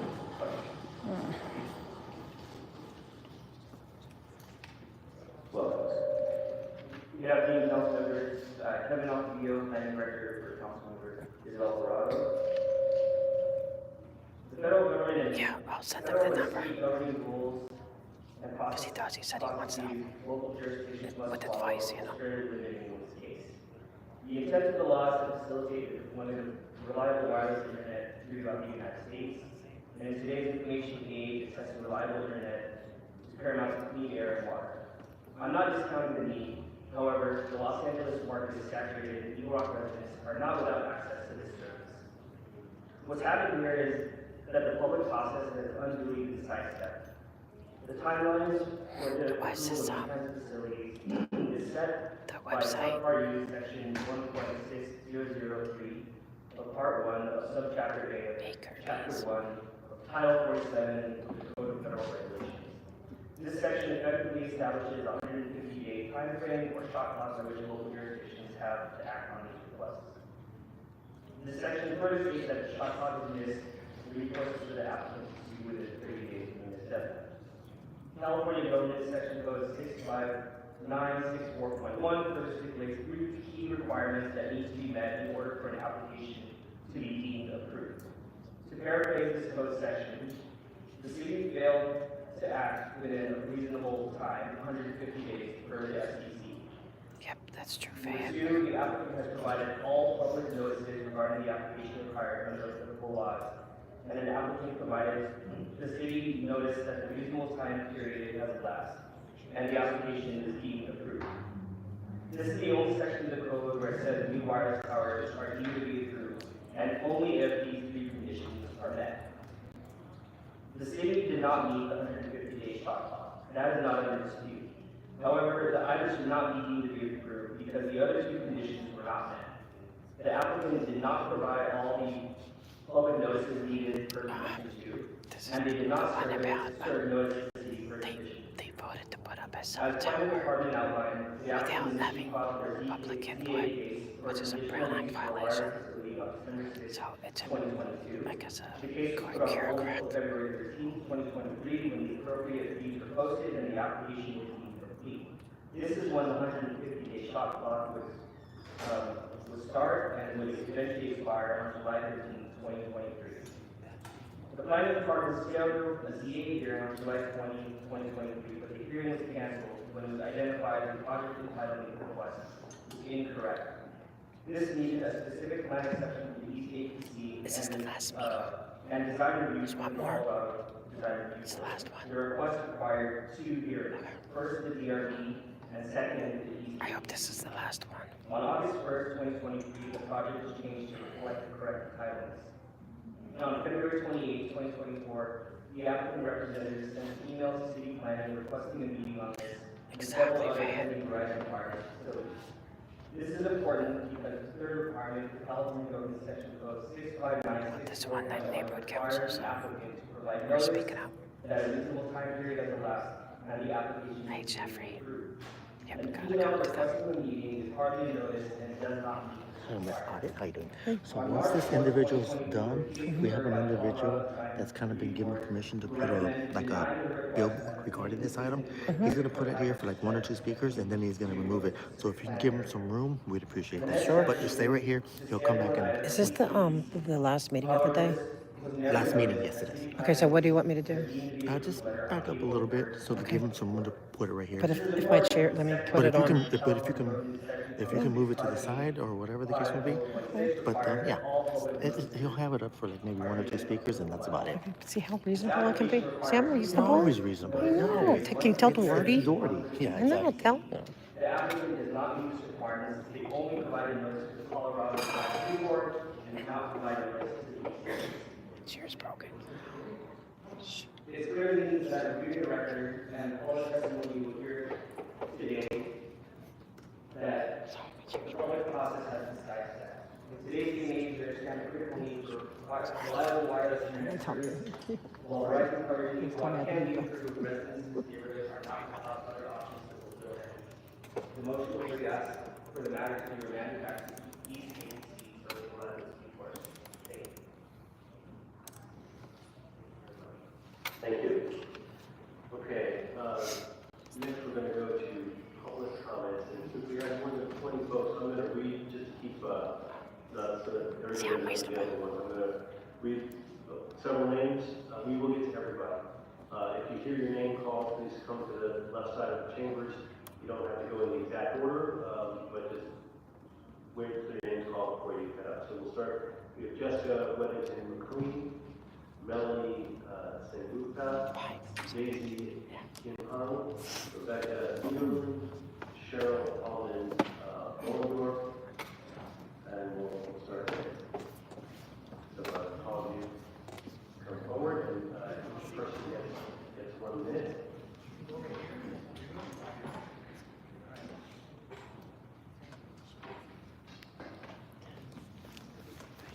support. Oh, that's right. Yep. That's right.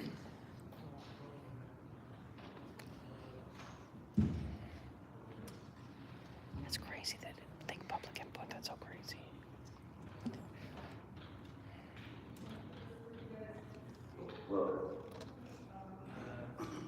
I know I saw him here. I was at the police.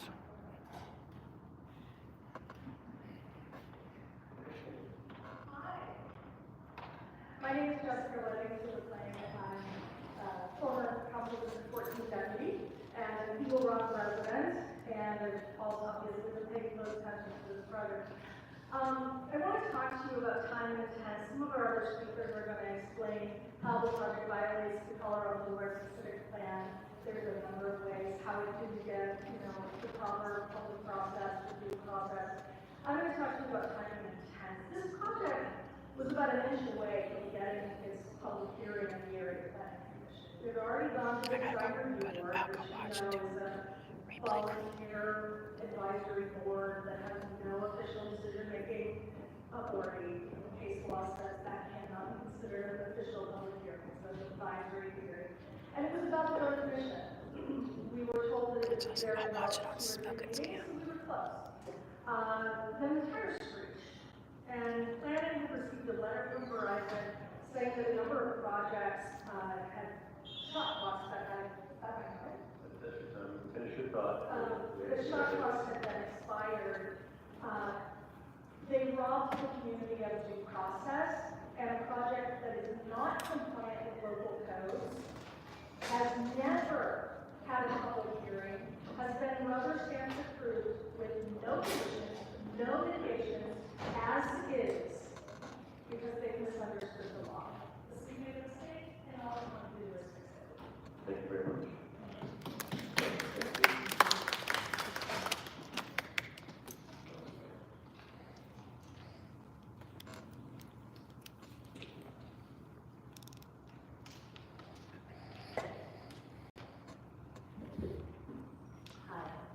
My name is Rebecca Niederlander, and I've lived at my home about 50 feet from this proposed tower for the last 24 years. I bought my home fully believing that the elected officials and the hired officials within the city of Los Angeles would follow the law of the specific plan, which they themselves enacted and approved. And I don't see people paying attention to this, and it matters to me if you're paying attention, sir. Okay, so the thing that has been approved is they did not do any research, they did not follow the further section of the code, section 65850.6, which says that only co-locations, not new towers, can be approved. They also did not follow the Colorado Board Specific Plan, which states that this area, sub-area 2, should have pedestrian orientation and should be buffered. Nearby residential homes should be buffered. We need you to vote in favor of the motion that has been proposed by our previous representative, our council member, and approved by our new council members. They are elected to follow our wishes, and they both agree that this needs to go back to the drawing board, and we fully expect and demand, frankly, that you follow their recommendations and our recommendations, which are the actual law.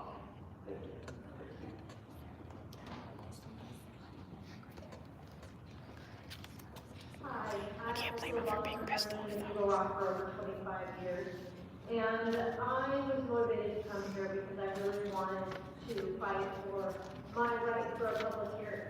I wanted to be able to speak on this issue, and it was stolen from me.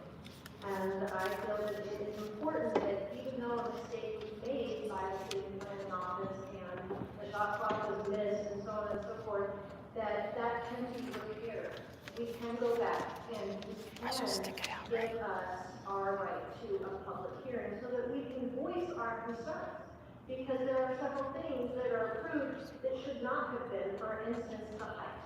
We have a Colorado specific plan that says that nothing should be above 30 feet, and yet this was approved for 45. And there are other issues as well that we are concerned about, but we need to fix this mistake, and we need to have our rights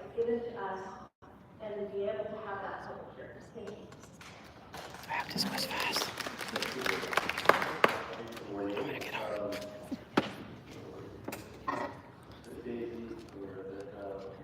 Linda Sue Marks Grunny, Tina Forrestel, Jennifer Goldsmith, Bobby Goldsmith, Barry Mullendorf, and Nicole Lewis.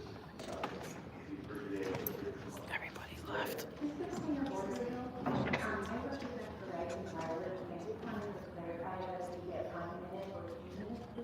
You get one minute, just to be clear, if this were a land use case, you would get 3 minutes, then we'd get a call from the applicant. But this is a city motion, so, That's okay. but I wanted to thank you for asking, we'll make that is good. So go ahead. Thank you. Good afternoon, my name is Melanie Smith, I'm an outside counsel for Verizon Wireless. Thank you so much for having us here this afternoon. I think the city's presentation covered a lot of the points we were going to make. Just a few points of clarification. One, with respect to staff complaints that certain rules weren't followed, the time to do that was within 30 days of the need approval notice. That time has passed for several years since then. So it isn't something that can come up now. As was previously stated, the administrative process was concluded years ago. And through operation of law, both federal and state law have preempted this application, and it's no longer in the jurisdiction of the city because of that. I think someone previously was saying something about 22 months, that's why this 150-day shot clock exists. We're here to answer any questions that you have. Thank you. Yes.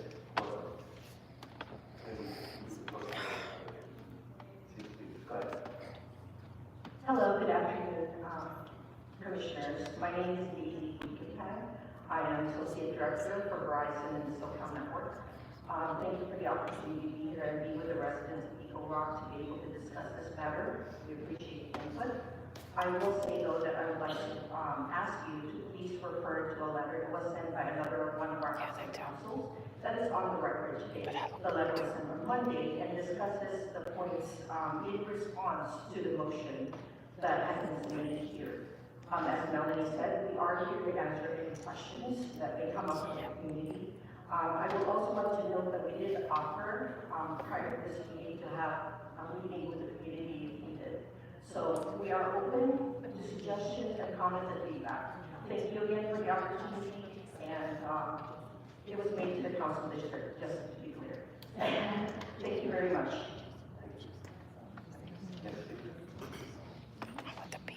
They should have had it in public hearing.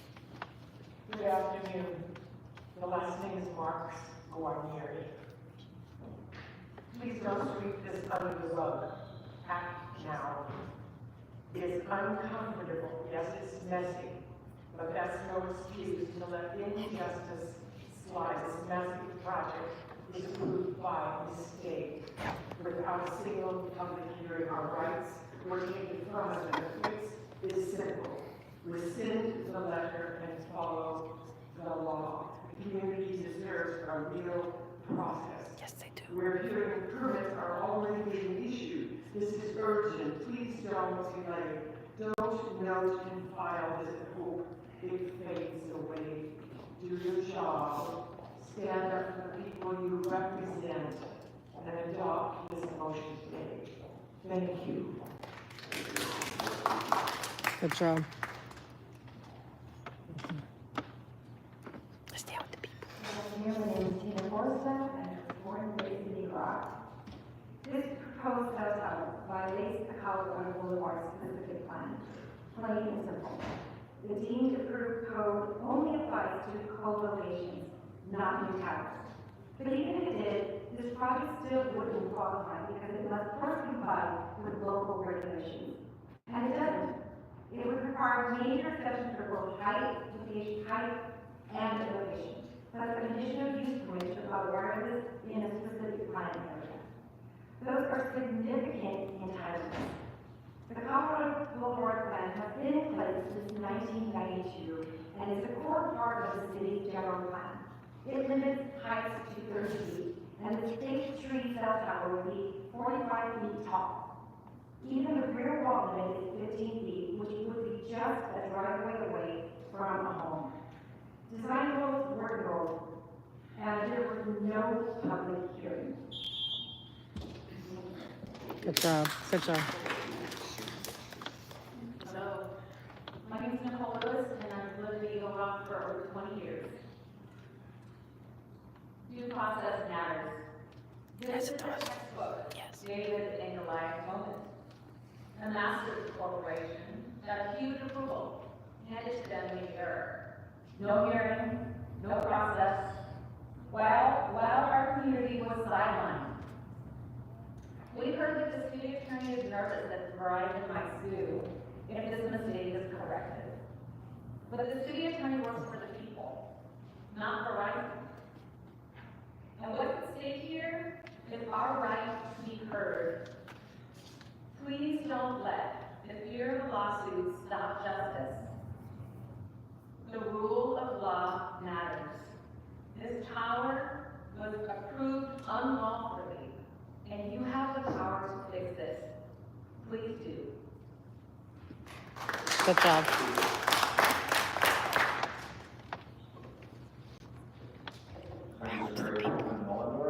Eagle Rock residents. I'm going to direct these comments at the arguments just raised by House Counsel and outside counsels for Verizon on any matter, whether de jure or de facto. There is no logical case to be able to support their argument if, in fact, the original plan was in violation of the specific plan. Yes. Period. Yep. It doesn't matter that there's a shot clock if the ball was never possessed by the community. Yep. You cannot run out the clock by the law on a measure that was incorrectly decided on the factual merits to begin with. And now to suggest that after the fact that interested in community input is disingenuous, because what are they going to do? Take back the project? Thank you.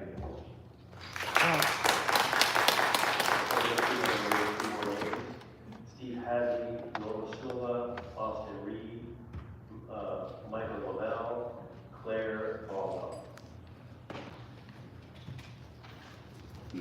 Hello, my name is Lloyd Wilson. I'm a New York resident, past 10 years ago. First, I'd like to take the opportunity to thank you for hearing this today. This is the first small measure of process we had in this entire gas, so it's appreciated. Mostly I want to talk about the specific plan. 2 weeks ago, this committee reviewed a project that made several violations of the New Orleans City Perfect Specific Plan, and correctly denied that project to move forward. I asked you to do the same with respect to our Boulevard Specific Plan, because this project violates several key provisions of it, including height of tower, distance from the rear residential yard.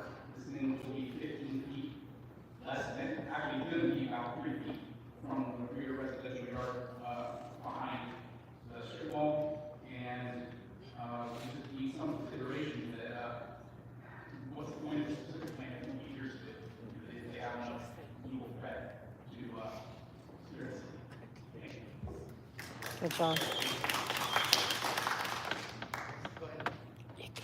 You got this. Hi, good afternoon. My name is Jennifer Goldsmith, long-term Eagle Rock resident. This was a new kind of case for planning. Staff didn't realize these towers had shot blocks. They rushed, they didn't have clear guidance, and they made the wrong call. We get it, mistakes happen, but now's the time to fix it. No one's asking for this to roll. We're just asking for the process to go back to where it belongs, with the public hearing. Planning can't fix this alone. They need your direction. Please vote yes to correct error and direct the community. Thank you for your time. Great job.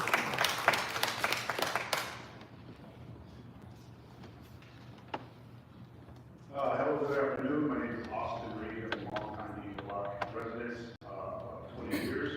I'm sure everybody's familiar with the merits and the facts of this issue, so I won't waste time doing that. I did want to say that as far as the rule of law is concerned, the reason why we have judges course, judiciaries, et cetera, even traffic lights, because rules have to be followed or else society falls into chaos.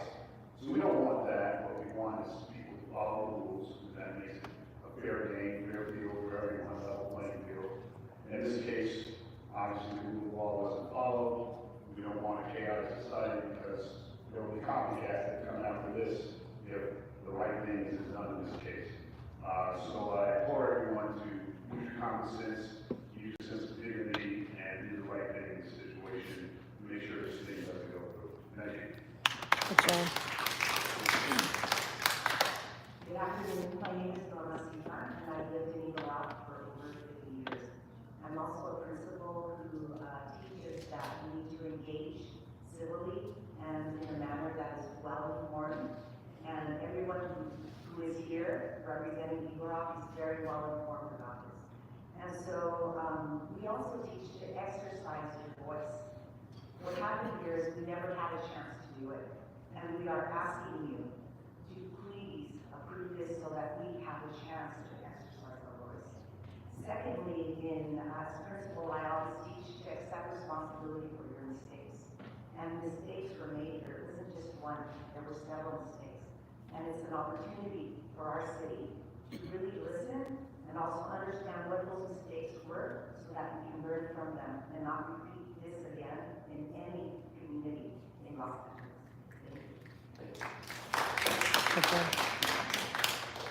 Good afternoon. My name is Steve Hadley, and I believe in community. And thank you very much for having us here today to listen to us. I would like a public hearing, and it would be nice to have everyone in the neighborhood know what is going on. That's all we need. Thank you.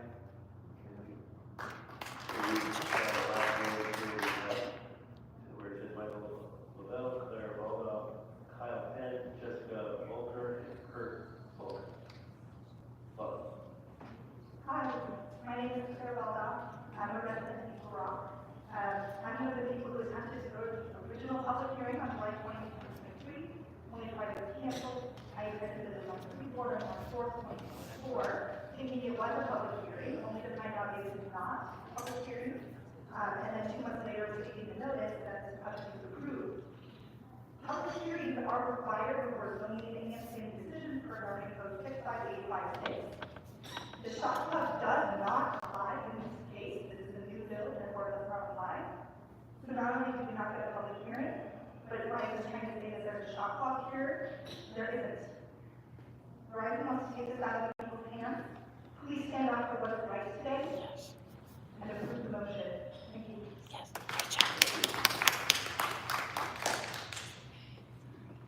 Hi, thank you. My name is Jessica Volker, and I've been a homeowner in Eagle Rock for over 23 years. The proposed site is going to be less than 8 feet from my home. And I just want to say we all make mistakes. We know that. The right thing to do when you make a mistake is correct it. As someone who cares deeply about my neighborhood, I'm asking you to please support this motion that simply acknowledges that a mistake was made and resets the process so that it proceeds in a fair and legal manner in which everyone, including community members like all of us here today, get to have our voices heard. Please don't notice wild motion. Please don't let the city attorney convince you Verizon is more important than we, the people.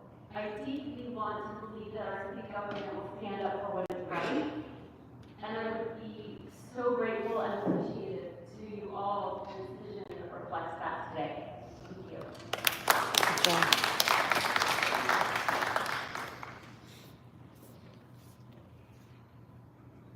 Hi, my name is Kurt Volker. I've lived in Eagle Rock for 23 years. I represent the 117 members of our neighborhood coalition.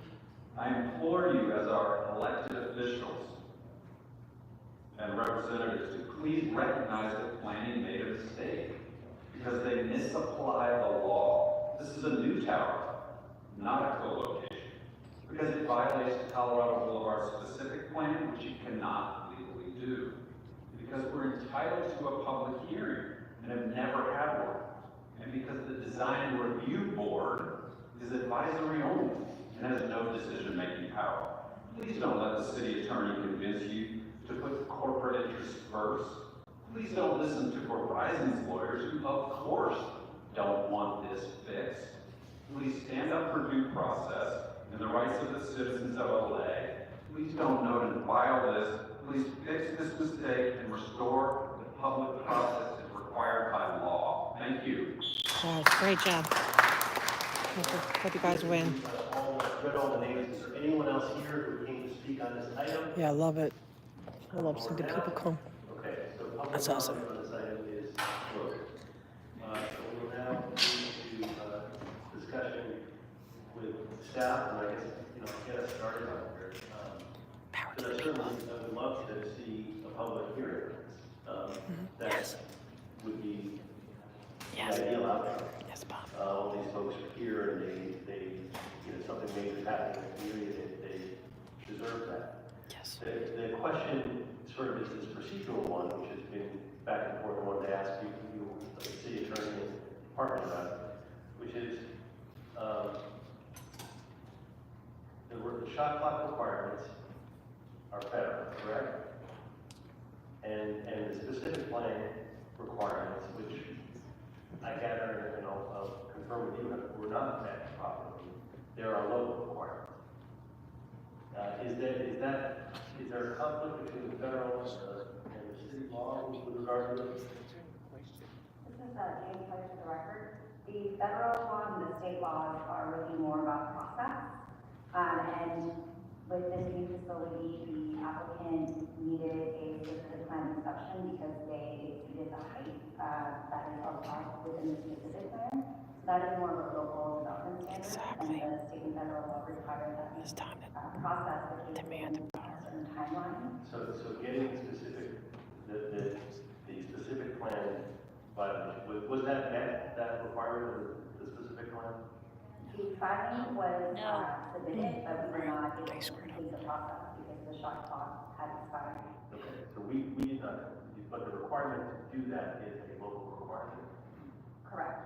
Okay, and how does that impact on the federal requirement? So we have a federal requirement for a 150-day shot clock. But that shot clock starts when? When we've completed all of our entitlements, or does it start when the application is done?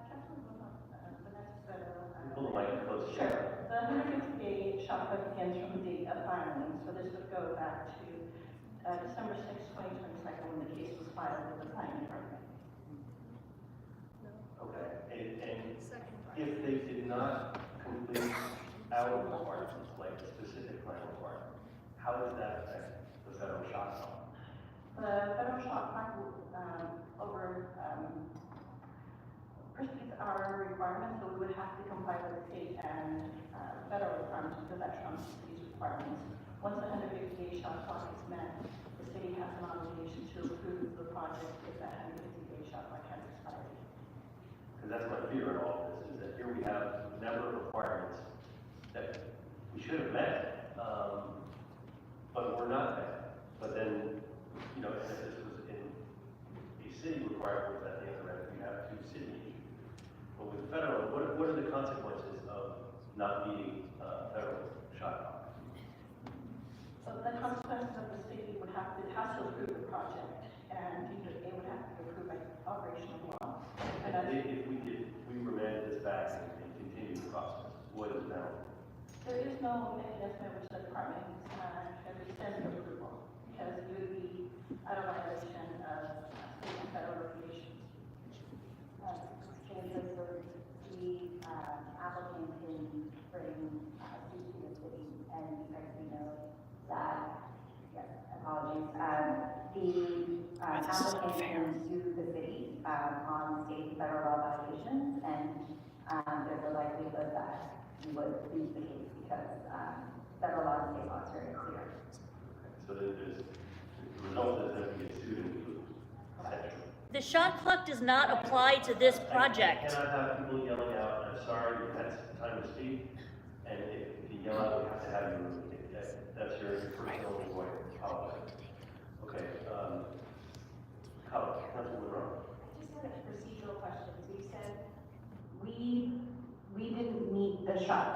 so there's a federal requirement that once they put in an application. I don't mean to steal your viewers.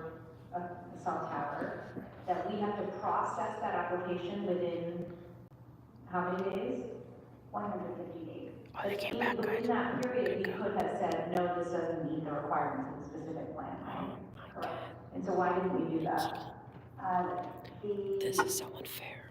Applicants filed a case, and we worked with them to get the materials we needed to process the case, but there were delays on their end, delays on our end.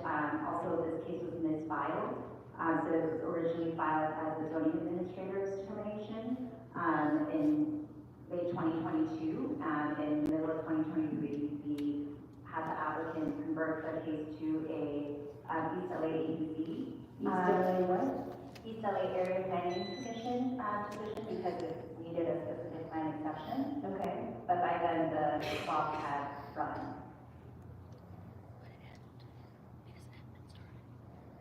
So I guess I'm not following. If the applicant misfiled the application, why would the shot clock have started then? Because the federal law requires that the shot clock begins when the application is filed. So in effect, there have been two shot clocks, one for the ZA case and one for the East LA Area Planning Commission case, but either way, the shot clocks were missed. How was it missed for the second process? So when you retransferred it to the APC, to the appropriate place where they should have filed the application, why did they then go beyond 150 days there? Yes. And what happened there? The basically federal law and state law allow for the city to toll the time, stop the clock. Yeah. If we issue a written notice of deficiency within the first 30 days of filing. And this was not a practice at the time. Why wasn't it a practice?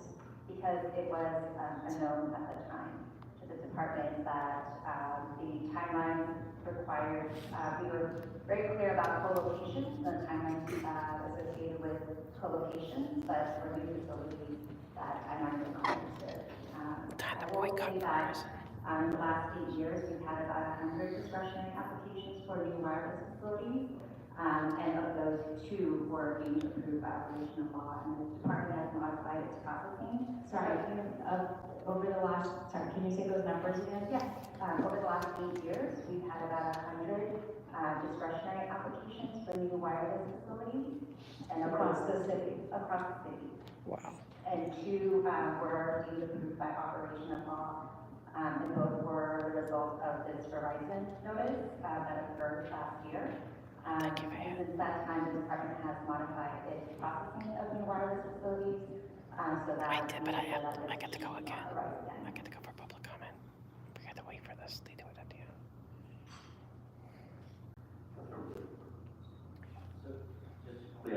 That is so long. Question that Councilman Rahman asked. When you say misfiled, they misfiled and misled us, or we misfiled when we got it? The department told the applicant correct information. Okay, so the department. Yes. Okay, it's not the fault of the applicant.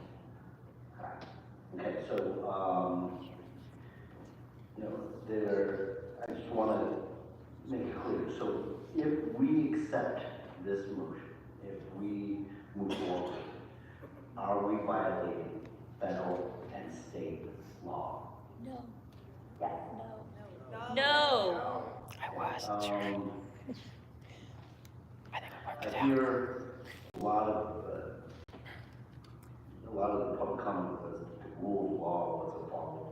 And the rule of law, I'm assuming they mean, in your opinion, just the procedure that should have gone as a new application, not a co-location. I understand the processes are different for a new one and a co-location. We followed the co-location process.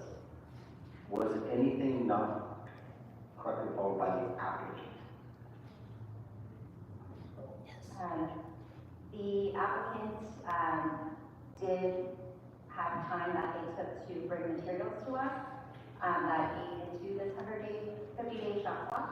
But because the department did not write this written notice of deficiency within the first 30 days, we kind of lost that right to stop the clock and demand that the applicant provide materials in a timely manner.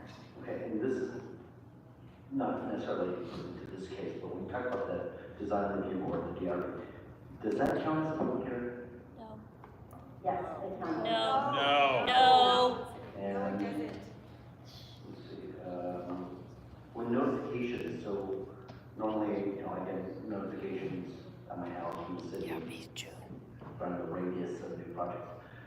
Notification, who failed to do the notification? Or was no notification because this was we were under the impression that this was a co-location. Is that? Already, I can respond to that question. So notices were sent for this project. The hearing was originally scheduled for July 20th, 2023, and hearing notices were mailed out for that hearing. Okay, mail. That's true. Notification happened to the radius.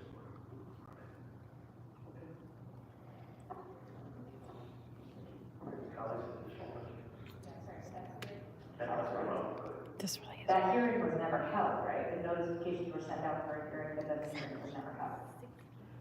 That hearing was canceled because after issuance of the hearing notice, planning staff realized, we were notified by the community member, there was concern that the hearing was held before the city administrator, when we tried to show the schedule before the area planning commission. And who makes that determination of where it needs to be held, whether this is the zoning administrator or the ABC, like what regulation determines that? Miss Topper's looking more attractive too. The wireless telecommunication facilities under section 1224-49 of chapter 1 or /2 condition of uses allows for telecommunication facilities, except that they're located in scenic areas. When projects are located along scenic corridors, then Man, this is ridiculous if they don't. They have to give them their thing. That's so ridiculous. And in chapter 1A, those regulations are found under section 13B, 4.5.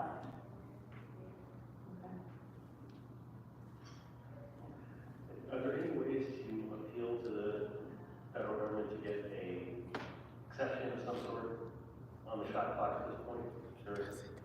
Or to appeal to ask for some sort of dispensation of it? We are not aware of a process that would allow for that. No. I mean, this puts us in a really horrible spot. Obviously, it's nobody's intention here, but,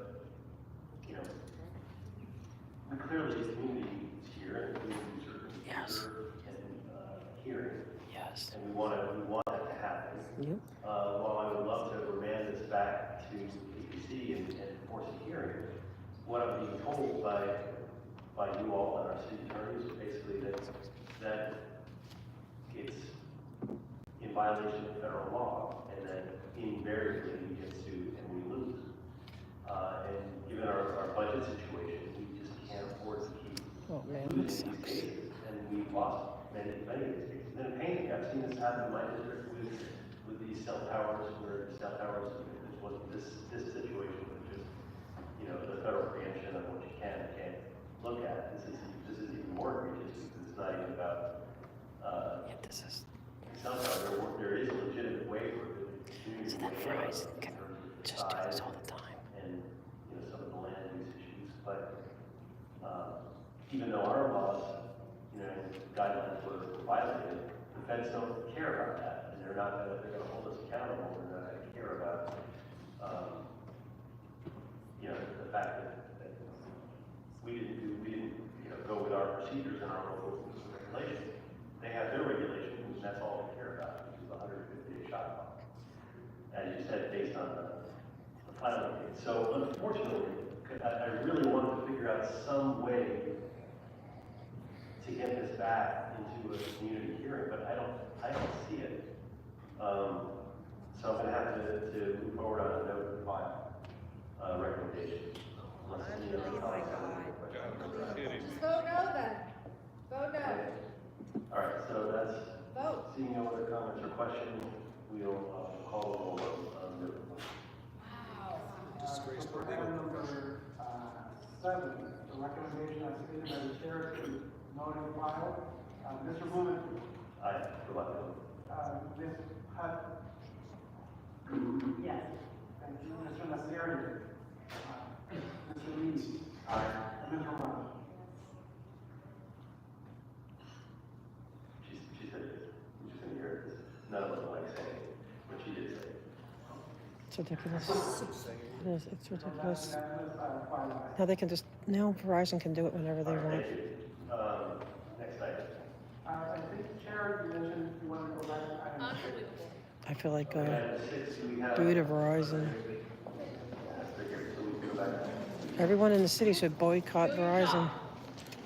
Just boycott Verizon. Us. We're the people. We're the ones that are doing it. We're the people you're at. Yep. Yes. Shame on you. Yep. Yep. Shannon just lied to you and you believed it. Yeah, they completely lied, and you would not listen to the recommendation of the city council. Yeah, you're gonna kick us out because we actually followed the law. No, we're not gonna be quiet. It's our home, it's our community. You're being disruptive, You would man. not listen. That's You fine. wouldn't listen to your actual That's fine. representative from the council office who asked to speak Keep again walking, and please. answer your On the way out. questions. You have to- He would have answered your questions and said, the You're shot now, clock does you're not now apply. officially kicked out of the meeting. You're being asked to leave for Rule 7. Rule I 12. get it, Sorry. my mother was a judge, I'm Please familiar with score. this process. You go. Good job. Yes. These are not decisions, sometimes these are not decisions you want to make. You don't live right next to the cell tower. You need to leave. They're right. They're bomb. They're right, bomb. Okay. Item 6. Item 6, Mr. Blumen, committee members, of the city report from building and safety relative to providing options to property. I'm glad I don't have Verizon because I would have to boycott it. Regarding inactive construction sites.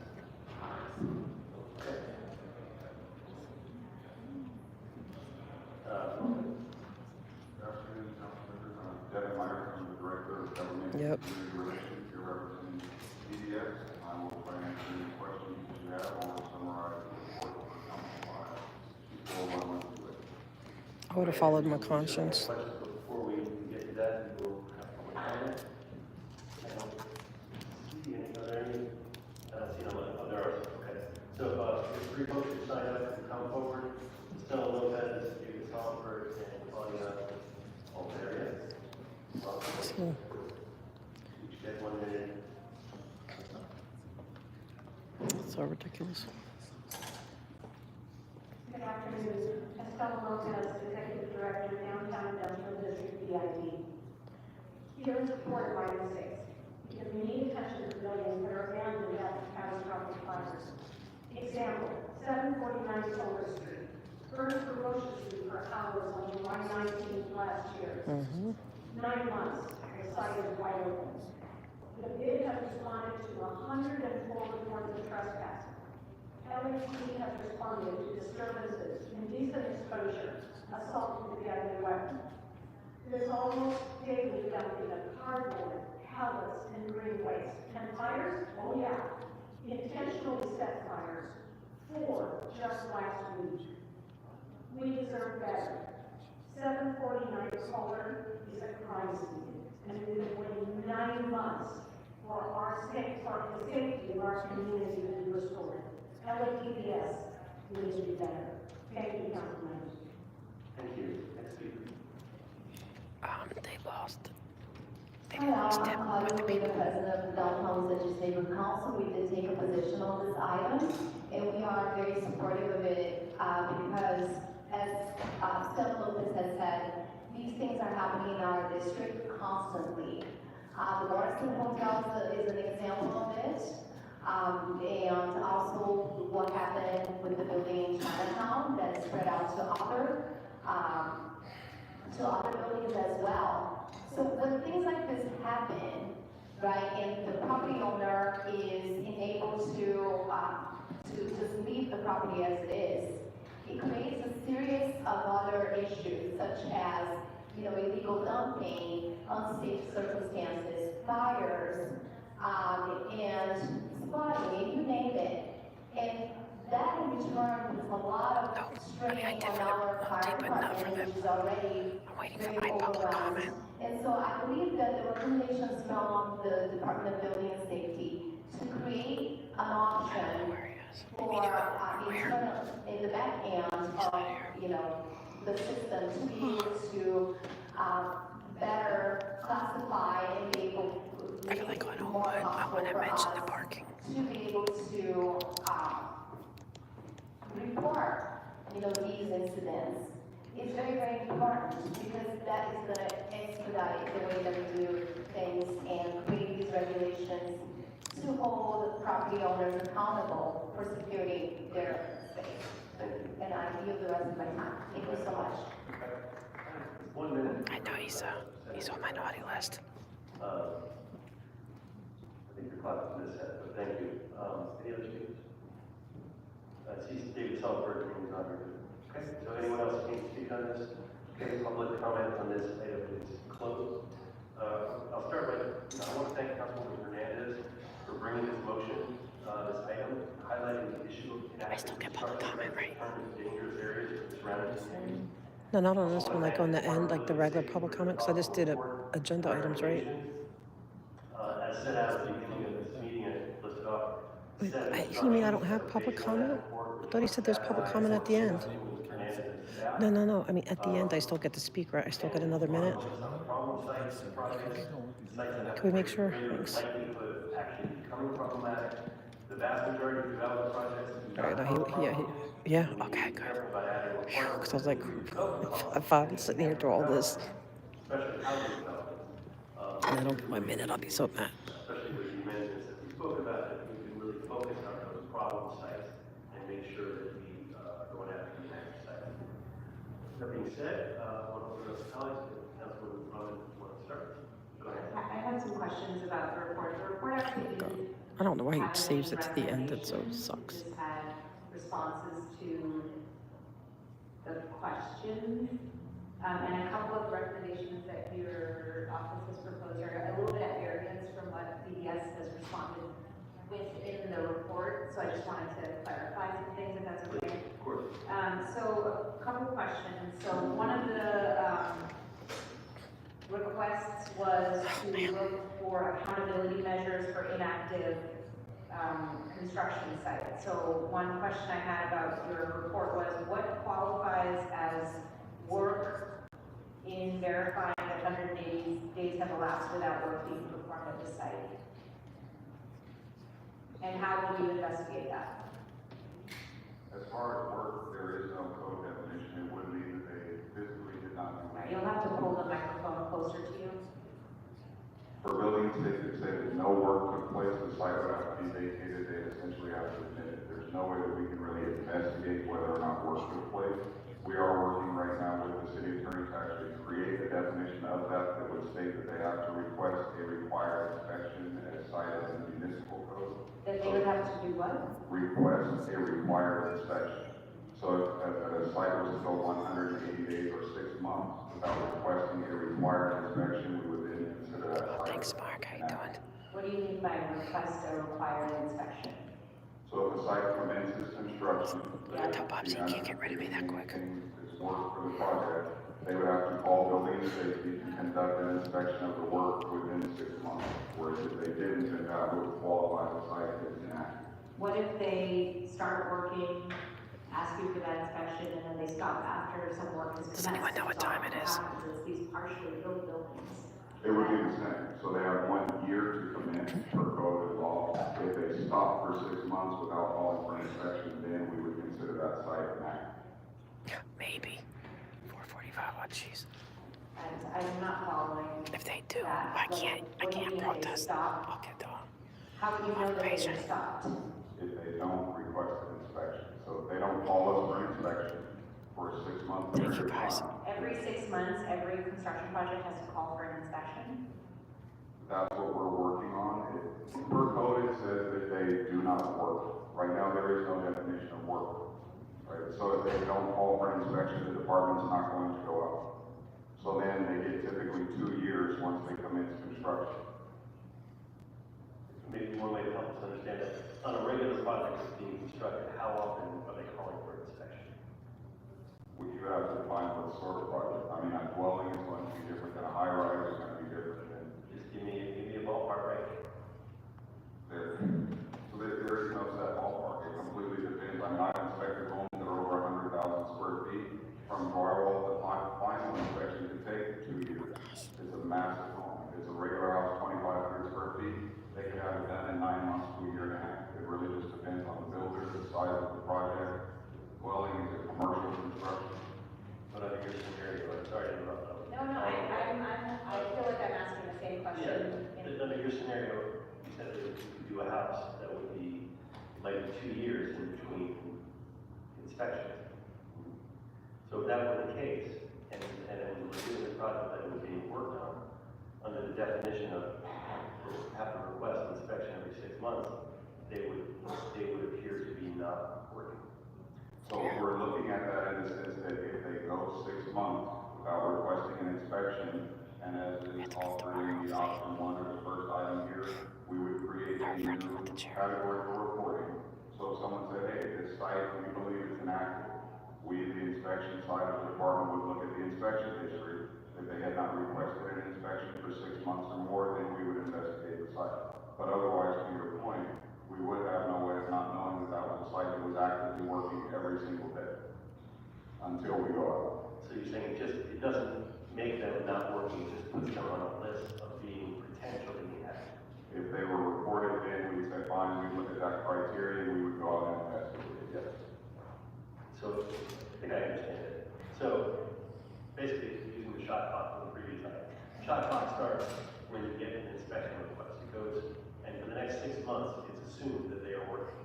If no inspection happens in 6 months, they're on the potentially inactive site list. And then if you get a complaint, you go out there. Is that it? Yes.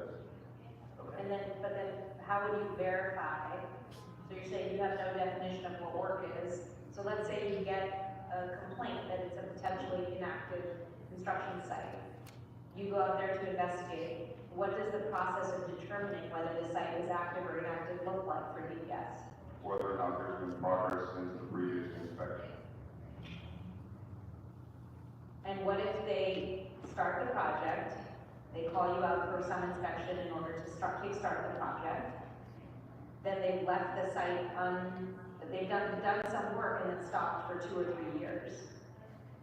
They would have made progress since your previous inspection because they would have done some work. Man, I left this morning at Well, you're 7:20. describing an expired permit. Oh, it's almost gonna be a 12-hour day. All right.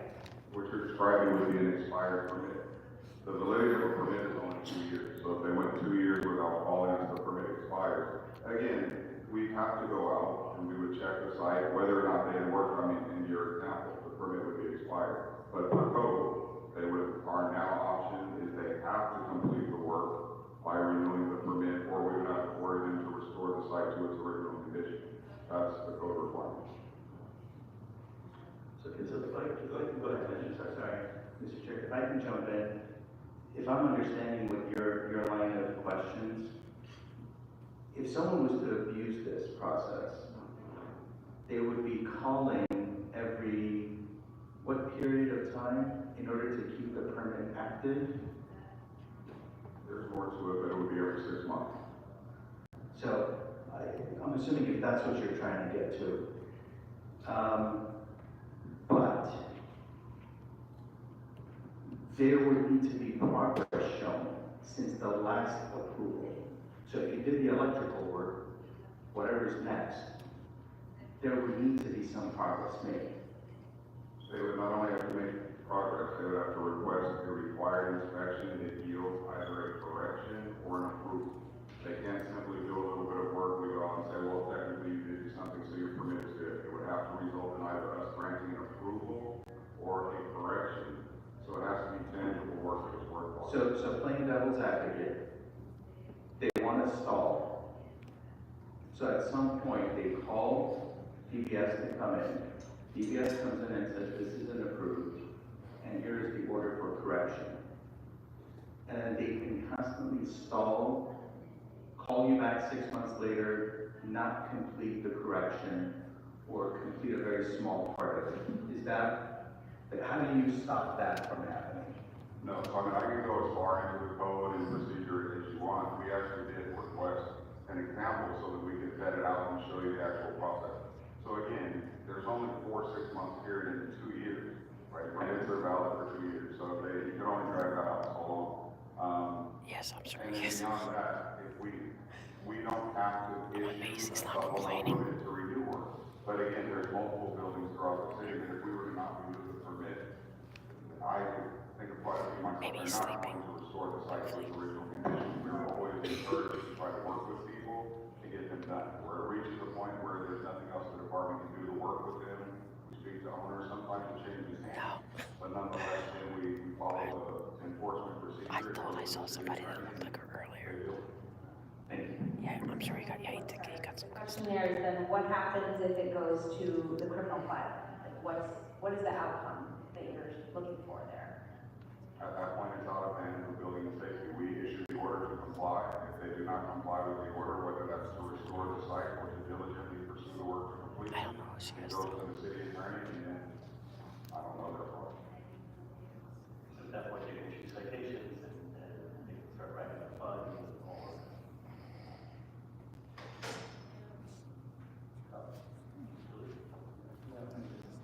So, I think there's some confusion, obviously, which is the process. So, you apply for it, you are now, in response to this motion, working with the city attorney to define what work is, what progress is, I'm assuming, so that every 6 months, any project has to, ask for an inspection. You come in, see if they've done anything different from the last inspection. You said there's 4 6-month periods, and if they haven't, then you proceed under whatever this new definition is, right? Every 6 months, they have to submit for an inspection. That's how we will find out if they are actually just going away, or if they're actually making some, whatever the definition is, some progress. I'm not trying to comply with building and safety, going to proactively go out to hundreds of thousands. Right, I'm not saying, no, but they will, every 6 months, they will ask for an inspection, right? We're under this new, in response to this motion, you're saying that every 6 months that they will, and then the project will ask for an inspection from building safety, right? No, okay. So what I'm citing is code, right? 980602 in the code says that if a project stops work for 180 days or 6 months, that technically expires the permit. If we were to expire every permit that went 6 months without construction, it would. I'm not asking that. Okay, so what I'm saying is if someone reports it and then we look into our inspection history and the site has in fact gone 6 months without requesting a required inspection, we would then go out and determine whether or not that was an abandoned project. And if it is, then we would take an enforcement step. So it only impacts if a site, if a community like what we had in Council District 1, where there's a clear eyesore problem, reports a problem, and says, hey, don't be doing anything here. This gives you guys a tool to deal with. It's not automatic, it's not creative proactivity, but it puts them on this potentially hazardous site, and then if you complaint driven, it gives you a tool to go in there and figure out if they're not doing it. And really, again, there are very few projects out there that are costing these nuisances, but we need some better leverage on these projects to avoid what happened in this situation with the fires and really with the bad situation. So, at least I'm hopeful, may not be perfect, that by making the recommendations that we worked on with Councilman Hernandez, that will give you a new tool to help in this sort of fight against these inactive sites. I have 2 more questions. Yes, no problem. For your instruction 2 here, feasibility and necessary steps to mandate site security and hold owners responsible for insurance bonds. I'm concerned about increasing further the cost of construction here in the city of LA. And I don't know what exactly this means. Recommendation 2 here, feasibility and next steps to mandate site security. Like if this is asking for all construction sites to also pay for security, I think at that point we're not gonna see any construction. I believe this only impacts those sites, correct me if I'm wrong, that haven't asked for an inspection in 6 months, are reported by complaint saying that this is that they believe it's an active site, and building and safety goes out there and actually determines that no, nothing is happening. So it's a very, I would imagine, tell me if I'm wrong, that it's very few sites actually get to that phase where we would be doing number 2, right? Well, I mean, this is a building safety recommendation. This is what we were asked to report on. We agreed with that point. That's why we were trying to focus on proactive enforcement, getting out there, reducing the number of permits in the active sites without mandating this, because this would require an ordinance change and it would incur significant costs to developers to have on-site security as well as insurance bonds, which we currently have in some instances rated. And rare is an understatement for how often that bond has to be taken to do the work. But this isn't something building safety wanted to do. Right. No, this is Councilman Hernandez's motion that adds tweak to try to make it so we can continue to make sure that it does bring that. And that's the question, how do we limit it so that the tool is there, but it's not creating an overly burdensome situation?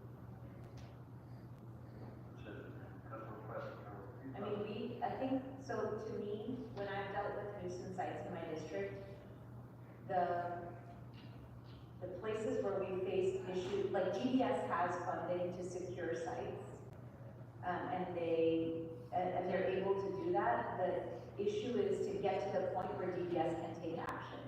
So I would be very supportive of changes in process that allow DDS to get to a point where they're able to declare a site a nuisance and to take action. I would be less supportive, in fact, I would be strongly against mandating that builders have to hire site security as part of doing business in Los Angeles, and it just seems like a very bad idea if we want to encourage construction here. We also want safety. I don't mean to belabor the point, I just. No. Because this is And obviously this is a report, right? Of what we want to get a report on. Yeah, it may not. Correct. That's what I was just saying, through the report will learn what will work, what won't work. And when we think about the finance piece, people don't want to lose their investment because of vandalism and other things that might make sense.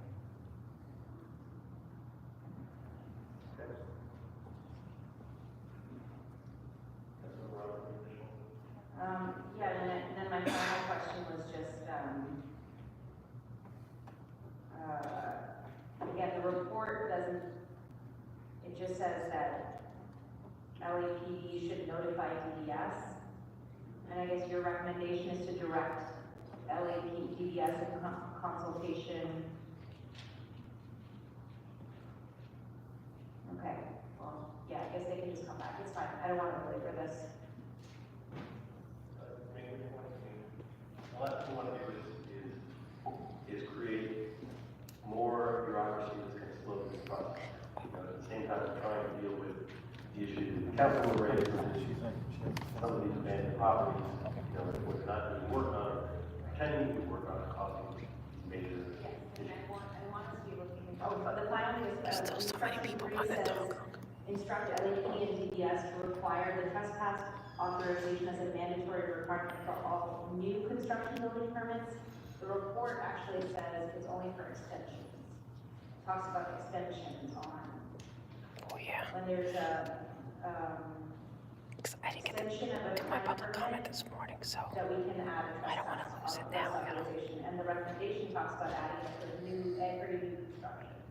So I don't know if that. You can amend that, I think we should.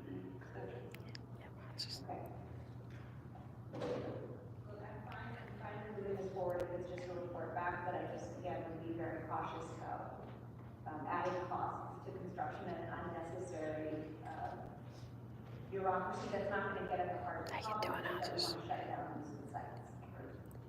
I agree. Okay, Hello. so we'll make that change, to make sure that we're referring to extension. So we'll add the issue of Councilman Brown to the report back. And we'll take a vote on it there. Let's call a roll. So to be clear, the recommendations that we had at the beginning of the meeting were making sure that when the department reports back, that's what they're doing. They're providing options, and providing recommendations. That's the intent. Correct. Okay, just to be clear. I will call the roll. Mr. Blumenthal. We feel that. Ms. Hutt. Aye. Mr. Mascarian. Aye. Thank you.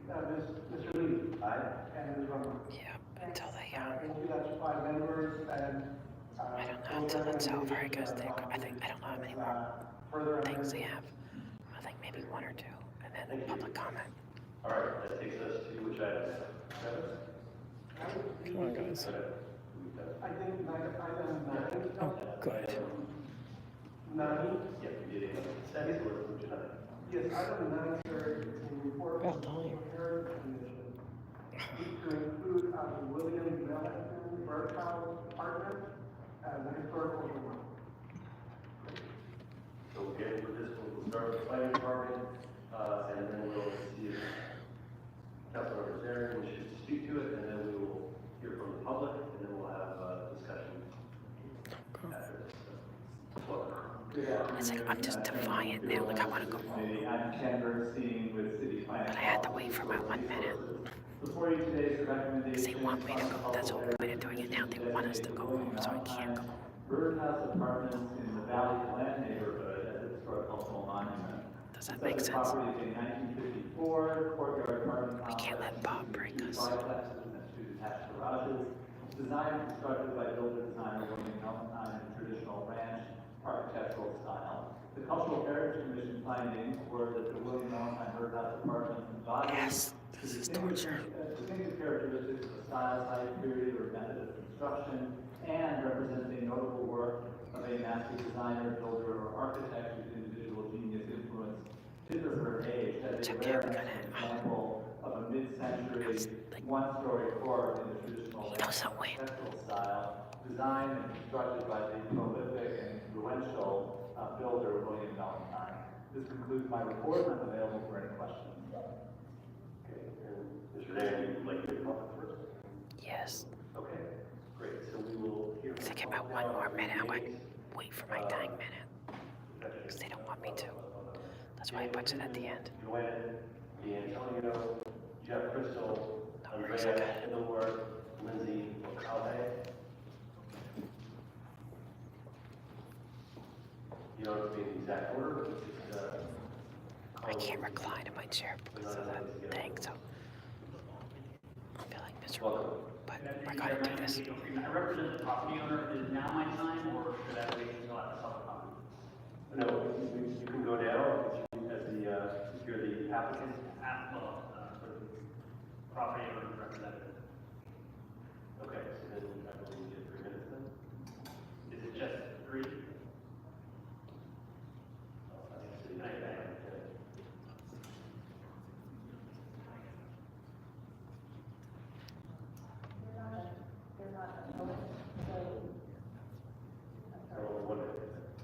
My claim is due process, right? It's a property issue. I believe, how about 2 minutes for due process purposes? They have submitted written comments as well. So 3 minutes? Yeah. Okay. Thank you, Chair. My city attorney. Okay. I will say I've presented in front of the body multiple times, at least 5 minutes, but, okay, I still, and thank you, Chair. My name is Daniel Friedman, I represent the property owner of this project site. Just so you know, my client purchased the property in June to develop it with 103 units of affordable housing under the city's ED1 program.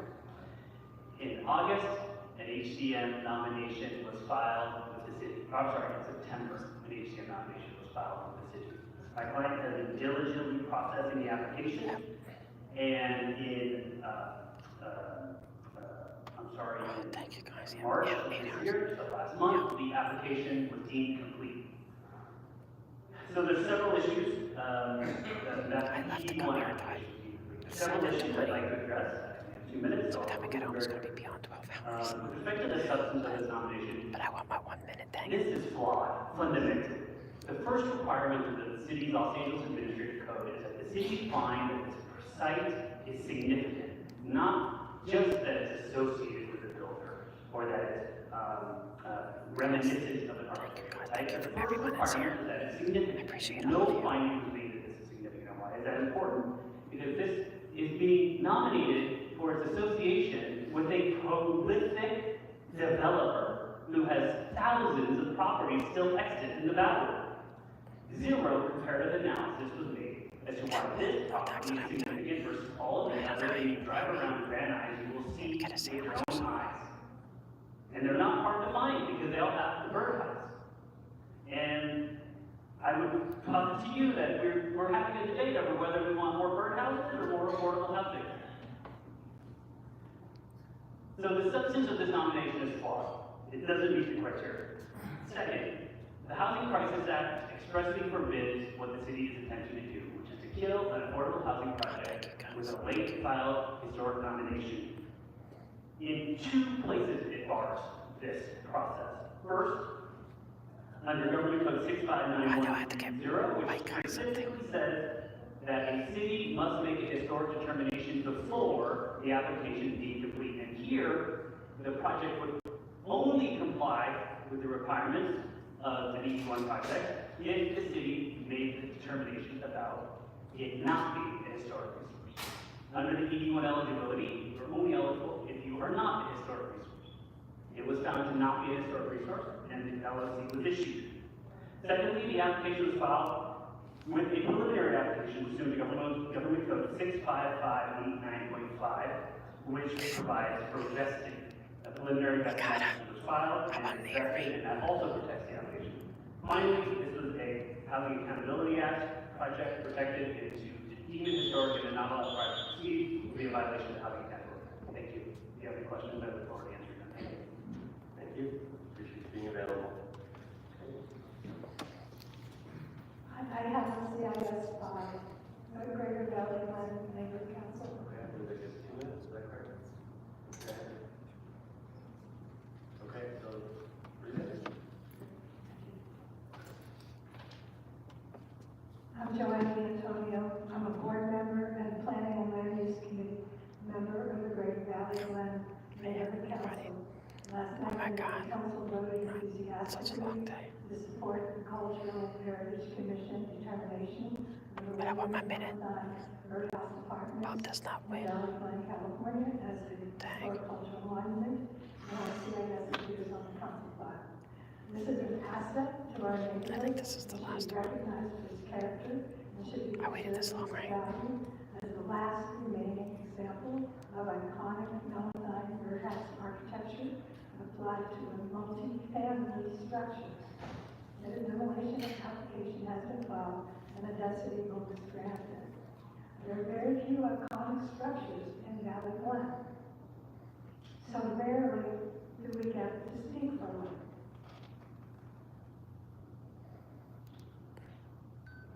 Very few iconic structures in Valley Glen, so rarely do we get to speak for one. This well-constructed structure is a neighborhood of tree lines, 1 and 2 story dwellings. It is a street with mature canopy trees and a great example of multi-family homes not disturbing the character of the area. The Buffalo is technically an avenue. It is a residential street with the San Fernando Valley, small, narrow roadway residential field. This Melanine multi-unit home fits the serenity of the neighborhood, and that was his intent in the design. It is important to preserve the architectural historical value and make the San Fernando Valley a home for renters who want to feel living in a house on a quiet street.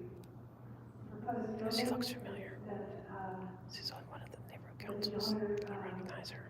who hasn't had the property very long, has proposed a 5-story apartment building with very tiny single. Oh, thank you, Faye. That's so sweet. You've done so much, though. Apartments, under 1,000 square feet. And She's a neighborhood council, and she put in a CIS, so she gets to speak 2 minutes on behalf of the neighborhood council. Oh, thank you, Faye. Yeah, I know her. I forget.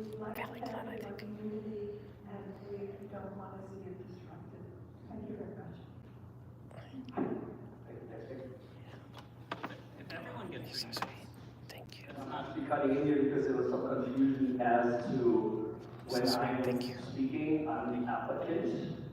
So if it's okay to speak now or after? Let me speak to the city attorney on this. Yeah. City attorney. City attorney.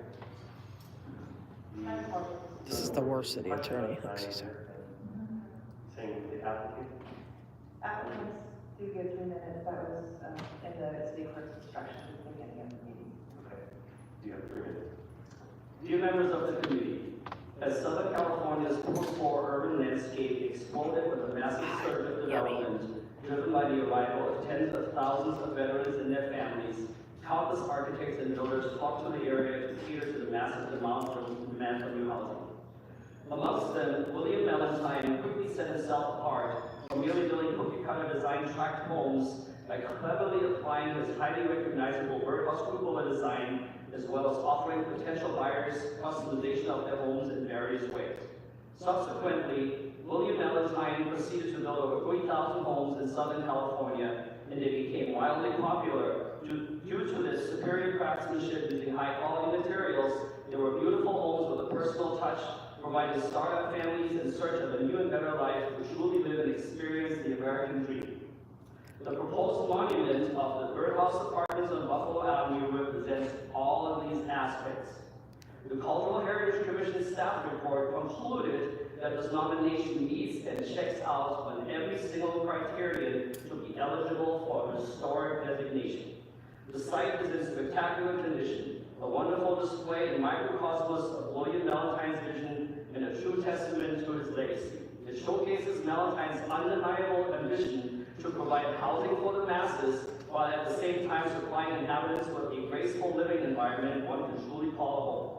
All of Valentine's trademark features are present here and are instantly recognizable. Greeting visitors are 2 towering birdhouses atop their roofs, while each unit is assigned a semi-private front porch that faces onto the center open driveway, creating an inviting setting of community. The low-pitched roof with extended overhanging eaves provides shade. Diamond pane ranch-style doors welcome you, while knotted pine wainscoting and oak flooring throughout make for a cozy living environment. I would dare to say the legacy and undeniable significance of such inclusive thinking in his architectural vision, which the proposed monument represents, goes way beyond a landmark nomination. It presents an awesome opportunity for preservation, serving as a reminder to past and future generations that increased demand for housing the masses does not inevitably dictate an uninspired, bland, and inhuman approach. Providing rental units that feature the same volume design as single-family homes, Valentine's democratic approach that everybody deserves living with dignity is a model worth being noted and should be considered for modern-day developments. Unanimously voted for and recommended by the CHC, endorsed by the Los Angeles Conservancy, supported by a large part of the community, including Toluca Lake and Greater Valley Glen. I'm humbled to be here today to present this nomination, and I'm asking you for your unanimous support of the William Valentine Birdhouse Apartments.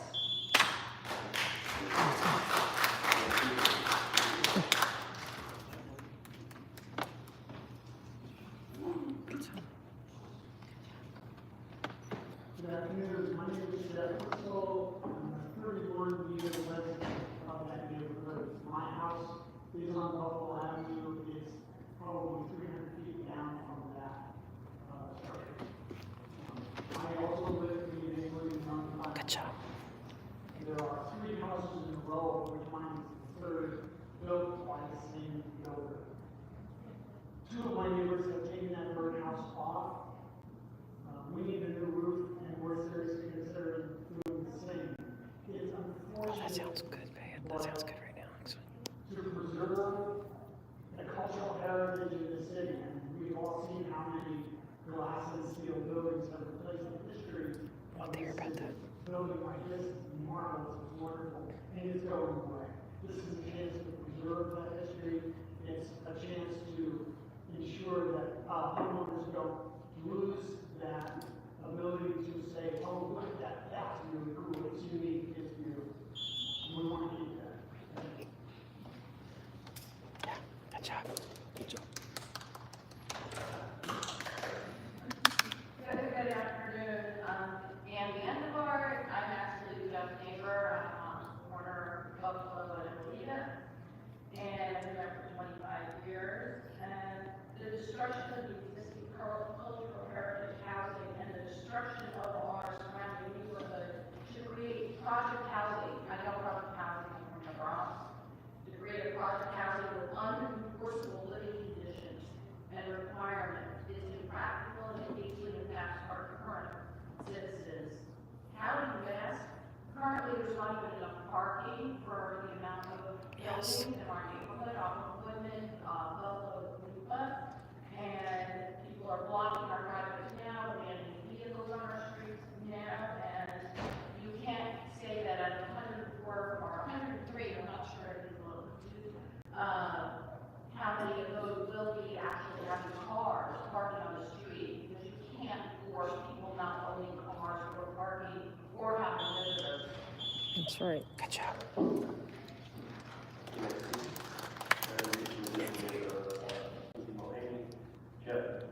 Standing with the people. Bradley Allen, Russell Gallagher, Deborah Quarles, Sylvia Steinkamp, Jennifer Slocum, Lisa Thatcher, and Jeanette Muller.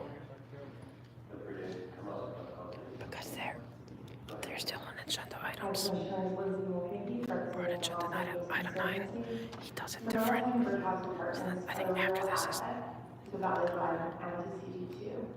They embody this unique style that really represents post-war development in the valley and is a rare example of downtown design applied to multifamily housing. It embodies gentle density and has fostered deep neighborhood connections, many of which we'll hear from shortly. The EB1 project was approved after the HCM nomination was incomplete. Generally, after a nomination is taken up by the Cultural Heritage Commission, demolition permits are put on pause so that the Cultural Heritage Commission and you all can evaluate if this is a historic resource worthy of designation, which then is supposed to inform demolition or other permits.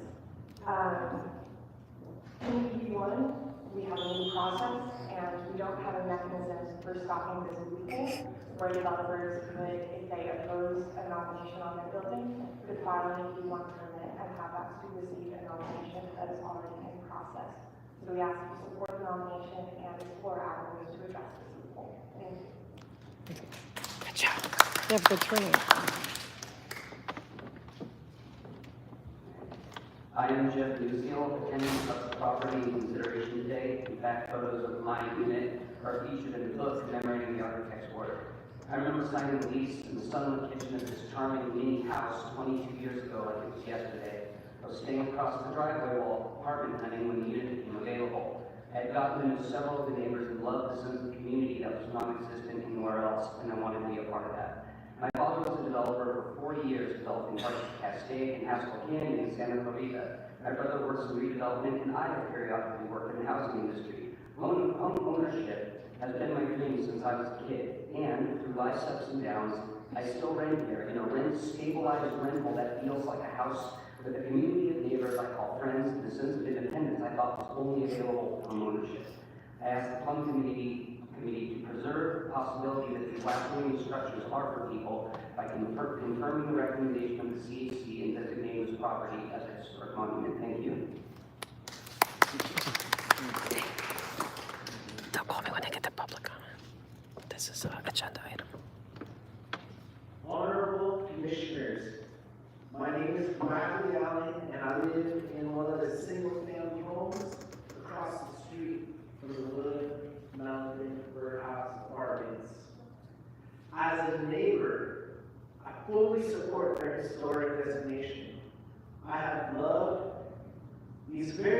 apartments since I first saw them. It is clear that they were designed and built to foster community for the people who live there, as well as everyone else on our street, Buffalo Avenue.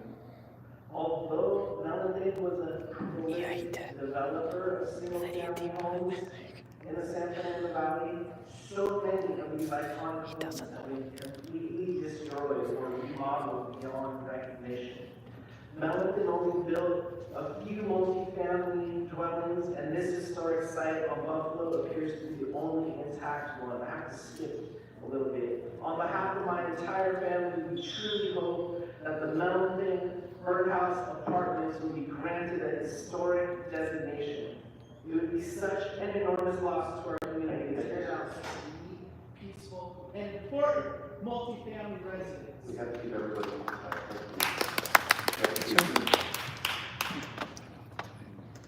Hello, my name is Jeanette Rollins. Thank you very much for listening to our comments. I'm a resident of 26 years of this neighborhood, Valley Glen. More educated people have spoken about the historical value of these buildings. I want to speak about the owner's project. I never heard about this project until our neighbors started putting flyers on my doorstep. That sounds good. I was just what kind. There was no impact statement, there was no public hearing. Going from 6 units presently to 104 is a 1,633% increase. And that's only if there's one person per unit. There's going to be affordable housing, there's going to be multiple people. Our neighborhood cannot sustain that kind of increase. This is extreme for the neighborhood, it is extreme for the lot, and I urge you please to support this historical nomination. Okay. They're overdeveloping. Hello, my name is Deborah Quarles, and I'm a 20-year tenant of the William Allen Birdhouse Apartments. In 2 days, I'll be 60 years old. Instead of celebrating, I'm overwhelmed with fear of losing my home, my community, my friends, and proximity to my job. This historic building isn't just where I live, it's my support system, my affordable housing.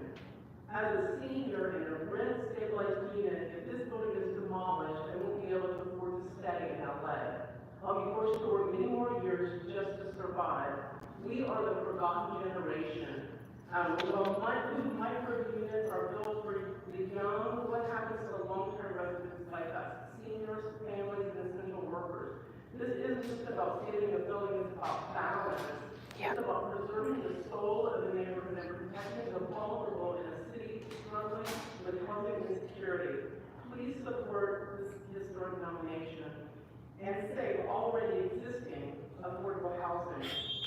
Thank you. Hello, my name is Jennifer Soapman, and I'm a current resident of the Birdhouse Apartments, the last William Alpine multi-family build, currently at risk of demolition.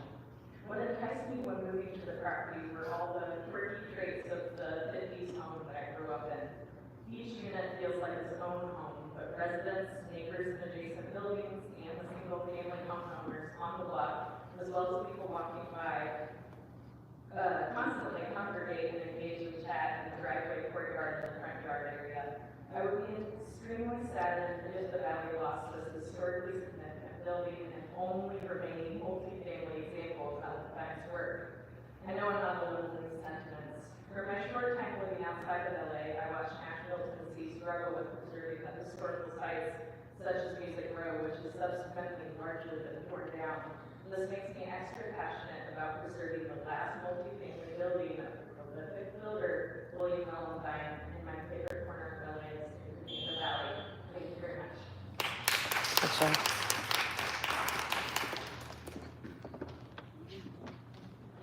Hello, my name is Sedaria Steinkamp. I've lived in Unit 5922 of Buffalo for 3 years until moving out in 2022. These apartments are deserving of historical preservation. Much of the value in preserving vernacular architecture lies not only in each individual building and the history of its architects, designers, or famous occupants, but rather in the living history of neighborhood coherency that promotes the well-being of its residents. exemplified by these numerous and heartfelt letters sent in on its behalf. The loss of this property would disrupt the coherency of the entire neighborhood, not to mention the community at large and the neighboring single-family homeowners. The design and layout of these apartments fosters and shares community and shares the architectural aesthetic of the neighborhood, such an icon of early LA neighborhoods. Preserving these historic buildings is an opportunity to preserve not only the iconic architecture, but also the invaluable sense of community that it generates. Thank you so much for your time.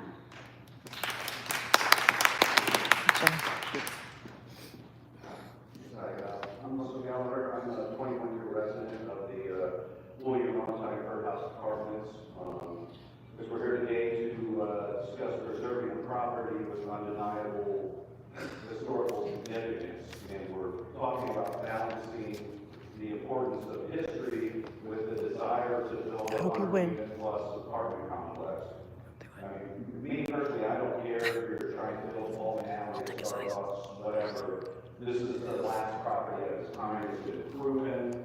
There are countless other locations that you can build without destroying this last piece of history and disrupting the peaceful community. Community support has been very strong for this nomination. The CHC received 64 letters of support, and there are currently 58 on the council file, so I can assure you guys received some emails too. Community has spoken and strongly supports preserving the special place and adding a close to the flat-story building that's directly in the middle of the block across the street from single-family homes. Thank you.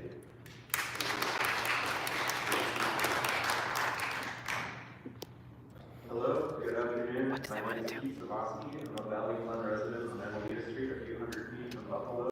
I've lived there my whole life, and I'm here today on behalf of myself, my mother, and many of my neighbors to convey our support for protecting the mid-century courtyard apartments on Buffalo Avenue by declaring them a historical cultural monument. They're a beautiful part of our history, and we believe that they must be protected after we've lost so many of them.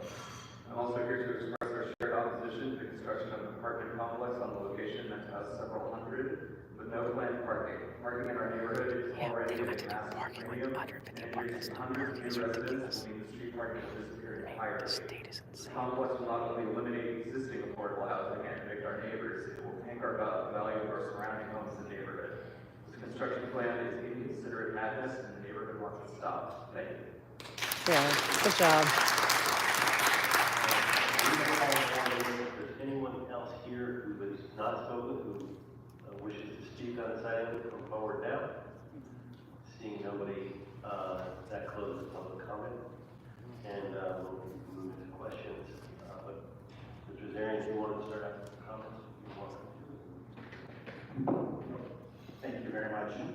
And I apologize, I probably will have to leave right after we take a vote on this, because I have an event in the district at 6, so that's starting at 6 o'clock.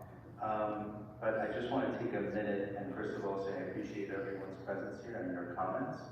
I also appreciate those of you who came out here and even though you're no longer a resident of the apartments in question, to lend your voice of support.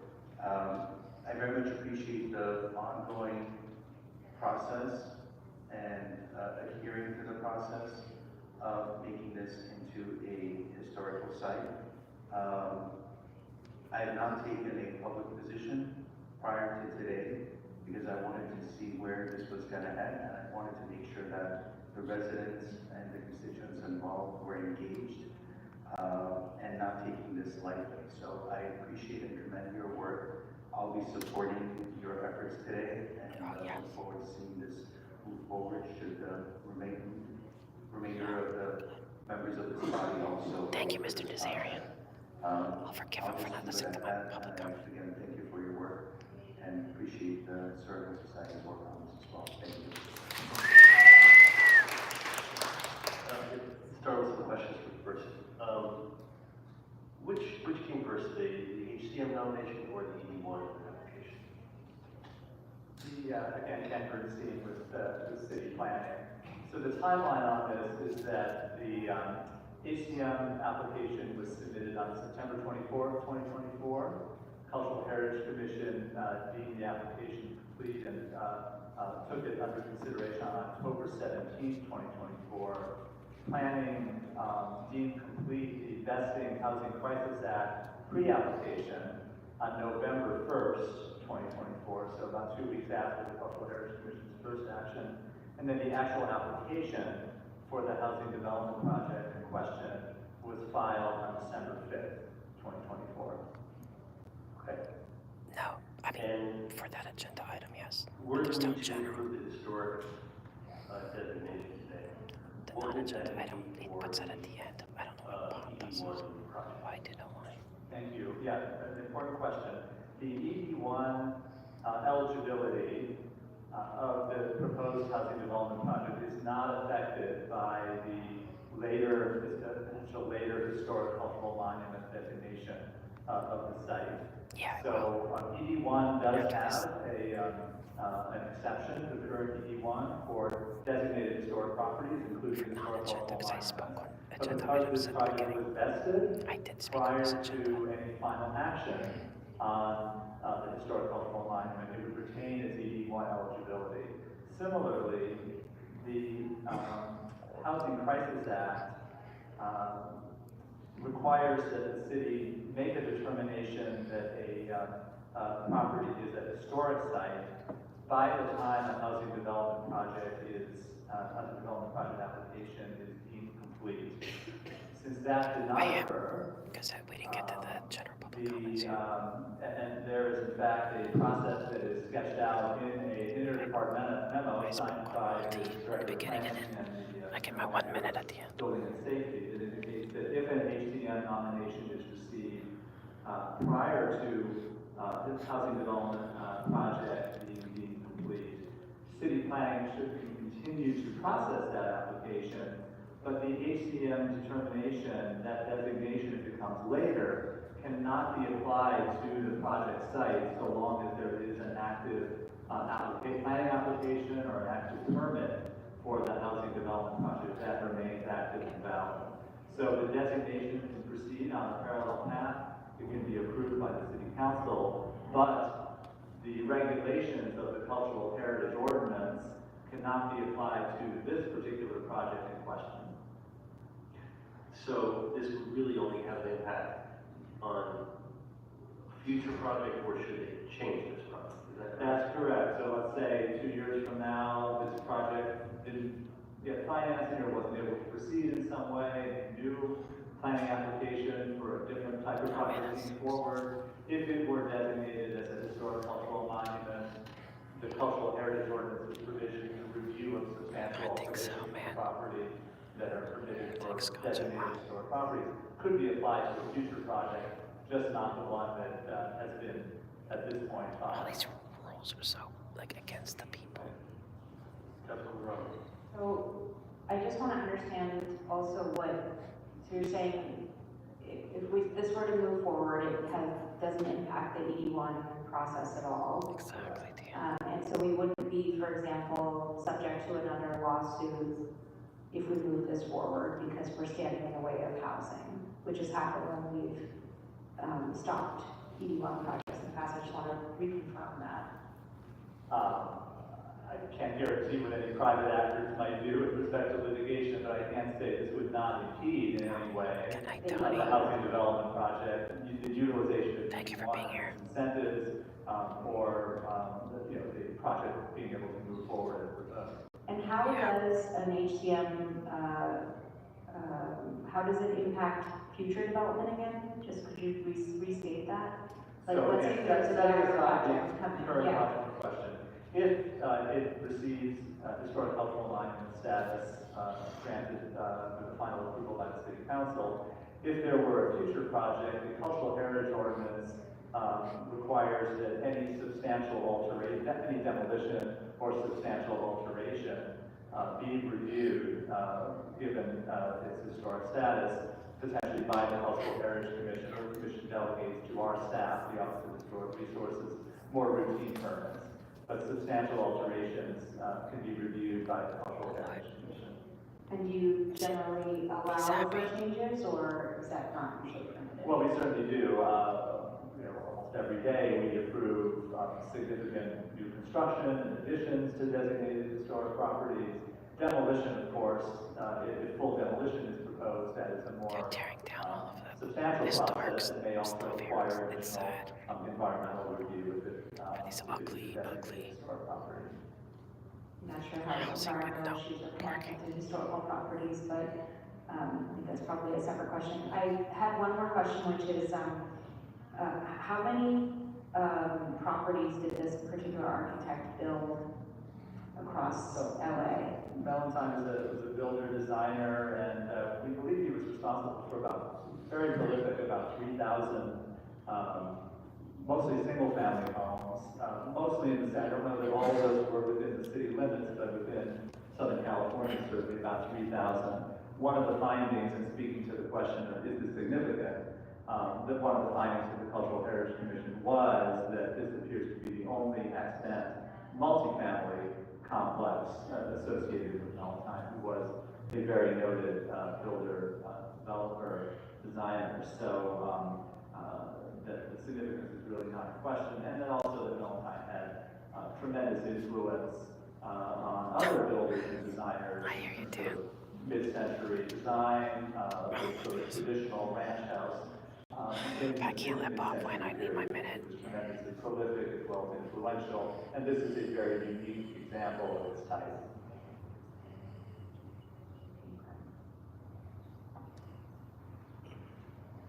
I know, it's just disgusting. So does this project involve demolition? My understanding is it does. So what happens in this case if we make a designation? Me too, like for no parking. It's allowed to proceed under one. I'm sick and tired of these develop, like, they can develop in other places, you don't have to take away all the historic. And then a year later, someone comes in and wants to do something different, but there's a designation on the site that no longer exists. What does that mean? I think it's a great question. It is possible that demolition could occur. Obviously, with the intent of building this project, and there would not be the ability to apply the provisions of the Cultural Heritage Ordinance to put a further stay or conduct further review of that demolition. If the buildings were removed altogether, what we call the significant features or character-defining features, those features that once defined the property, are gone, and so we would not most likely require the recreation of those with respect to a future project. Once lost, they are lost forever. Stand by the community. Okay, move forward a recommendation that we approve the HCM. Yes. So with the understanding, yes. Explain to them that it may be pleasing, but nonetheless, going to move forward on the request to approve the HCM. So we could call the roll. Exactly. Mr. Bloomfield. Oh, good, they are voting for it at least. Good. Aye. Good.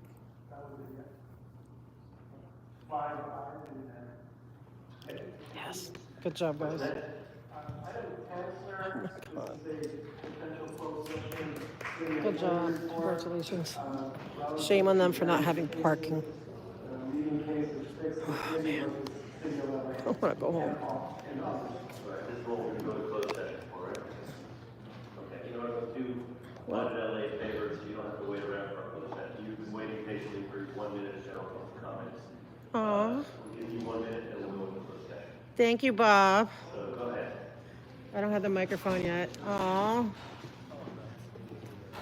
Thank you, Bob. Okay, yeah, I had to have my 1 minute, like shows you hopefully how serious I am when I come here to speak. I'm not just trying to, for nonsense. But I do want to bring up something what I couldn't this morning is about L. Ron Hubbard Way, and thank you, Mr. Nazarian, for voting the right way. Okay. The city cannot prove it's a no parking street, and this is what's bugging me. And I met someone here today from Kaiser who's like thanking us for fighting these fights because they're right across the street. Kaiser, they need parking, and you guys need to open up that street to parking. So I'm begging you. I know Scientology wants you to think that they own that street. They do not. And the city has yet to been able to prove by anybody that that street is a designated no parking street. And if it is, it's the only one in this city. So I'm begging you, Bob, please, thank you. Again, it's like Christmas here. I appreciate you giving me my minute early, but I am asking you to please do that. Please, please, please. Thank you. Thank you. Okay, we'll need to go into closed session, so if we can prepare for closed session. Thank you. Do good. Make us proud, guys. Come on, vote the right way. Remember the people. Thank you. Finally, get to go home. Yeah. Thank you, Bob. Without my chair. Oh, guys, I got to speak. So what are we doing? Meeting up with Julian for Code 7? I don't know. Where? Let's just get home. I don't know. Huh? I knew he'd be bugging. Wait, if I can get out of here, I might not be able. Wait, nothing's attached to the wheels, right? Nothing's. Oh, shoot. Okay, here we go. Thanks, God. Did I say? At least I got the hit. He heard me, right? Dad built an apartment complex. That's so funny. It looks like one. That's so hilarious. Dan is funny. Okay, here we go. Oh, gotta meet these guys. Sorry, my chair's a little. Thank you, Bob. Have to be nice to him.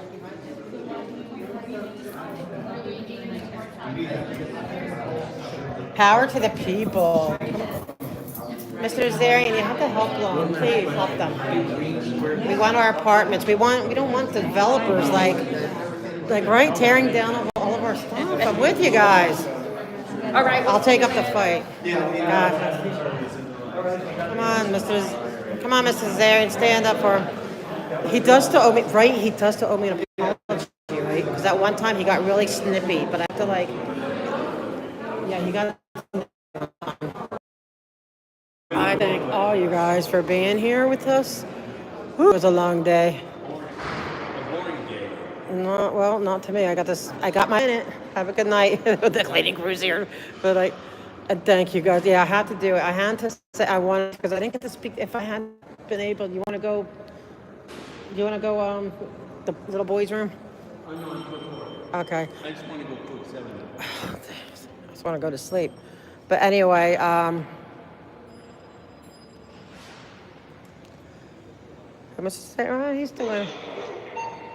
he's doing pretty good, hopefully. But he did vote the right way on this one, thankfully. But let me see. You know what? Maybe I will before we go. You're right. All right. I better wait for him. Yeah, thank you everyone for hanging in with us. I appreciate you so much. I wanted to because of the police meeting, I would have gone home because it's crazy kind of being here this late for 1 minute. But then again, no, I don't want Bob to win. He puts it at the end so we don't talk. And man, if I had to wait for closed session, thank God he was nice about that. I had to give him props. But what was I going to say? So yeah, I really want to get pushing on the parking thing on that street. And it was great that I got to meet one of the nurses from Kaiser she thanked us, all the work that we're doing to get rid of those planners and all that stuff. She was very happy, so it was so good, Well, they are in the process. They haven't filed formally yet, but they are in the process. Yeah, well, the first meeting was at 9:30, but don't forget I have a long way home. I left to come here at 7:20 in the morning to get here. But that's okay. He'll fall asleep on the train, but I can't do that. But it's all good, right? I got my minute, so I'm happy. I think it was a great day. I'm excited about it. But thank you guys. I appreciate it so much. And I'm going to give my voice a vet rest. But thank you guys. Thank you, mods.